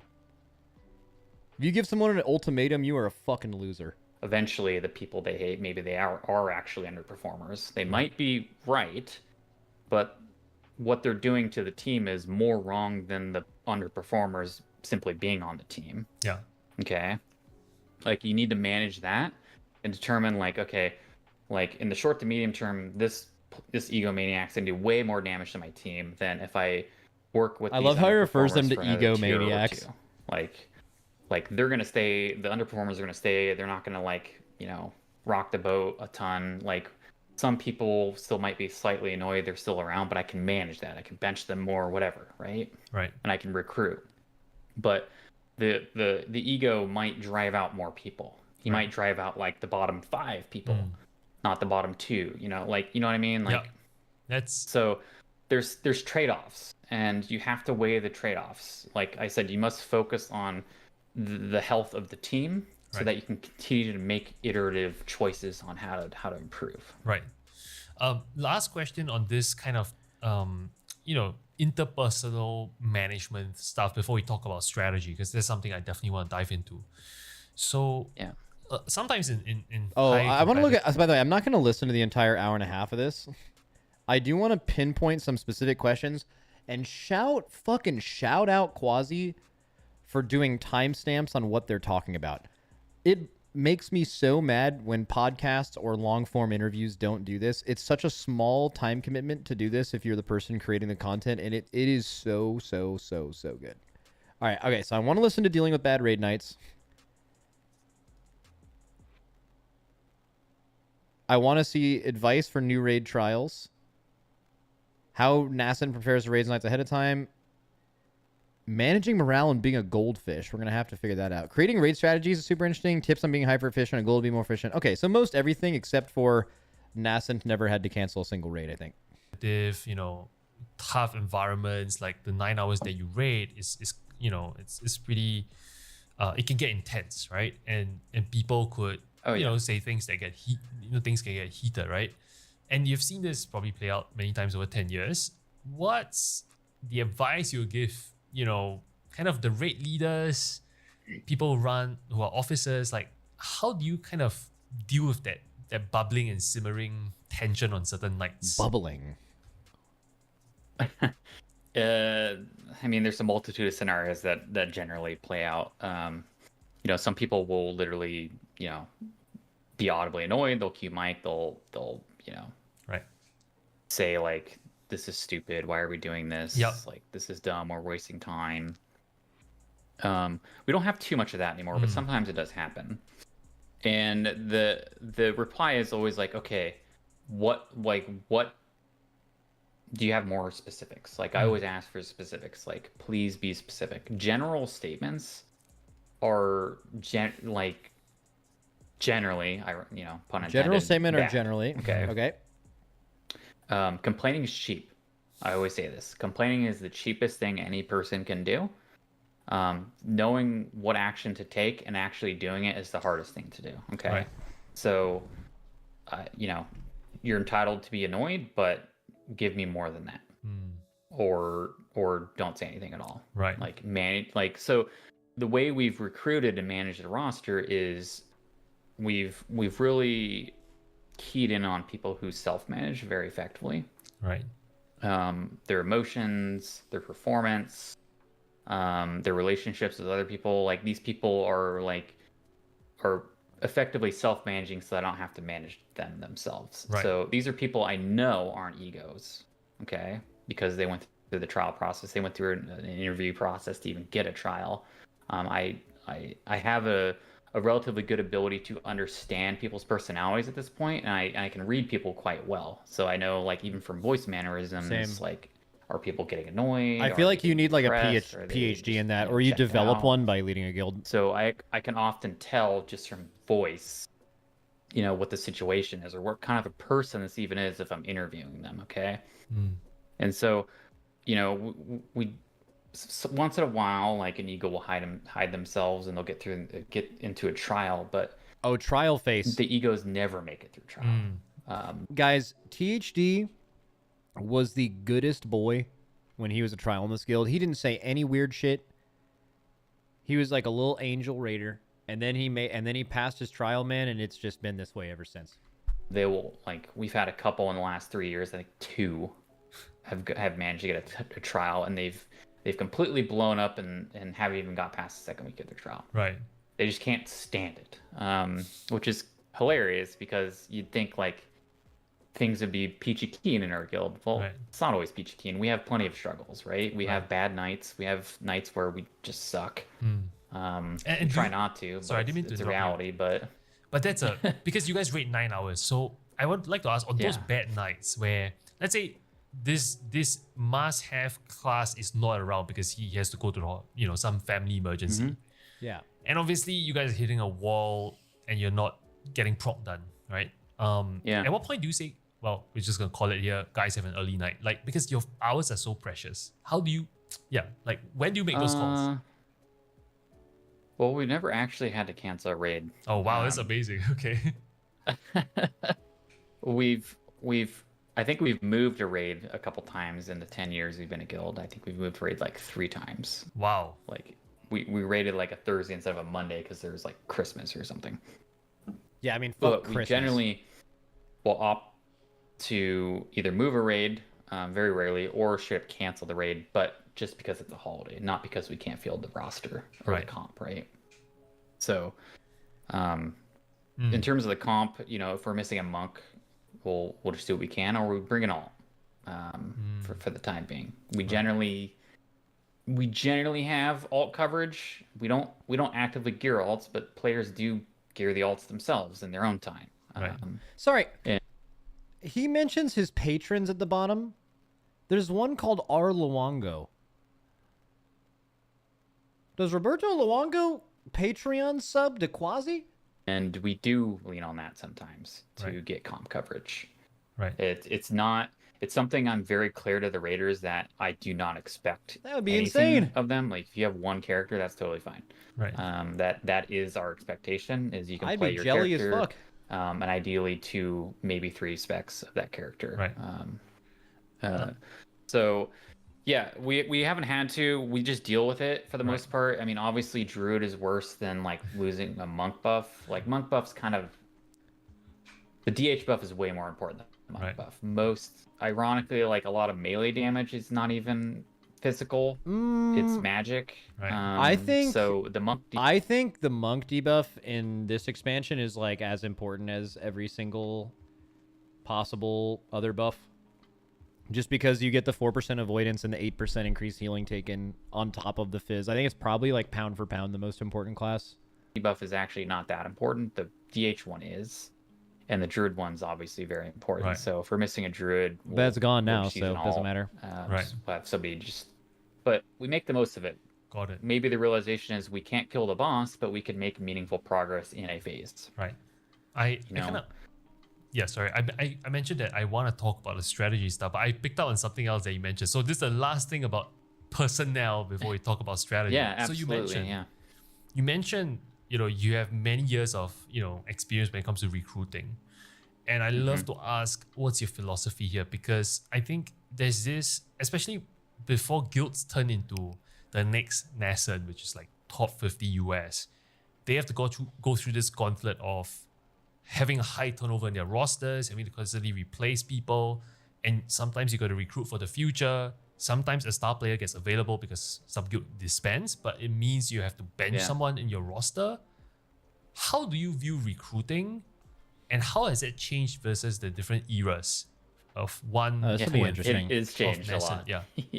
Yeah, it's changed a lot.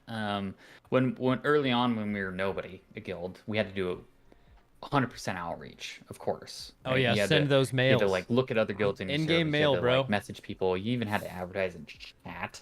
Like we advertised in that's tough. in general and trade chat and like whatever to like get people.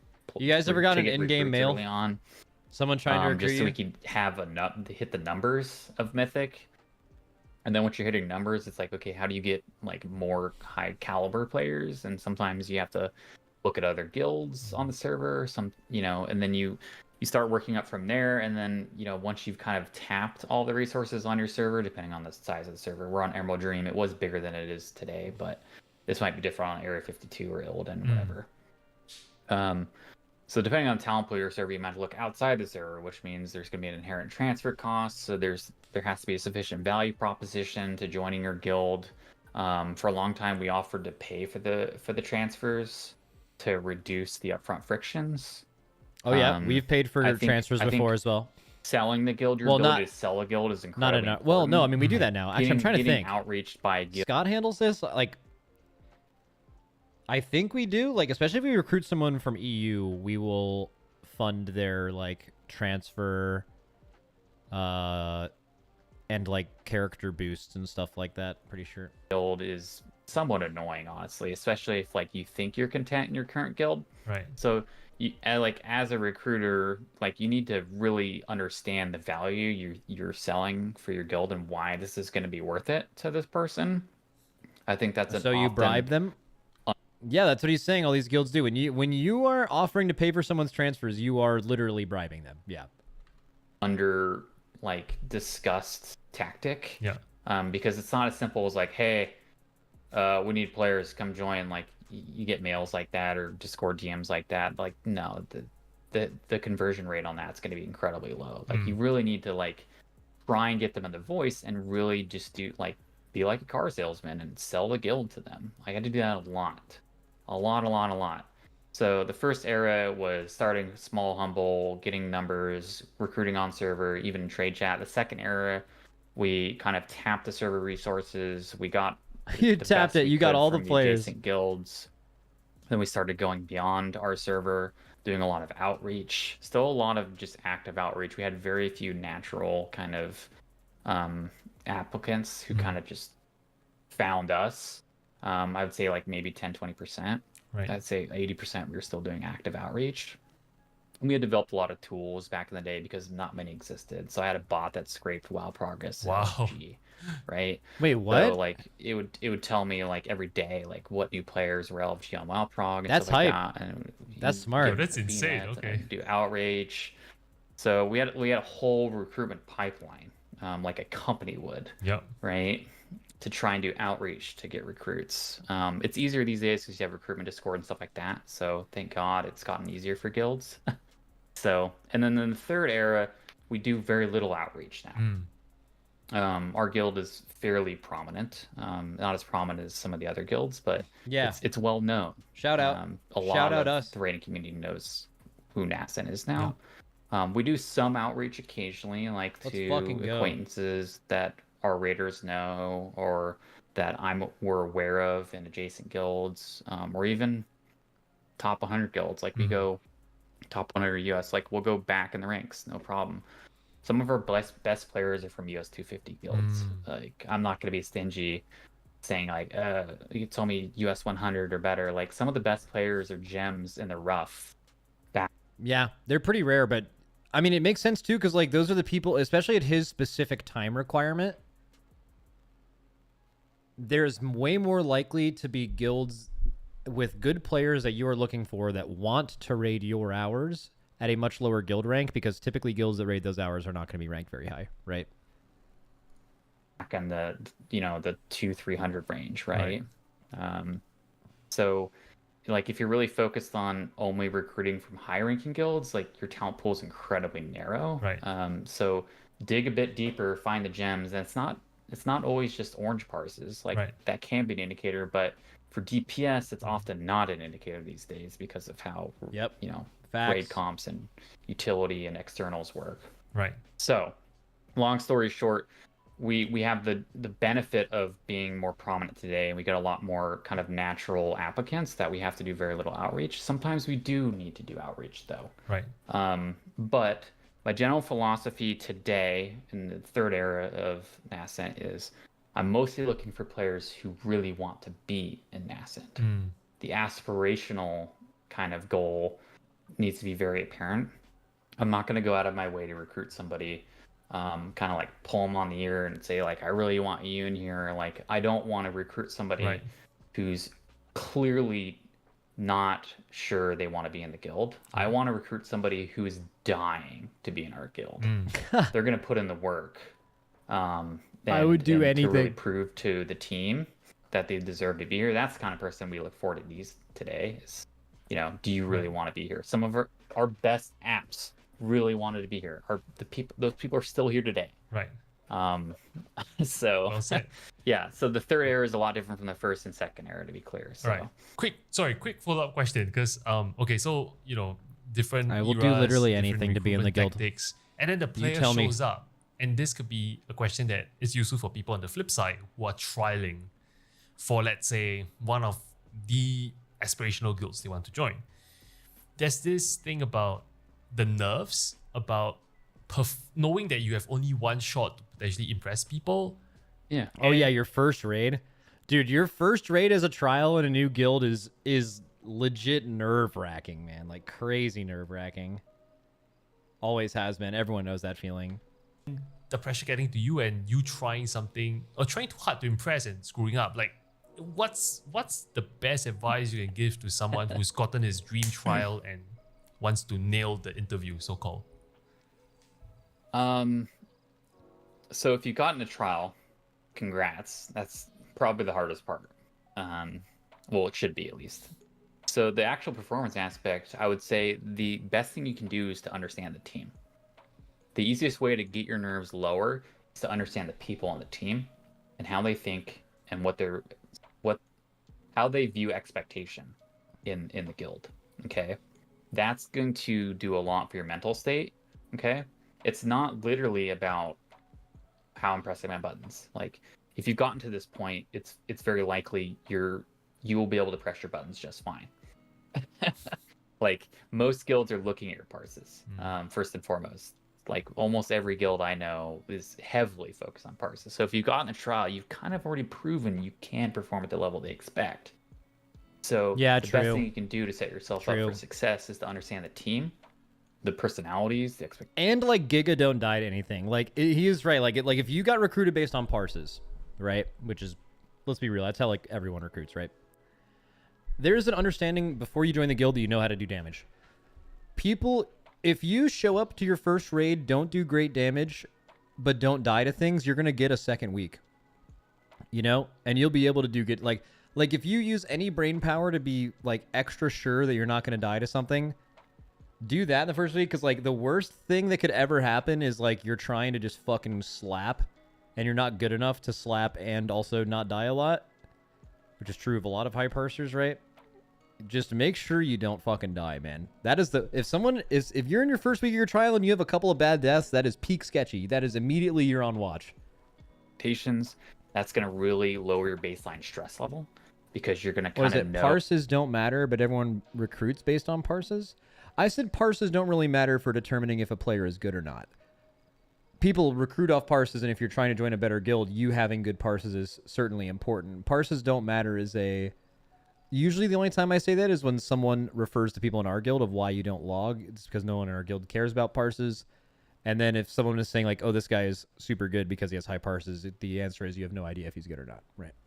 Oh, like what the quips of people are, what their mannerisms are. Like, is this person just eternally frustrated and that's just their personality? Like, do I actually have to worry about what they think, or is that just how they are, you know?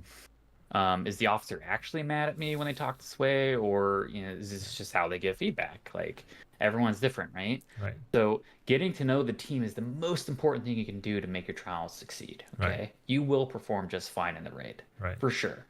But if you can lower your nerves, like become friends with the team, they're gonna have more empathy for you, and you're gonna lower your stress by just general understanding. Right. It's great advice.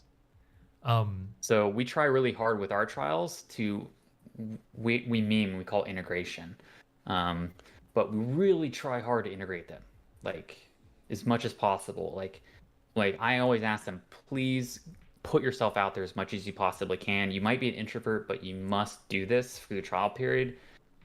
You must go out of your way to group with people, to hang out with people, like just be in Discord and talk about stuff. Like, you must just go completely out of your way to become part of the team. Yeah.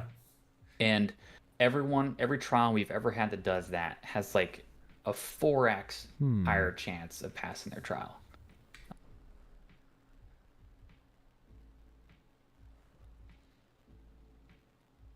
Yeah, I guess if you're like someone who never shows up and you just hang out with like other friends and stuff, like being part of the team will help you pass. But I think your guild matters too. Like, I know there's people who have like tried to do that in our guild, but like outside of a new game coming out or a new WoW patch, people are like kind of doing their own thing. So you kind of have to foster an environment where that's actually happening in your guild as well.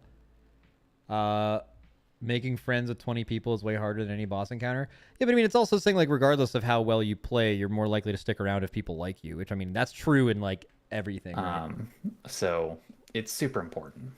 So, you know, this is a very nice way to kind of wrap up the personnel discussion before we move on to strategy, because I feel like based on everything you have said in the past, call it 45 minutes, you folks really run it like a company, and I can start to see why you folks are successful. Like you even have an onboarding process. It's almost like HR is telling you, all right, on your first day, this is what you do. This you have a probation period, and Yeah, I suppose it is. Yeah. I think it's crazy that no one ever talks about all these things, because I am, I'm just enjoying soaking up the insights of your 10 years, and it's kind of crazy that I get to learn it in just 45 minutes. Now it's probably skimming the surface of what you know, but it's already really interesting to me. So let's kind of switch gears a little and talk about strategy, because I also, I'm aware we have a fixed time, so I do want to get into the strategy bit.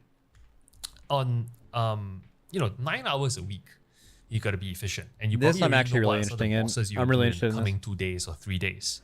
Wait, bro makes this sound like a job way too much.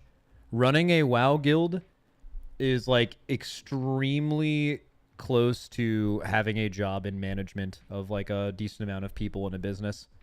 It's a lot of the same. It's a lot of the same skill set. Can you run me through what's from a very Like small top line company, yeah. perspective? How do you guys prep for a new boss? You have not done it. It's an entirely new tier. What goes behind the scenes? Oh, that's a loaded question. So we're always looking ahead. I always say this too. That's a loaded question. I think that the way that he used that is wrong, right?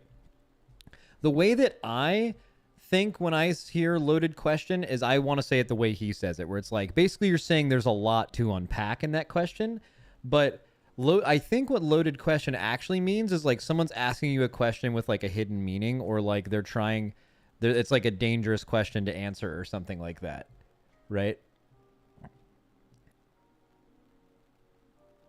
But I use it, I'm not like, yeah, it's like leading. It's a leading question. Yeah, like a leading question, yeah. But like, I use it the way that he's using it, and I've done that wrong in the past too. Of course. So we look at Loaded question means they want you to manipulate you into answering a certain way, yeah. But I think it is commonly misused like he did it and like how I do it sometimes, where you use it as just basically saying that question has a lot of content in it. PTR footage, of course. We kind of understand the nature of mechanics on fights. Now, tuning is always a question mark. PTR generally tends lower on mechanical damage and higher on like health, just to test the mechanics of the encounter. They aren't really focused on the tuning and on the PTR, not very much. So sometimes the tuning is left as is on the PTR when it transitions to live, and other times they completely dial it to 11. Like they just crank the damage on everything way up, right? So we really focus on what's the best bang for our buck. Okay, so nowadays, like we're doing normal first week, we're doing heroic first week. The name of the game is to get 4-piece as fast as possible. Now we're not going to do splits. We don't do splits. So we'll do normal, we'll do heroic. We'll base our tier loot choices to players based on stats. So we use like the same sim data that everyone else does to prioritize. We also think about the player the gear is going to. Some players utilize gear at a higher percentage of effectiveness than others. What? So give gear to your better players, or give gear to the classes that give gear to classes that are currently tuned really well, or give gear to classes that you've already given gear to. Like gear scales off of gear, right? Like if someone has 10 eye levels over someone else, and just for the sake of argument, let's say they're the exact same class, right? Exact same class, one person has 10 eye levels more than the other person, but the bracers that just dropped are a 20 eye level upgrade for both of them. The correct answer with no emotions involved is to give it to the player that already has really high eye level, right? But the decision mostly used will be to give it to the lower eye level player to make him happier. And that maybe is the right decision, depending on who that person is and what has happened so far in your guild. So, we might have 2 rogues or whatever, or 2 warriors. One of them might play, at a higher percentile on average than the others. And that does factor into who we preference for certain gear pieces and who we even slot in for comp decisions. Okay. Now, going beyond that, the game gets a little bit more complicated once we get to heroic or whatever. But generally, going into the tier, we have a good understanding. The team has a good understanding of the mechanics. So, in the last couple weeks of a tier, going into a new tier, Mm. we will reserve our raid nights to do fight analysis of Oh. PTR footage. That's cool. So Interesting. instead of raiding the last few weeks, because we're deep into farm at that point and we don't need anything, so we use our raid nights to communally prep and we just look at the VODs. We go through, we'll pause. It's just like a Discord stream share. We'll pause, we'll talk about mechanics, we'll watch them, we'll rewind, we'll look at how people position, stuff like that, like all the nuances of the play, They do that with their entire guild? the mechanics, things that could probably trip us up. And we partition the raid over like 2, maybe 3 nights, depending on how many bosses the new raid has. So we'll spend 2 to 3 nights It's good for players to get their eyes on looking mechanics. at Yeah, I the mean, PTR footage. Right. he means he shares on Discord while everyone eats dinner and watches YouTube. It depends on how poorly you do it. If you have everyone in there for 30 minutes to an hour and you're going over like actual VODs and information, that can be enough to keep people's attention. Usually, if they're not looking at something and you're just talking to them and you're like definitely over explaining raid mechanics. Like if I listen to someone explaining a fight and they start like explaining some shit that doesn't apply to me, I instantly zone out. You have to keep it very general, only talk about the important things, or else everyone will zone out. Generally, we will have started scrounging up weak ores or even made weak ores if we manage to do PTR testing. Some of us do manage to do some PTR testing, so we have some idea of weak ores that should be necessary. We try to tend on the very minimal side of weak ores, if possible. So stuff that's really going to trip us up or is super deadly, we're going to make sure we have a lot of tooling around and organization around. Stuff that matters less, we don't care as much with weak ores. So then that obviously ramps up heavily when you get to the last 2 fights usually. So that's weak auras, that's general fight understanding and mechanical understanding of the encounters. And then when we do normal and heroic, we're really focused on understanding how the fight flows and the mechanics around it. So we really try and take an educational approach of like, this is happening. Pretend this is mythic. I don't care if it's normal, it's falling over, but pretend it's mythic and we need to do the mechanics right.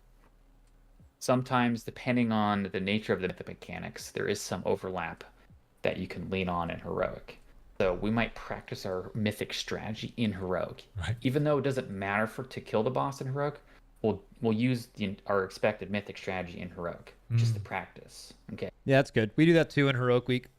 We try to do our mythic stuff as much as possible. In previous tiers, we used to not do this because we didn't want Echo to see what we were doing on a lot of this stuff and like ideas we had. Like for example, like Dark Recital in Castle Nathria. Like we had figured that out before we ever went into mythic, and we like fucked around with it on heroic off stream. But like if we would have just done that on our heroic splits to make them like so slightly more efficient, it would have saved Echo an hour or 2 on their progression, right? It's like there was a reason for us not to do it. But now it's like we think that repetition is so important that you're going to just do it in heroic, because you do heroic so many runs in a row anyway to where like you don't want people to do heroic Smolderon 70 times doing something totally different than how you would move on mythic, because very simply it's just going to like take away like 3 or 4, I'll make up a number, pulls on mythic to like get used to the new movement, where like if you just have already done it a million times, a lot of it transfers. Here's something else I was going to say about that too.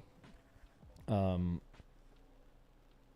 was he going to say? Do things like you do on heroic. Oh, there are also times where even if you're on a mythic boss, it helps to go into heroic to make sure things are perfect. So I'll give an example of this on Fire Axe. So something that I believe us and Echo did, that is like super worth your time, is like, let's just say there's a very specific mechanical, technical thing you have to do in the fight. So P2 Fire Axe, the grouping of the ads is a very like specific thing that a lot of people are doing together. Those same ads spawn in heroic, so it's better to just go in heroic where you can instantly get through P1 every time, and just like 2 or 3 times in a row try to get it to where it's perfect. You just spent probably 15 minutes, but like it's possible you wouldn't have seen that P2 at all there, and now every time you're in P2, people know exactly what they need to do rather than thinking about it after they got through a really hard P1. Like there's scenarios like that where it makes a lot of sense. Jailer. if you guys progress Jailer, one of the hardest parts of that fight was like getting everyone to stack up properly with like the circles. Do you guys remember in the last phase? Something we didn't do and something Echo did that was brilliant was like they created a weak aura for that you could do as a tester before the pull. So they sat there on Jailer's platform and had them all had a pretend mechanic go out, and then they just like went into position to like to pretend as if they got it in P3. And then they just did that until they were really good at it, and then their P3 pulls were just so much more efficient because they got that practice in. Like that is exactly, that would have helped us so much if we would have done that. Like we were so inconsistent with that mechanic, and that would have made such a huge difference. That's basically the same thing as like going and doing it on heroic. You would do those two things for the same reason. Okay. So when we get to Mythic, we're executing the same strategy. I'm surprised you guys don't do more simulated mechanics from weak auras. To be honest with you, unless it's like a really, really hard mechanic, a lot of our players are good enough to where they just zone out during that because they feel confident that they can do it when it's in the fight. It depends on where the mechanic is and depends on how technical the movement is, because a lot of them will just do it naturally. It's a very specific time where it makes sense to do that and not just like keep pulling the boss. And so it comes more naturally. Obviously, the numbers are dialed up, but so we try and find strategic overlaps where we can execute lower difficulty encounters as if they are mythic difficulty encounters, even if the lower tier doesn't require it. Okay. And then beyond that, when we get to the harder fights, we're doing micro strategies, like we're focused on phase 1 fire rack or intermission fire rack. We come with a game plan for that intermission or that phase for that night, and then we have contingencies if we manage to overperform for that evening. If we get into the next phase, we have a contingency strategy so that we aren't completely lost. Right. In the event Interesting. we get there. And we only have the team focused on like 1.5 phases any given night. Yeah, I mean that's kind of like laying out a broader version of the philosophy of don't fucking explain the entire fight when you just get to a boss. Like if you know it's going to take you 3 or 4 hours of progression to get out of P1, why the fuck are you talking about P2? Why are you even talking about the last minute of P1? Like, especially when I was going back and helping guilds, you want to keep them like exactly focused on the things that matter, like hyper specialized at that time. And then if you get later in the pull, it's like, bro, just fucking YOLO it. And then once you actually get your eyes on these things after this pull, we'll tell you what you're going to do at that part of the fight. Like, this is actually really smart, and a lot of guilds don't do this. So that the learnings are clear and the expectations are clear, and the level of optimization is very clear and the goals are clear. Right. So yeah, that's a lot of how we perform or dialed up the efficiency, and then beyond that, there's a lot of individual character prep that goes into it. There's the understanding that as a rogue, you're looking at the encounters and you're understanding like, oh, should I play sub in this fight? Are the timings good for sub, or are the timings good for Sin, or is whatever? Like, so the pure DPS classes that have multiple specs, like they're thinking about what's most applicable to me. Right. Sometimes you might be Frost for like the first 7 fights as mage, and then the last 2 fights it's fire. Okay, because it's just the mobility is really good, having cheap death's really good. The spread AoE cleave is really good. Right. So, and that factors in now we do gearing choices. Like we're not going to gear you as Frost if the hardest fights require you as fire. So there's those sorts of choices to go into the gearing optimization side of it as well. And so you have the individual character prep, which includes all the M+ that you run outside of raid, which we have a mixed bag of. Right. Honestly, some people are crazy about it, others aren't. Right. So. Right. Super helpful. I actually think that I'm surprised that Mythic Plus is like not more of like a requirement in low hour guilds. But I mean, if you're in a low hour guild, you don't really have a lot of time. But like the time you spend outside of raid, Mythic Plusing is like so fucking important for your like power.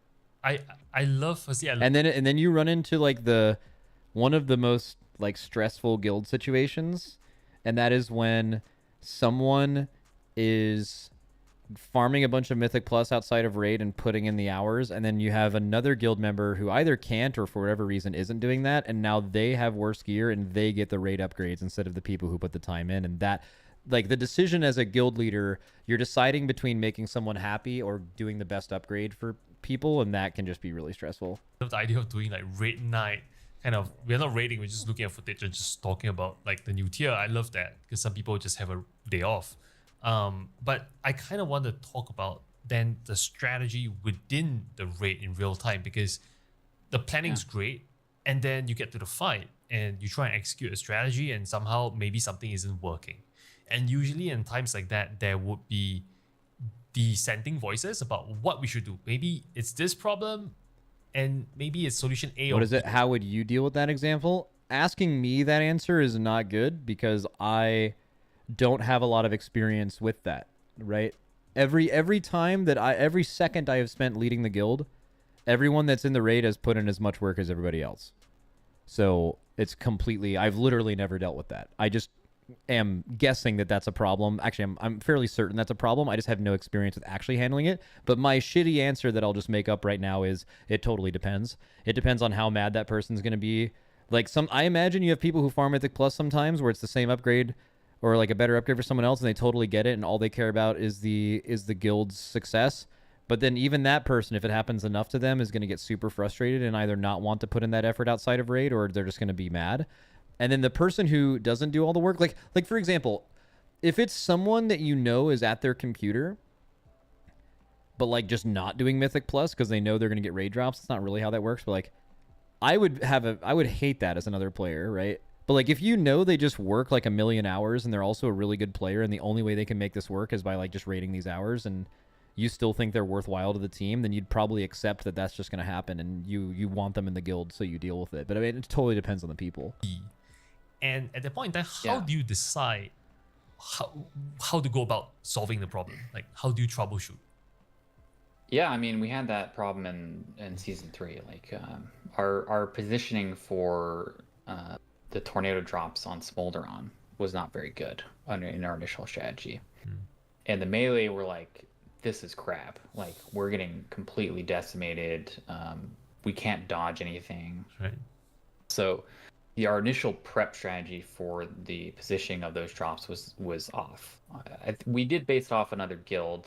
We typically look at a couple European guilds that we idolize a little bit, but you have to understand that strategies are not universal. Not always, at least. Sometimes there is a universal strategy that's simply numerically better and strategically easier to execute for a group of 20.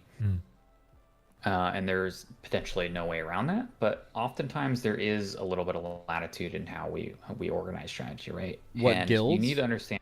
He's probably talking about Echo or like Fat Shark. Yes, Fat Shark. Yes, actually, for many years, had a lot. They did a really good job of getting to a boss, taking things from our strat and Echo strat and mixing them together, and because they were smart enough to do that, or they'll like just come up with something that's like a little bit more relevant for them when they get to things like that. So like that could be another guild you look at. Northern Sky is what they use the most. Yeah, Northern Sky is great. I mean, I know Relo at least in that guild. Another really good low hour guild that's really strong. Dratnos guild is one of the few top 20 that logs early in the tier. Is he talking about logs more than VODs? Are not universal. Not always, at least. Sometimes there is a universal strategy that's simply numerically better and strategically easier to execute for a group of 20. And there's potentially no way around that, but oftentimes there is a little bit of latitude in how we organize strategy, right? And you need to understand what's going to work for your team. So you might have a team that is full of people who can really adapt on the fly, okay? You might have, like, maybe it's a team, like, you have a lot of N+ers that can, just constantly adapt, okay? But maybe your team requires more rigid choreography. Like, they require more rigid expectations of movement of other players or execution of other players. So you really need to understand how your team functions together. And this really goes back to that team cohesion I was talking about earlier. It's like understanding how, like, other players think on the team. Like, Right. I know if we need to cover that, there's at least 3 people who will jump on a grenade at like a moment's notice, Right. and it'll be natural to them. And so when you play A with goddamn people, you war understand hero. how people are capable or incapable of Fucking adapting. salute. Right. You get a good sense of how your team can function. So, our Smolderon drops required a lot of self-adaptability, straight up. Like, we could have made it work, but it wasn't as thoughtless as it should have been for a bunch of us, right? And so we made some adjustments, and there was contention. Right. It wasn't working. We were wiping. Smolderon's really interesting. I don't know if I want to pull out a whole raid plan right now, but like, it's one where like by not having very precise fire drops on that fight makes it easier to get through the fight. But like, at least what we found in progression is like later towards our pulls of killing Smolderon, when you actually committed to having like really good fire placement, it made the end of the fight so much easier, and that was by far the hardest part of the fight, that it ended up being worth it. But I also think getting there earlier was worth it too. Like, you kind of had to see that you had to work on that rather than otherwise. Because like you just like why preemptively super focus on room denial if you don't even know that that's going to be something that's wiping you? Because like you could even have less perspective and even get to the end and actually not think it's wiping you because you technically have room. But the reality is a phase is 10 times easier with a lot more room than doing it in a condensed amount of space. Melee were annoyed, and you get hit by more tornadoes. Rather than right? We try to muscle through it for a few more attempts because we don't want to do. We want to make sure that like this is an actual problem. Like, we're consistently running into a problem. Okay, let's try it again. Let's make sure we execute it with the expectation that over focusing on fire pool management is not useful because you needed a little corridor for the last knock. I completely disagree. We had. If we still have problems, let's take a break and let's talk about it. Okay, so we might just stop. Well, we probably killed the boss with at 2 different tuning levels, but I think in this instance we identified it as a problem kind of like near the end of raid, so we just kind of tried to make it work. And then after raid, we had like a pretty serious discussion about like, why it isn't working. Some folks diagrammed some stuff. We got some, competing strategic VODs from like some of the other top guilds who did it a little bit differently. Smolderon is pretty moldable. You can come up with your own Warcraft stuff. Logs replays. We saw the movements, what were tripping people up, if people were actually out of position that should have been. So, what was our fault versus what's the strategy's fault?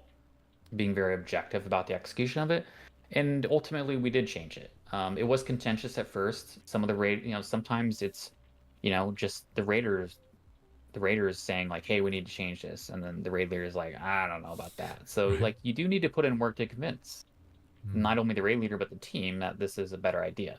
Yeah, you need to, sometimes, if you have a lot of your raiders saying that they don't like this and they need to try something else and you're staying against it, you could be right and you really have to hold that conviction and you'd be able to tell later. But also sometimes if a lot of people want to change things, changing it just for the sake of change sometimes is good. Like the raiders need to feel like something's being done. But ultimately, it's not complicated. It just comes up to how often you're right, right? Like if you're someone who's making the final decision, regardless of how often you stick to your guns or delegate to someone else's idea, what matters is that being the right or wrong choice, and that's usually really obvious after you kill a boss. And you just being right more often is solid. You want to do that. And the raid leader can't have an ego about it. That's important. Like, oh yeah, be firm, but expect, sound reasoning, of course. Yeah, man, bro, you have to have the ability, if you're making the final decision, that if someone comes up with a really good idea, you have to have absolutely no ego that your idea is what's being moved off of. Like, if your idea, someone's like, I had this idea and it's better, you have to be willing to do that and not have any care in your body that, like, it's not the thing you came up with. Some people really struggle with that. But at the same time, if that person's you also can't just immediately try everyone's idea because a lot of them will be wastes of time, right? You have to pick and choose. Right. And be willing to change. And so, we go through this certainly on various different fights over the tiers. And what is it? Changing things more frequently helps prevent the habituation of gameplay. Changing things more frequently also can cause confusion, and if you're changing to things that you don't end up killing it with, like in an ideal scenario, you pick the right strat from the very first pull and you kill the boss with it. But like, that's pretty rare, right? Like what could happen is you like try a few different things over the course of 30 pulls when you first start a really hard boss, and it turns out you just wasted 20 pulls because you didn't start with the right one. Like I think it totally depends. It goes back to the type of It's always worth at least trying out logical, intelligent, alternative strategies with the right time management. If they end up being correct, yeah. I mean, we deal with this in a totally different world because we are trying out these things when we're up against the clock, beating other guilds, and we are the people literally figuring this boss out. But when you're killing it as any other guild, you are coming into it with, I guess, a preconceived notion of what the right thing to do is because of what we killed it with or what Echo killed it with. Or what other guilds in front of you have chosen to kill it with, like later on in a farm period. And sometimes doing something different actually is better, and it's probably hard to convince your guild of that. But spending time trying things that you don't end up doing is usually just a waste of time. And then your response is, I'm trying to sound smarter and more experienced than I actually am. Cat sitting very comfortable. I respect that. players that we recruit, and Me too, bro. it's simple. Like with an ego, you wouldn't be able to do this. Like they'd be like, "You guys are idiots. You should do it this way." Like, so being able to have a healthy debate, which can often, be stressful for people, is incredibly important. That's how you make progress without pissing people off, which decreases the overall morale of the team, which decreases raid performance. Right. So you need to have raiders who are enough of an adult to have a healthy debate and discussion and come to a conclusion on how we should improve without killing the morale of the team at the same time. What is it, Max? It always amazes me when people try to copy strats from Liquid 1-to-1. You are not Liquid. Why are you trying to be them? Well, okay, so there's scenarios where we do strats that are really bad for other people because our strats rely on a very high amount of skill level and personal responsibility amongst each player, also usually referred to as we're doing some YOLO shit. That's just simply a bad idea with less skilled players. That we don't make as many strats like that as opposed to how we used to. Like, generally speaking, when you get to an end boss, you would rather have a strat that is the easiest no matter what. Like in a perfect world, we make a strat that is the easiest for every player to achieve. And that is why, and that should translate to any guild skill level, right? But sometimes when you're problem solving a boss, we don't spend a ton of time problem solving P1. Maybe we get through P1 or P2 really quickly, and now all of our brain is on getting to P3, right? We're solving the next problem. So we don't spend a lot of time over-engineering and perfecting some early stuff. So, I mean, yeah, generally speaking, you can look at what we do and try your own stuff for sure. Sometimes it's hard to weigh that against what works. But, I mean, like, there usually are optimizations to everything us and Echo do on bosses because we are just simply not putting all of our time and effort into solving that specific thing. So, yeah. Let's speak about morale, because I think that's also a very big factor. And this is probably my one last question about the raiding stuff. And I do want to talk about some of the efficiency stuff that is probably more of a personal question because I love efficiency too. So let me ask about this morale thing, because there'll be nights where nothing goes right. And it's tricky thing because you gotta keep morale high, so no one kind of have this like dead silence in Discord, and it feels bad to be there. But at the same time, if the environment is too lax, people kind of trip up and they kind of screw around. Like, how do you manage those two tensions? The weird thing is I actually, over time, I have come more to the realization that lax is not worse. I actually think like when the raid is more relaxed and even joking, the better we perform. Now, like you see like Liquid do this on Wasteworld first. They're making jokes and all the time, but there's different like phases of messing around. Like if you have phase 1 on farm and like you gotta control it around. Like you must compartmentalize the seriousness of what you're doing and minimize the level of seriousness, I've come to find. So if you're working on P2, try and minimize the seriousness to mostly P2, okay?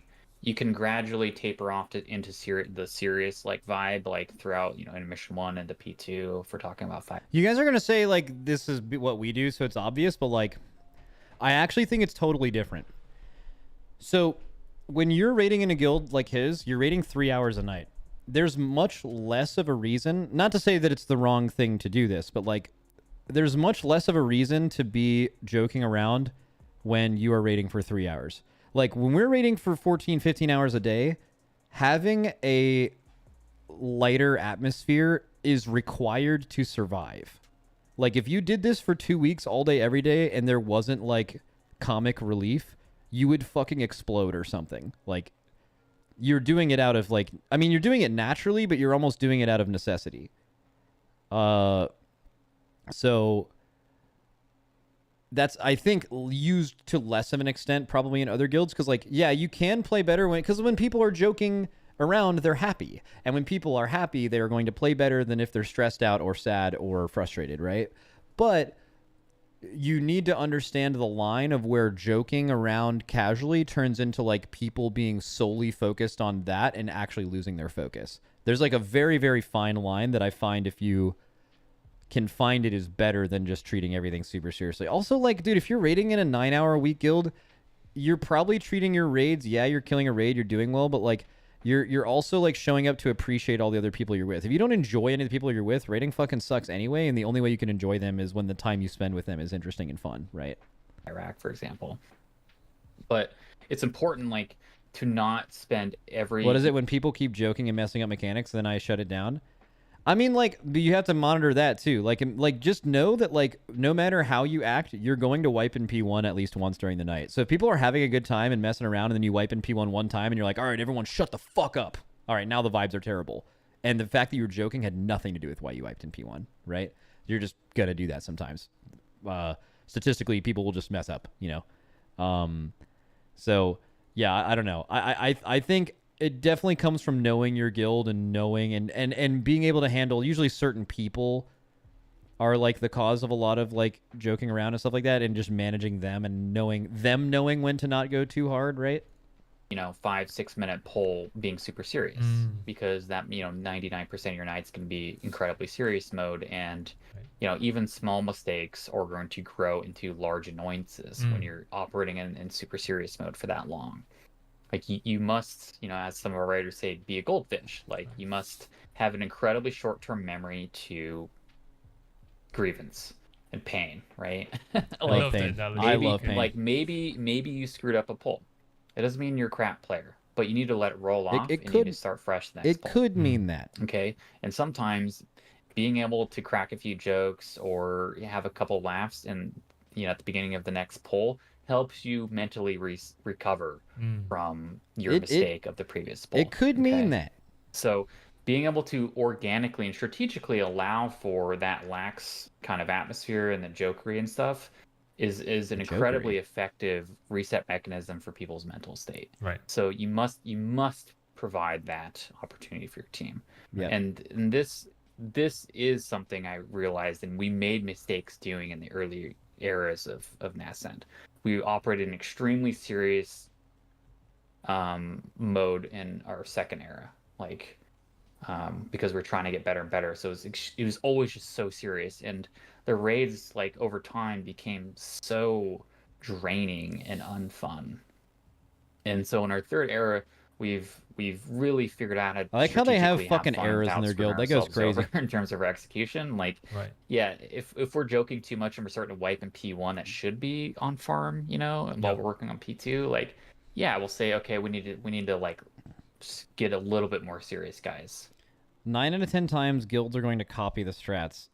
Of course, a 9-hour guild isn't going to come up with a new strat. They're going to either use a top guild strat or a very close variation. Yeah, correct. Yeah. Well, let's like cut it out a little bit on the jokery and, like, you know, get a little bit more serious. So we have to manage it sometimes, because you know, sometimes it does negatively impact us. But you just need to understand, like, you know, one that's actually occurring as a leader and saying, like, okay, team, like, sit up in your chair a little bit. Let's, you know, dial it in a little bit. Dial it in. And then there's other nights where none of that. I'm fucking will happen. dialed, bro. What, like you mentioned in the original question, is there's some nights where, for whatever reason, everything just sucks. It doesn't matter what you do. It doesn't matter how many jokes you try. And It could be like just pure life RNG. Like 5 of your raiders just had an awful day, just the worst day, and they're not looking forward to showing up to raid because they just want to do anything else because they've had such a bad day. And I mean, Like, if that is ever true, what I just said, your raid night's gonna suck. There's literally zero chance your raid night will not suck, if that is true, and that just happens, right?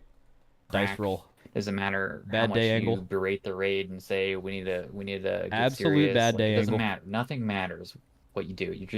You're not playing well. Now I hate that personally because I don't know I don't know what to do with that. I don't know how to prove that. It's something that we still have from time to time that I'm still like wondering like, oh, what led to that? You know, like how do we mitigate that or even prevent that? So that's like one of the great open challenges leading the team still is. I think some of it is probably unavoidable to a certain degree. I think just as humans coming together, 20 people, there's a lot of dynamics there, and I think sometimes that will just culminate in a bad night. Yeah. I think it's okay to have a bad night. We just try It and is not okay to have a bad figure night, out ways chat. to mitigate bad nights. Right. So sometimes if Remember that. we start a raid night and we just suck for like an hour, Don't maybe do that. an hour and a half. Right. We'll take an extended break. Like like typically we take like 8 to 10 minute breaks in the middle of the raid in our 3 hours. But if we chain wipe to dumb stuff for an hour, Well, I'm interested I'll in just the throw a philosophy break between timer breaking right in a there 3-hour above and raid, get up actually. and I think go, that's super Right. interesting. Walk outside or something. Like just what's mentally completely reset what's going on. I don't even want any people talking about their strategy, nothing. Just go away. Right. Like, not the best thing to relate it to, but if we do a 5-hour raid in our guild, zero chance there's a break. Like, just a farm raid. There's no chance. You just, like, do it, Then maybe not as the best thing, but, yeah. I've noticed that guilds like that always take big old breaks.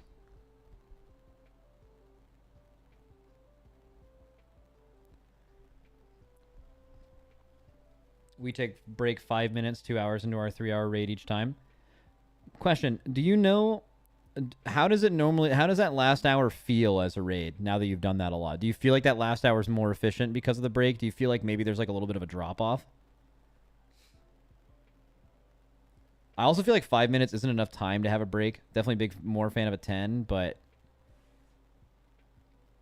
I could see like someone having a long day at work, showing up for the first 2 hours of raid, going on a break, kind of relaxing a little bit, and then they're not as good in the last hour because they're exhausted. But that wouldn't have happened if they didn't take a break. And pet your But I'm cat also just making shit up. So or get a snack or like I don't know. And sometimes that has Just massive simply making it value. up. Sometimes we'll come back and we'll be completely fine. Mm. So we try and adjust dynamically, Right. how we do breaks, like how we manage the mood and atmosphere of the raid, depending on the night. So we really try and be Yep. dynamic about it and adapt on the fly. Right. So I love it. I love everything you've said so far about personnel management, roster management, even the strategy and the approach. And it gives me a lot of anticipation in my next and probably the last segment of this interview. And this is a very selfish question for me because, like I said, I love efficiency too. Like World of Warcraft is not the only thing I do, but it's a very big part of my life. But there's also other aspects of my life that I love. And just from the way you talk, I can sense that there's a lot I can learn from you on this aspect. So it's a very nice tangent because you mentioned about bad nights, and sometimes it's frustrating. Sometimes you got to deal with egos, and people DM you. You are the GM. I'm sure people DM you all the time and they complain, and there's a lot to compartmentalize in your head versus kind of your life outside of WoW. And I know you have a day job and stuff. Can you please give any tips, advice on how to be more efficient in life when, as a gamer, you love gaming and you love to put in hours, but how do you kind of juggle or compartmentalize? Like, what advice would you give? So you want life advice? It could be life, it could be life advice, could be related. Wow, just go for it. I mean, obviously you need to try and compartmentalize as much as you can. Like the age-old saying, don't take work home with you. That's way harder than it actually is, of course. Right. There's ways in your life to this is artificially real. compartmentalize things. Like, if you work a day job, go to the gym right after your day job, that creates a hard division between your job and your personal life, because the gym is your reset mechanism. Now, I know some people like to work out in the morning, but there might be other activities you can do This is so deep. between, like, as transition periods between aspects of your life, right? So, like, if you raid till 10, do something that isn't raiding, that resets your mental state before you go to bed, so it doesn't affect your sleep. Okay? And then if you work a day job, do something after your job that transitions you out of work space into a different space. Right. If there are things in your life that are providing or getting in the way of that compartmentalization, and in an ever-connected world, He's that's cooking. certainly the case. Like, Yeah, you he's push cooking a little bit. notifications from Discord, from raiders, like at all nights of the, all hours of the night. Like, manage your notifications, manage your time commitment to different areas of your life. These tools are afforded to you. People just choose not to organize around them, right? So if you're at work, like, and you don't want to deal with WoW stuff while at work, manage your notifications, right? Or, if you're on and off night, manage your notifications so you don't deal with WoW stuff every single night of the week. Like, you need to do a little bit of organization to manage the communication between the different aspects of your life, right? And that's only going to be healthy. So I don't know if that helps answer your question. No, that but does. I just only those are- game. Those are some things I try and do, and I'm not always good at it. Like, sometimes, Dude, when I want to blow off steam, I just log on Twitter and I just fucking hate. I just like vocally hate everything. That's how I just blow my steam off. I just turn into like a little demon online. I will look at Discord during the day during work, especially on like a patch day where everyone's fired up about changes or whatever. Like, Let's fucking go. it's kind of fun. And it's distracting, but it's fun. Right. So you can cheat sometimes, but if you need that structure, add the structure. Do the work to add the structure. I think for me in my career and in WoW, it's add sufficient structure, but don't overstructure. Yeah. I'm not obsessed with process for the sake of process. I actually hate process. Right. So I try and optimize Hating out process. of heavy process, in like everything. Right. So I'm a status quo hater, as I like to call it. So, like, in my day job and my career, like, I'm always fighting the status quo, and how can we do Why are you saying it like better? Can we make this more fun? Right. Can we reduce process? Same thing applies with why are WoW. you Same thing hating that applies with shit? everything I do. Right. So Yeah. I love that. And this is also a great time to go back to what you said at the start of the interview, which is you embrace failure. And I want to talk about that. And it's not just about life, it's also about what you do for the guild. There are times where there's a certain goal that you set as a guild, right? Like maybe certain ranks, maybe I'm sure you guys talk about what the ranks you guys want to push for.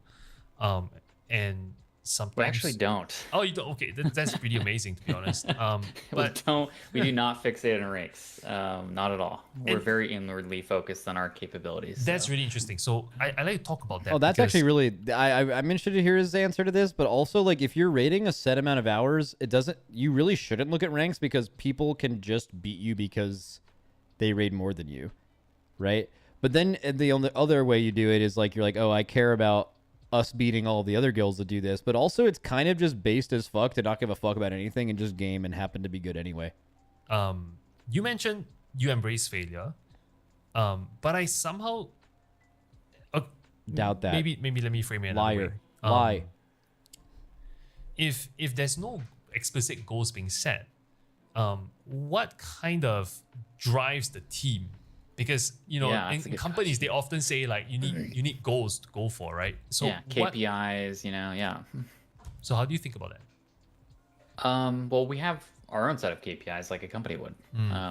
I don't think they're as explicit as a typical companies would be, like, oh, drive revenue, ARR, whatever, as a typical company KPI would be. But I don't know what it means. I don't know what it means, chat. I'm not gonna ask. Wasted nights than the last year. Do not So tell me. if we had like 4 bad nights, I'll ignore we you if just you tell me. were I don't wanna terrible know. and we didn't make much progress. Like, have less than 4 in the next year, or if we didn't adequately prep for a fight, we missed weak orders for a fight. It's like, don't have less misses than last year. I'm not looking at chat. So I won't know. We the retrospective of the tier is incredibly important to setting future goals for future tiers. And that's how we've managed to drive the rank down as a result of that. We haven't approached it from a, hey, we want to lower rank. Right. Let's just push harder. Like that's not really a tangible goal. Like what goes into the rank? It's everything else. Yeah. So we look at everything else, and the rank is just the byproduct of how we improve. That's why we're never like just fixated on ranks. Like they vary, and the ranking is frankly highly volatile with respect to the rest of the rating scene. Some tiers are tuned dramatically easier than others, which will make our rank worse because we raid less. So anybody who raids more is going to finish sooner because the raid isn't very hard. Okay, we excel when there's really long boss, pull count bosses like Iraq and Tindril, because we generally have like 50% less pulls than most guilds. And even guilds around us, we still like beat by like 20-25% on pull count. Flex. Nominally. So like that's where we make up our biggest competitive advantage in a harder tier. And then our rank is generally better in a harder tier. So that's why we don't focus on ranks, because it's so much of ranking is out of our control. Right. We just focus on what's in our control, which is what we put into 9 hours. Okay. Other guilds will say like, oh, we can just add a day to get the rank we want. Yeah. But like there's so much that goes into what you already do in the hours you already commit. And I'm not saying you shouldn't ever add a day, like that's up to you and your guild. But Max, did you know one of your mods has a PhD and is a gigabrain? Yeah, they all are. If you're looking at That's one of the requirements. and areas of improvement and everything's on the table, like our raid time is fixed. We don't change that. It's immutable, right?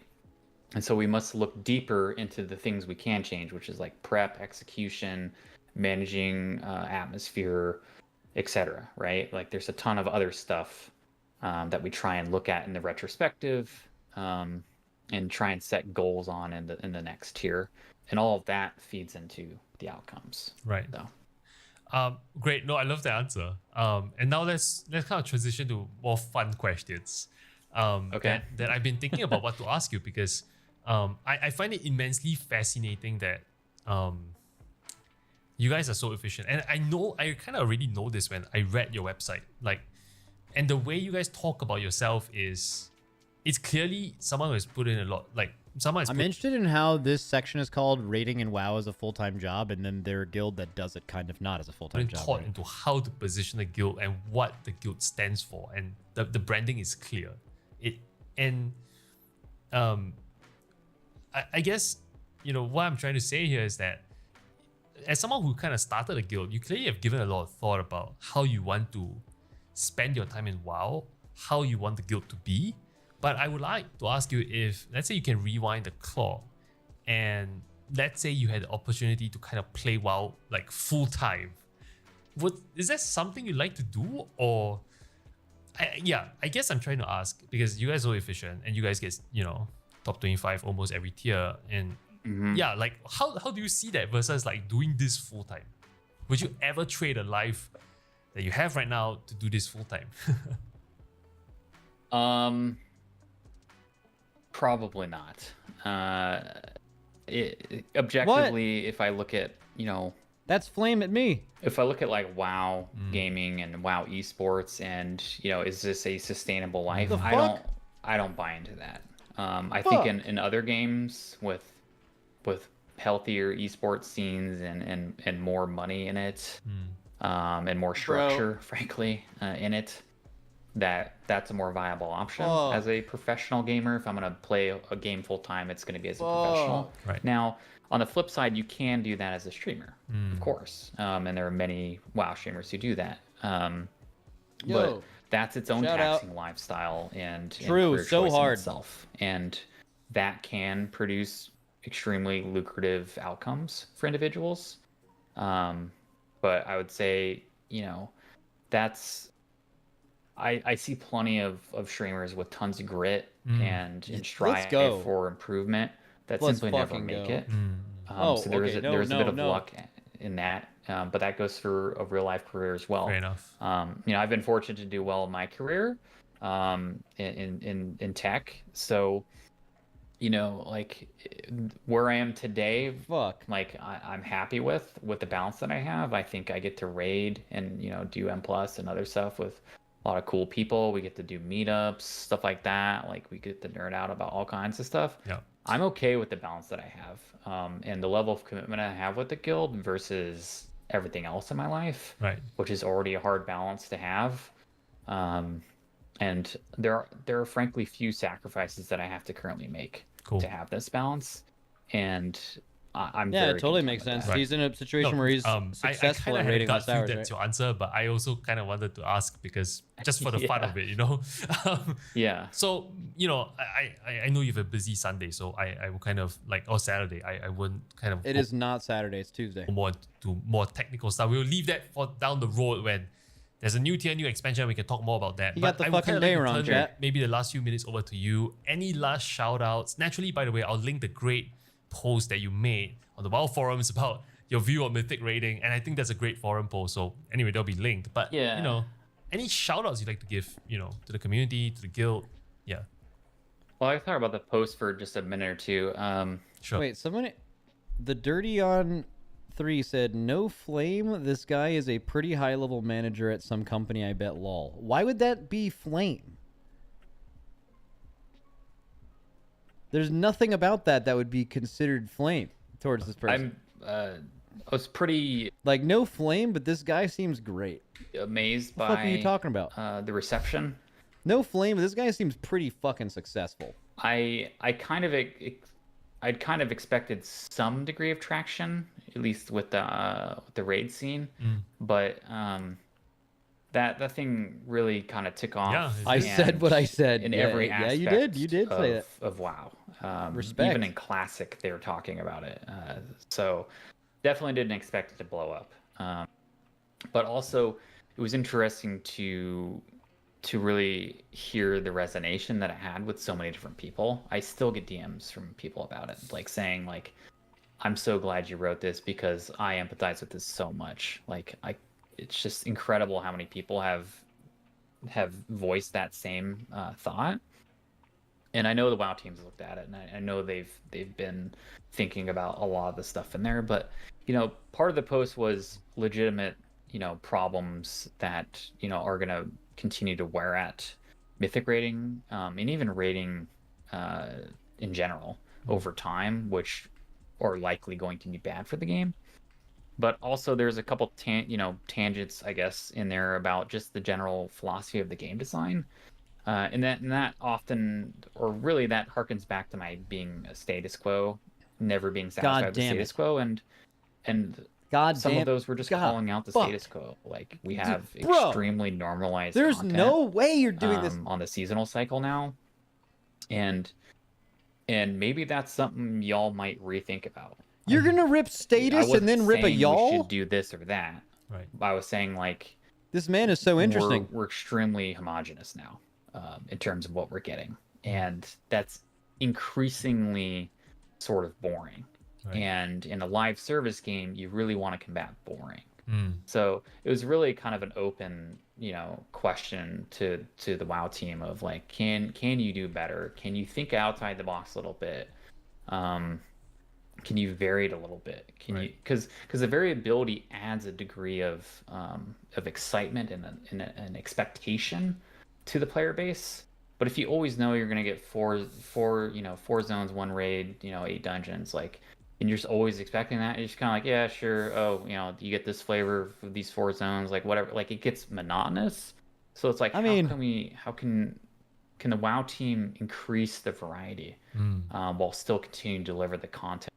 I mean, since that post, they did come out with Plunderstorm and Mop Remix. I feel like that's a fair, like, variation from the status quo. So it's just kind of a thought-provoking question. It wasn't saying we should or shouldn't do anything, or we shouldn't do rule or hard modes, or like I wasn't taking a stance on that, or whatever. Like these are decisions up to the WoW team. God, I to miss make. Plunderstorm. But the only point I was trying to make in some of those earlier points was like, hey, just an FYI, like, could we do something different over time?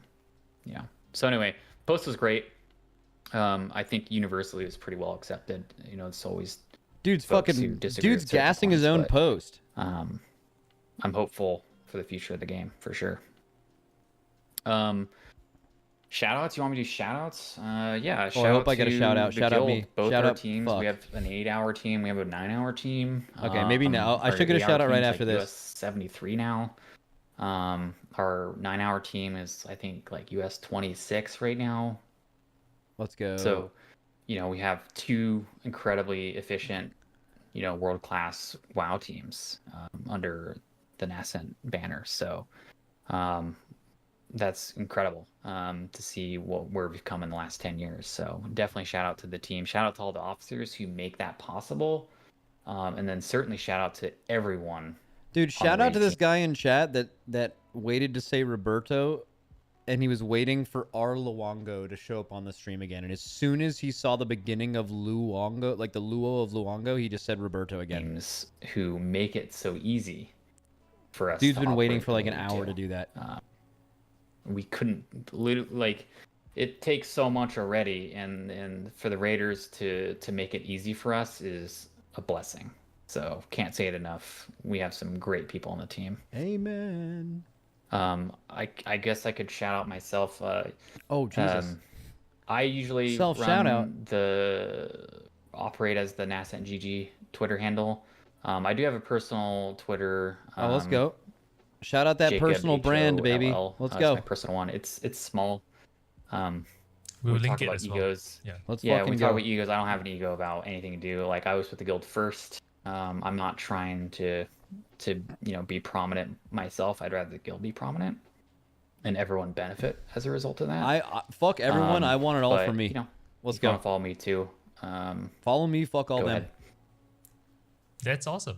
Well, I just like to kind of wrap up by saying that firstly, I've spoken to a lot of people on this podcast, but I feel like this is one of those hours where I learned so much about not just the game, but I think actually more important about like just the philosophy you have towards a challenge, like organizing a group of people. And that's so applicable to different aspects of life. And I can see why you're doing well in your career. Because Dude, so of sweet. the way you view challenges and the way you think about constantly improving stuff, that's just, you know, aspirational and inspirational for me as on a personal level. So I'd like to say thank you. Thanks for taking the time. I know you're a busy guy. So yeah, I really appreciate it. Would love to have you back someday to talk about some new raid tier. I'm sure your insights will be Yeah, amazing. this is good. Max, when are you going on the Quasi podcast? Bro, I was literally at dinner with him last night. Look, this is dinner last night, and that's me, and he's just here. He's just right fucking there.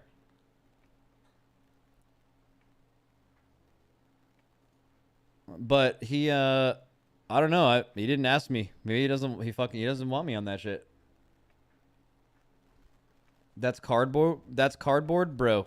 Call me cardboard after seeing this pic. I look 3D as fuck. I think it's the new Aang. I went with the 45-degree angle bit. I look like a fucking. I look like I have depth, you know.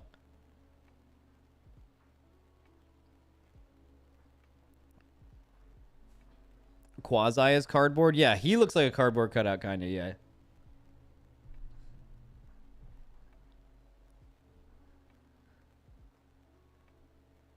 Is that your band? Yeah, this is my band.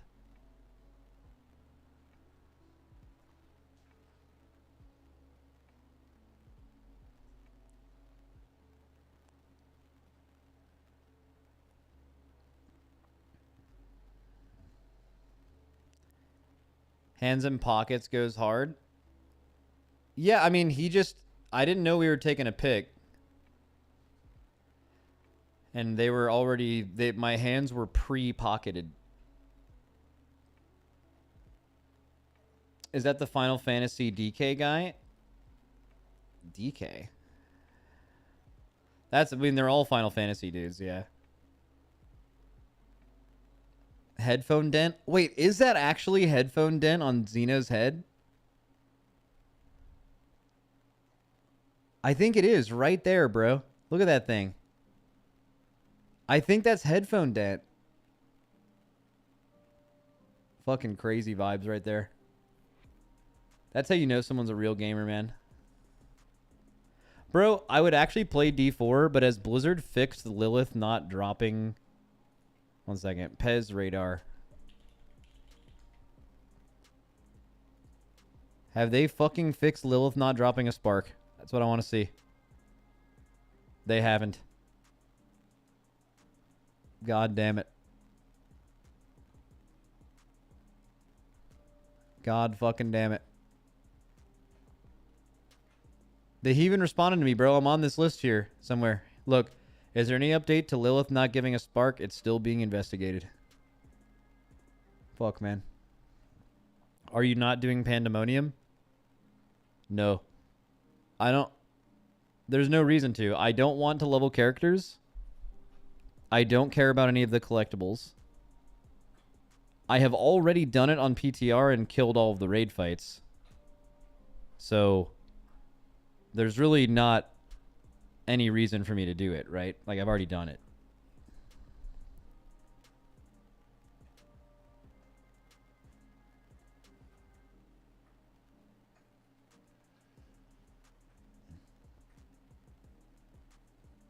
You don't want the Astral Piss Serpent?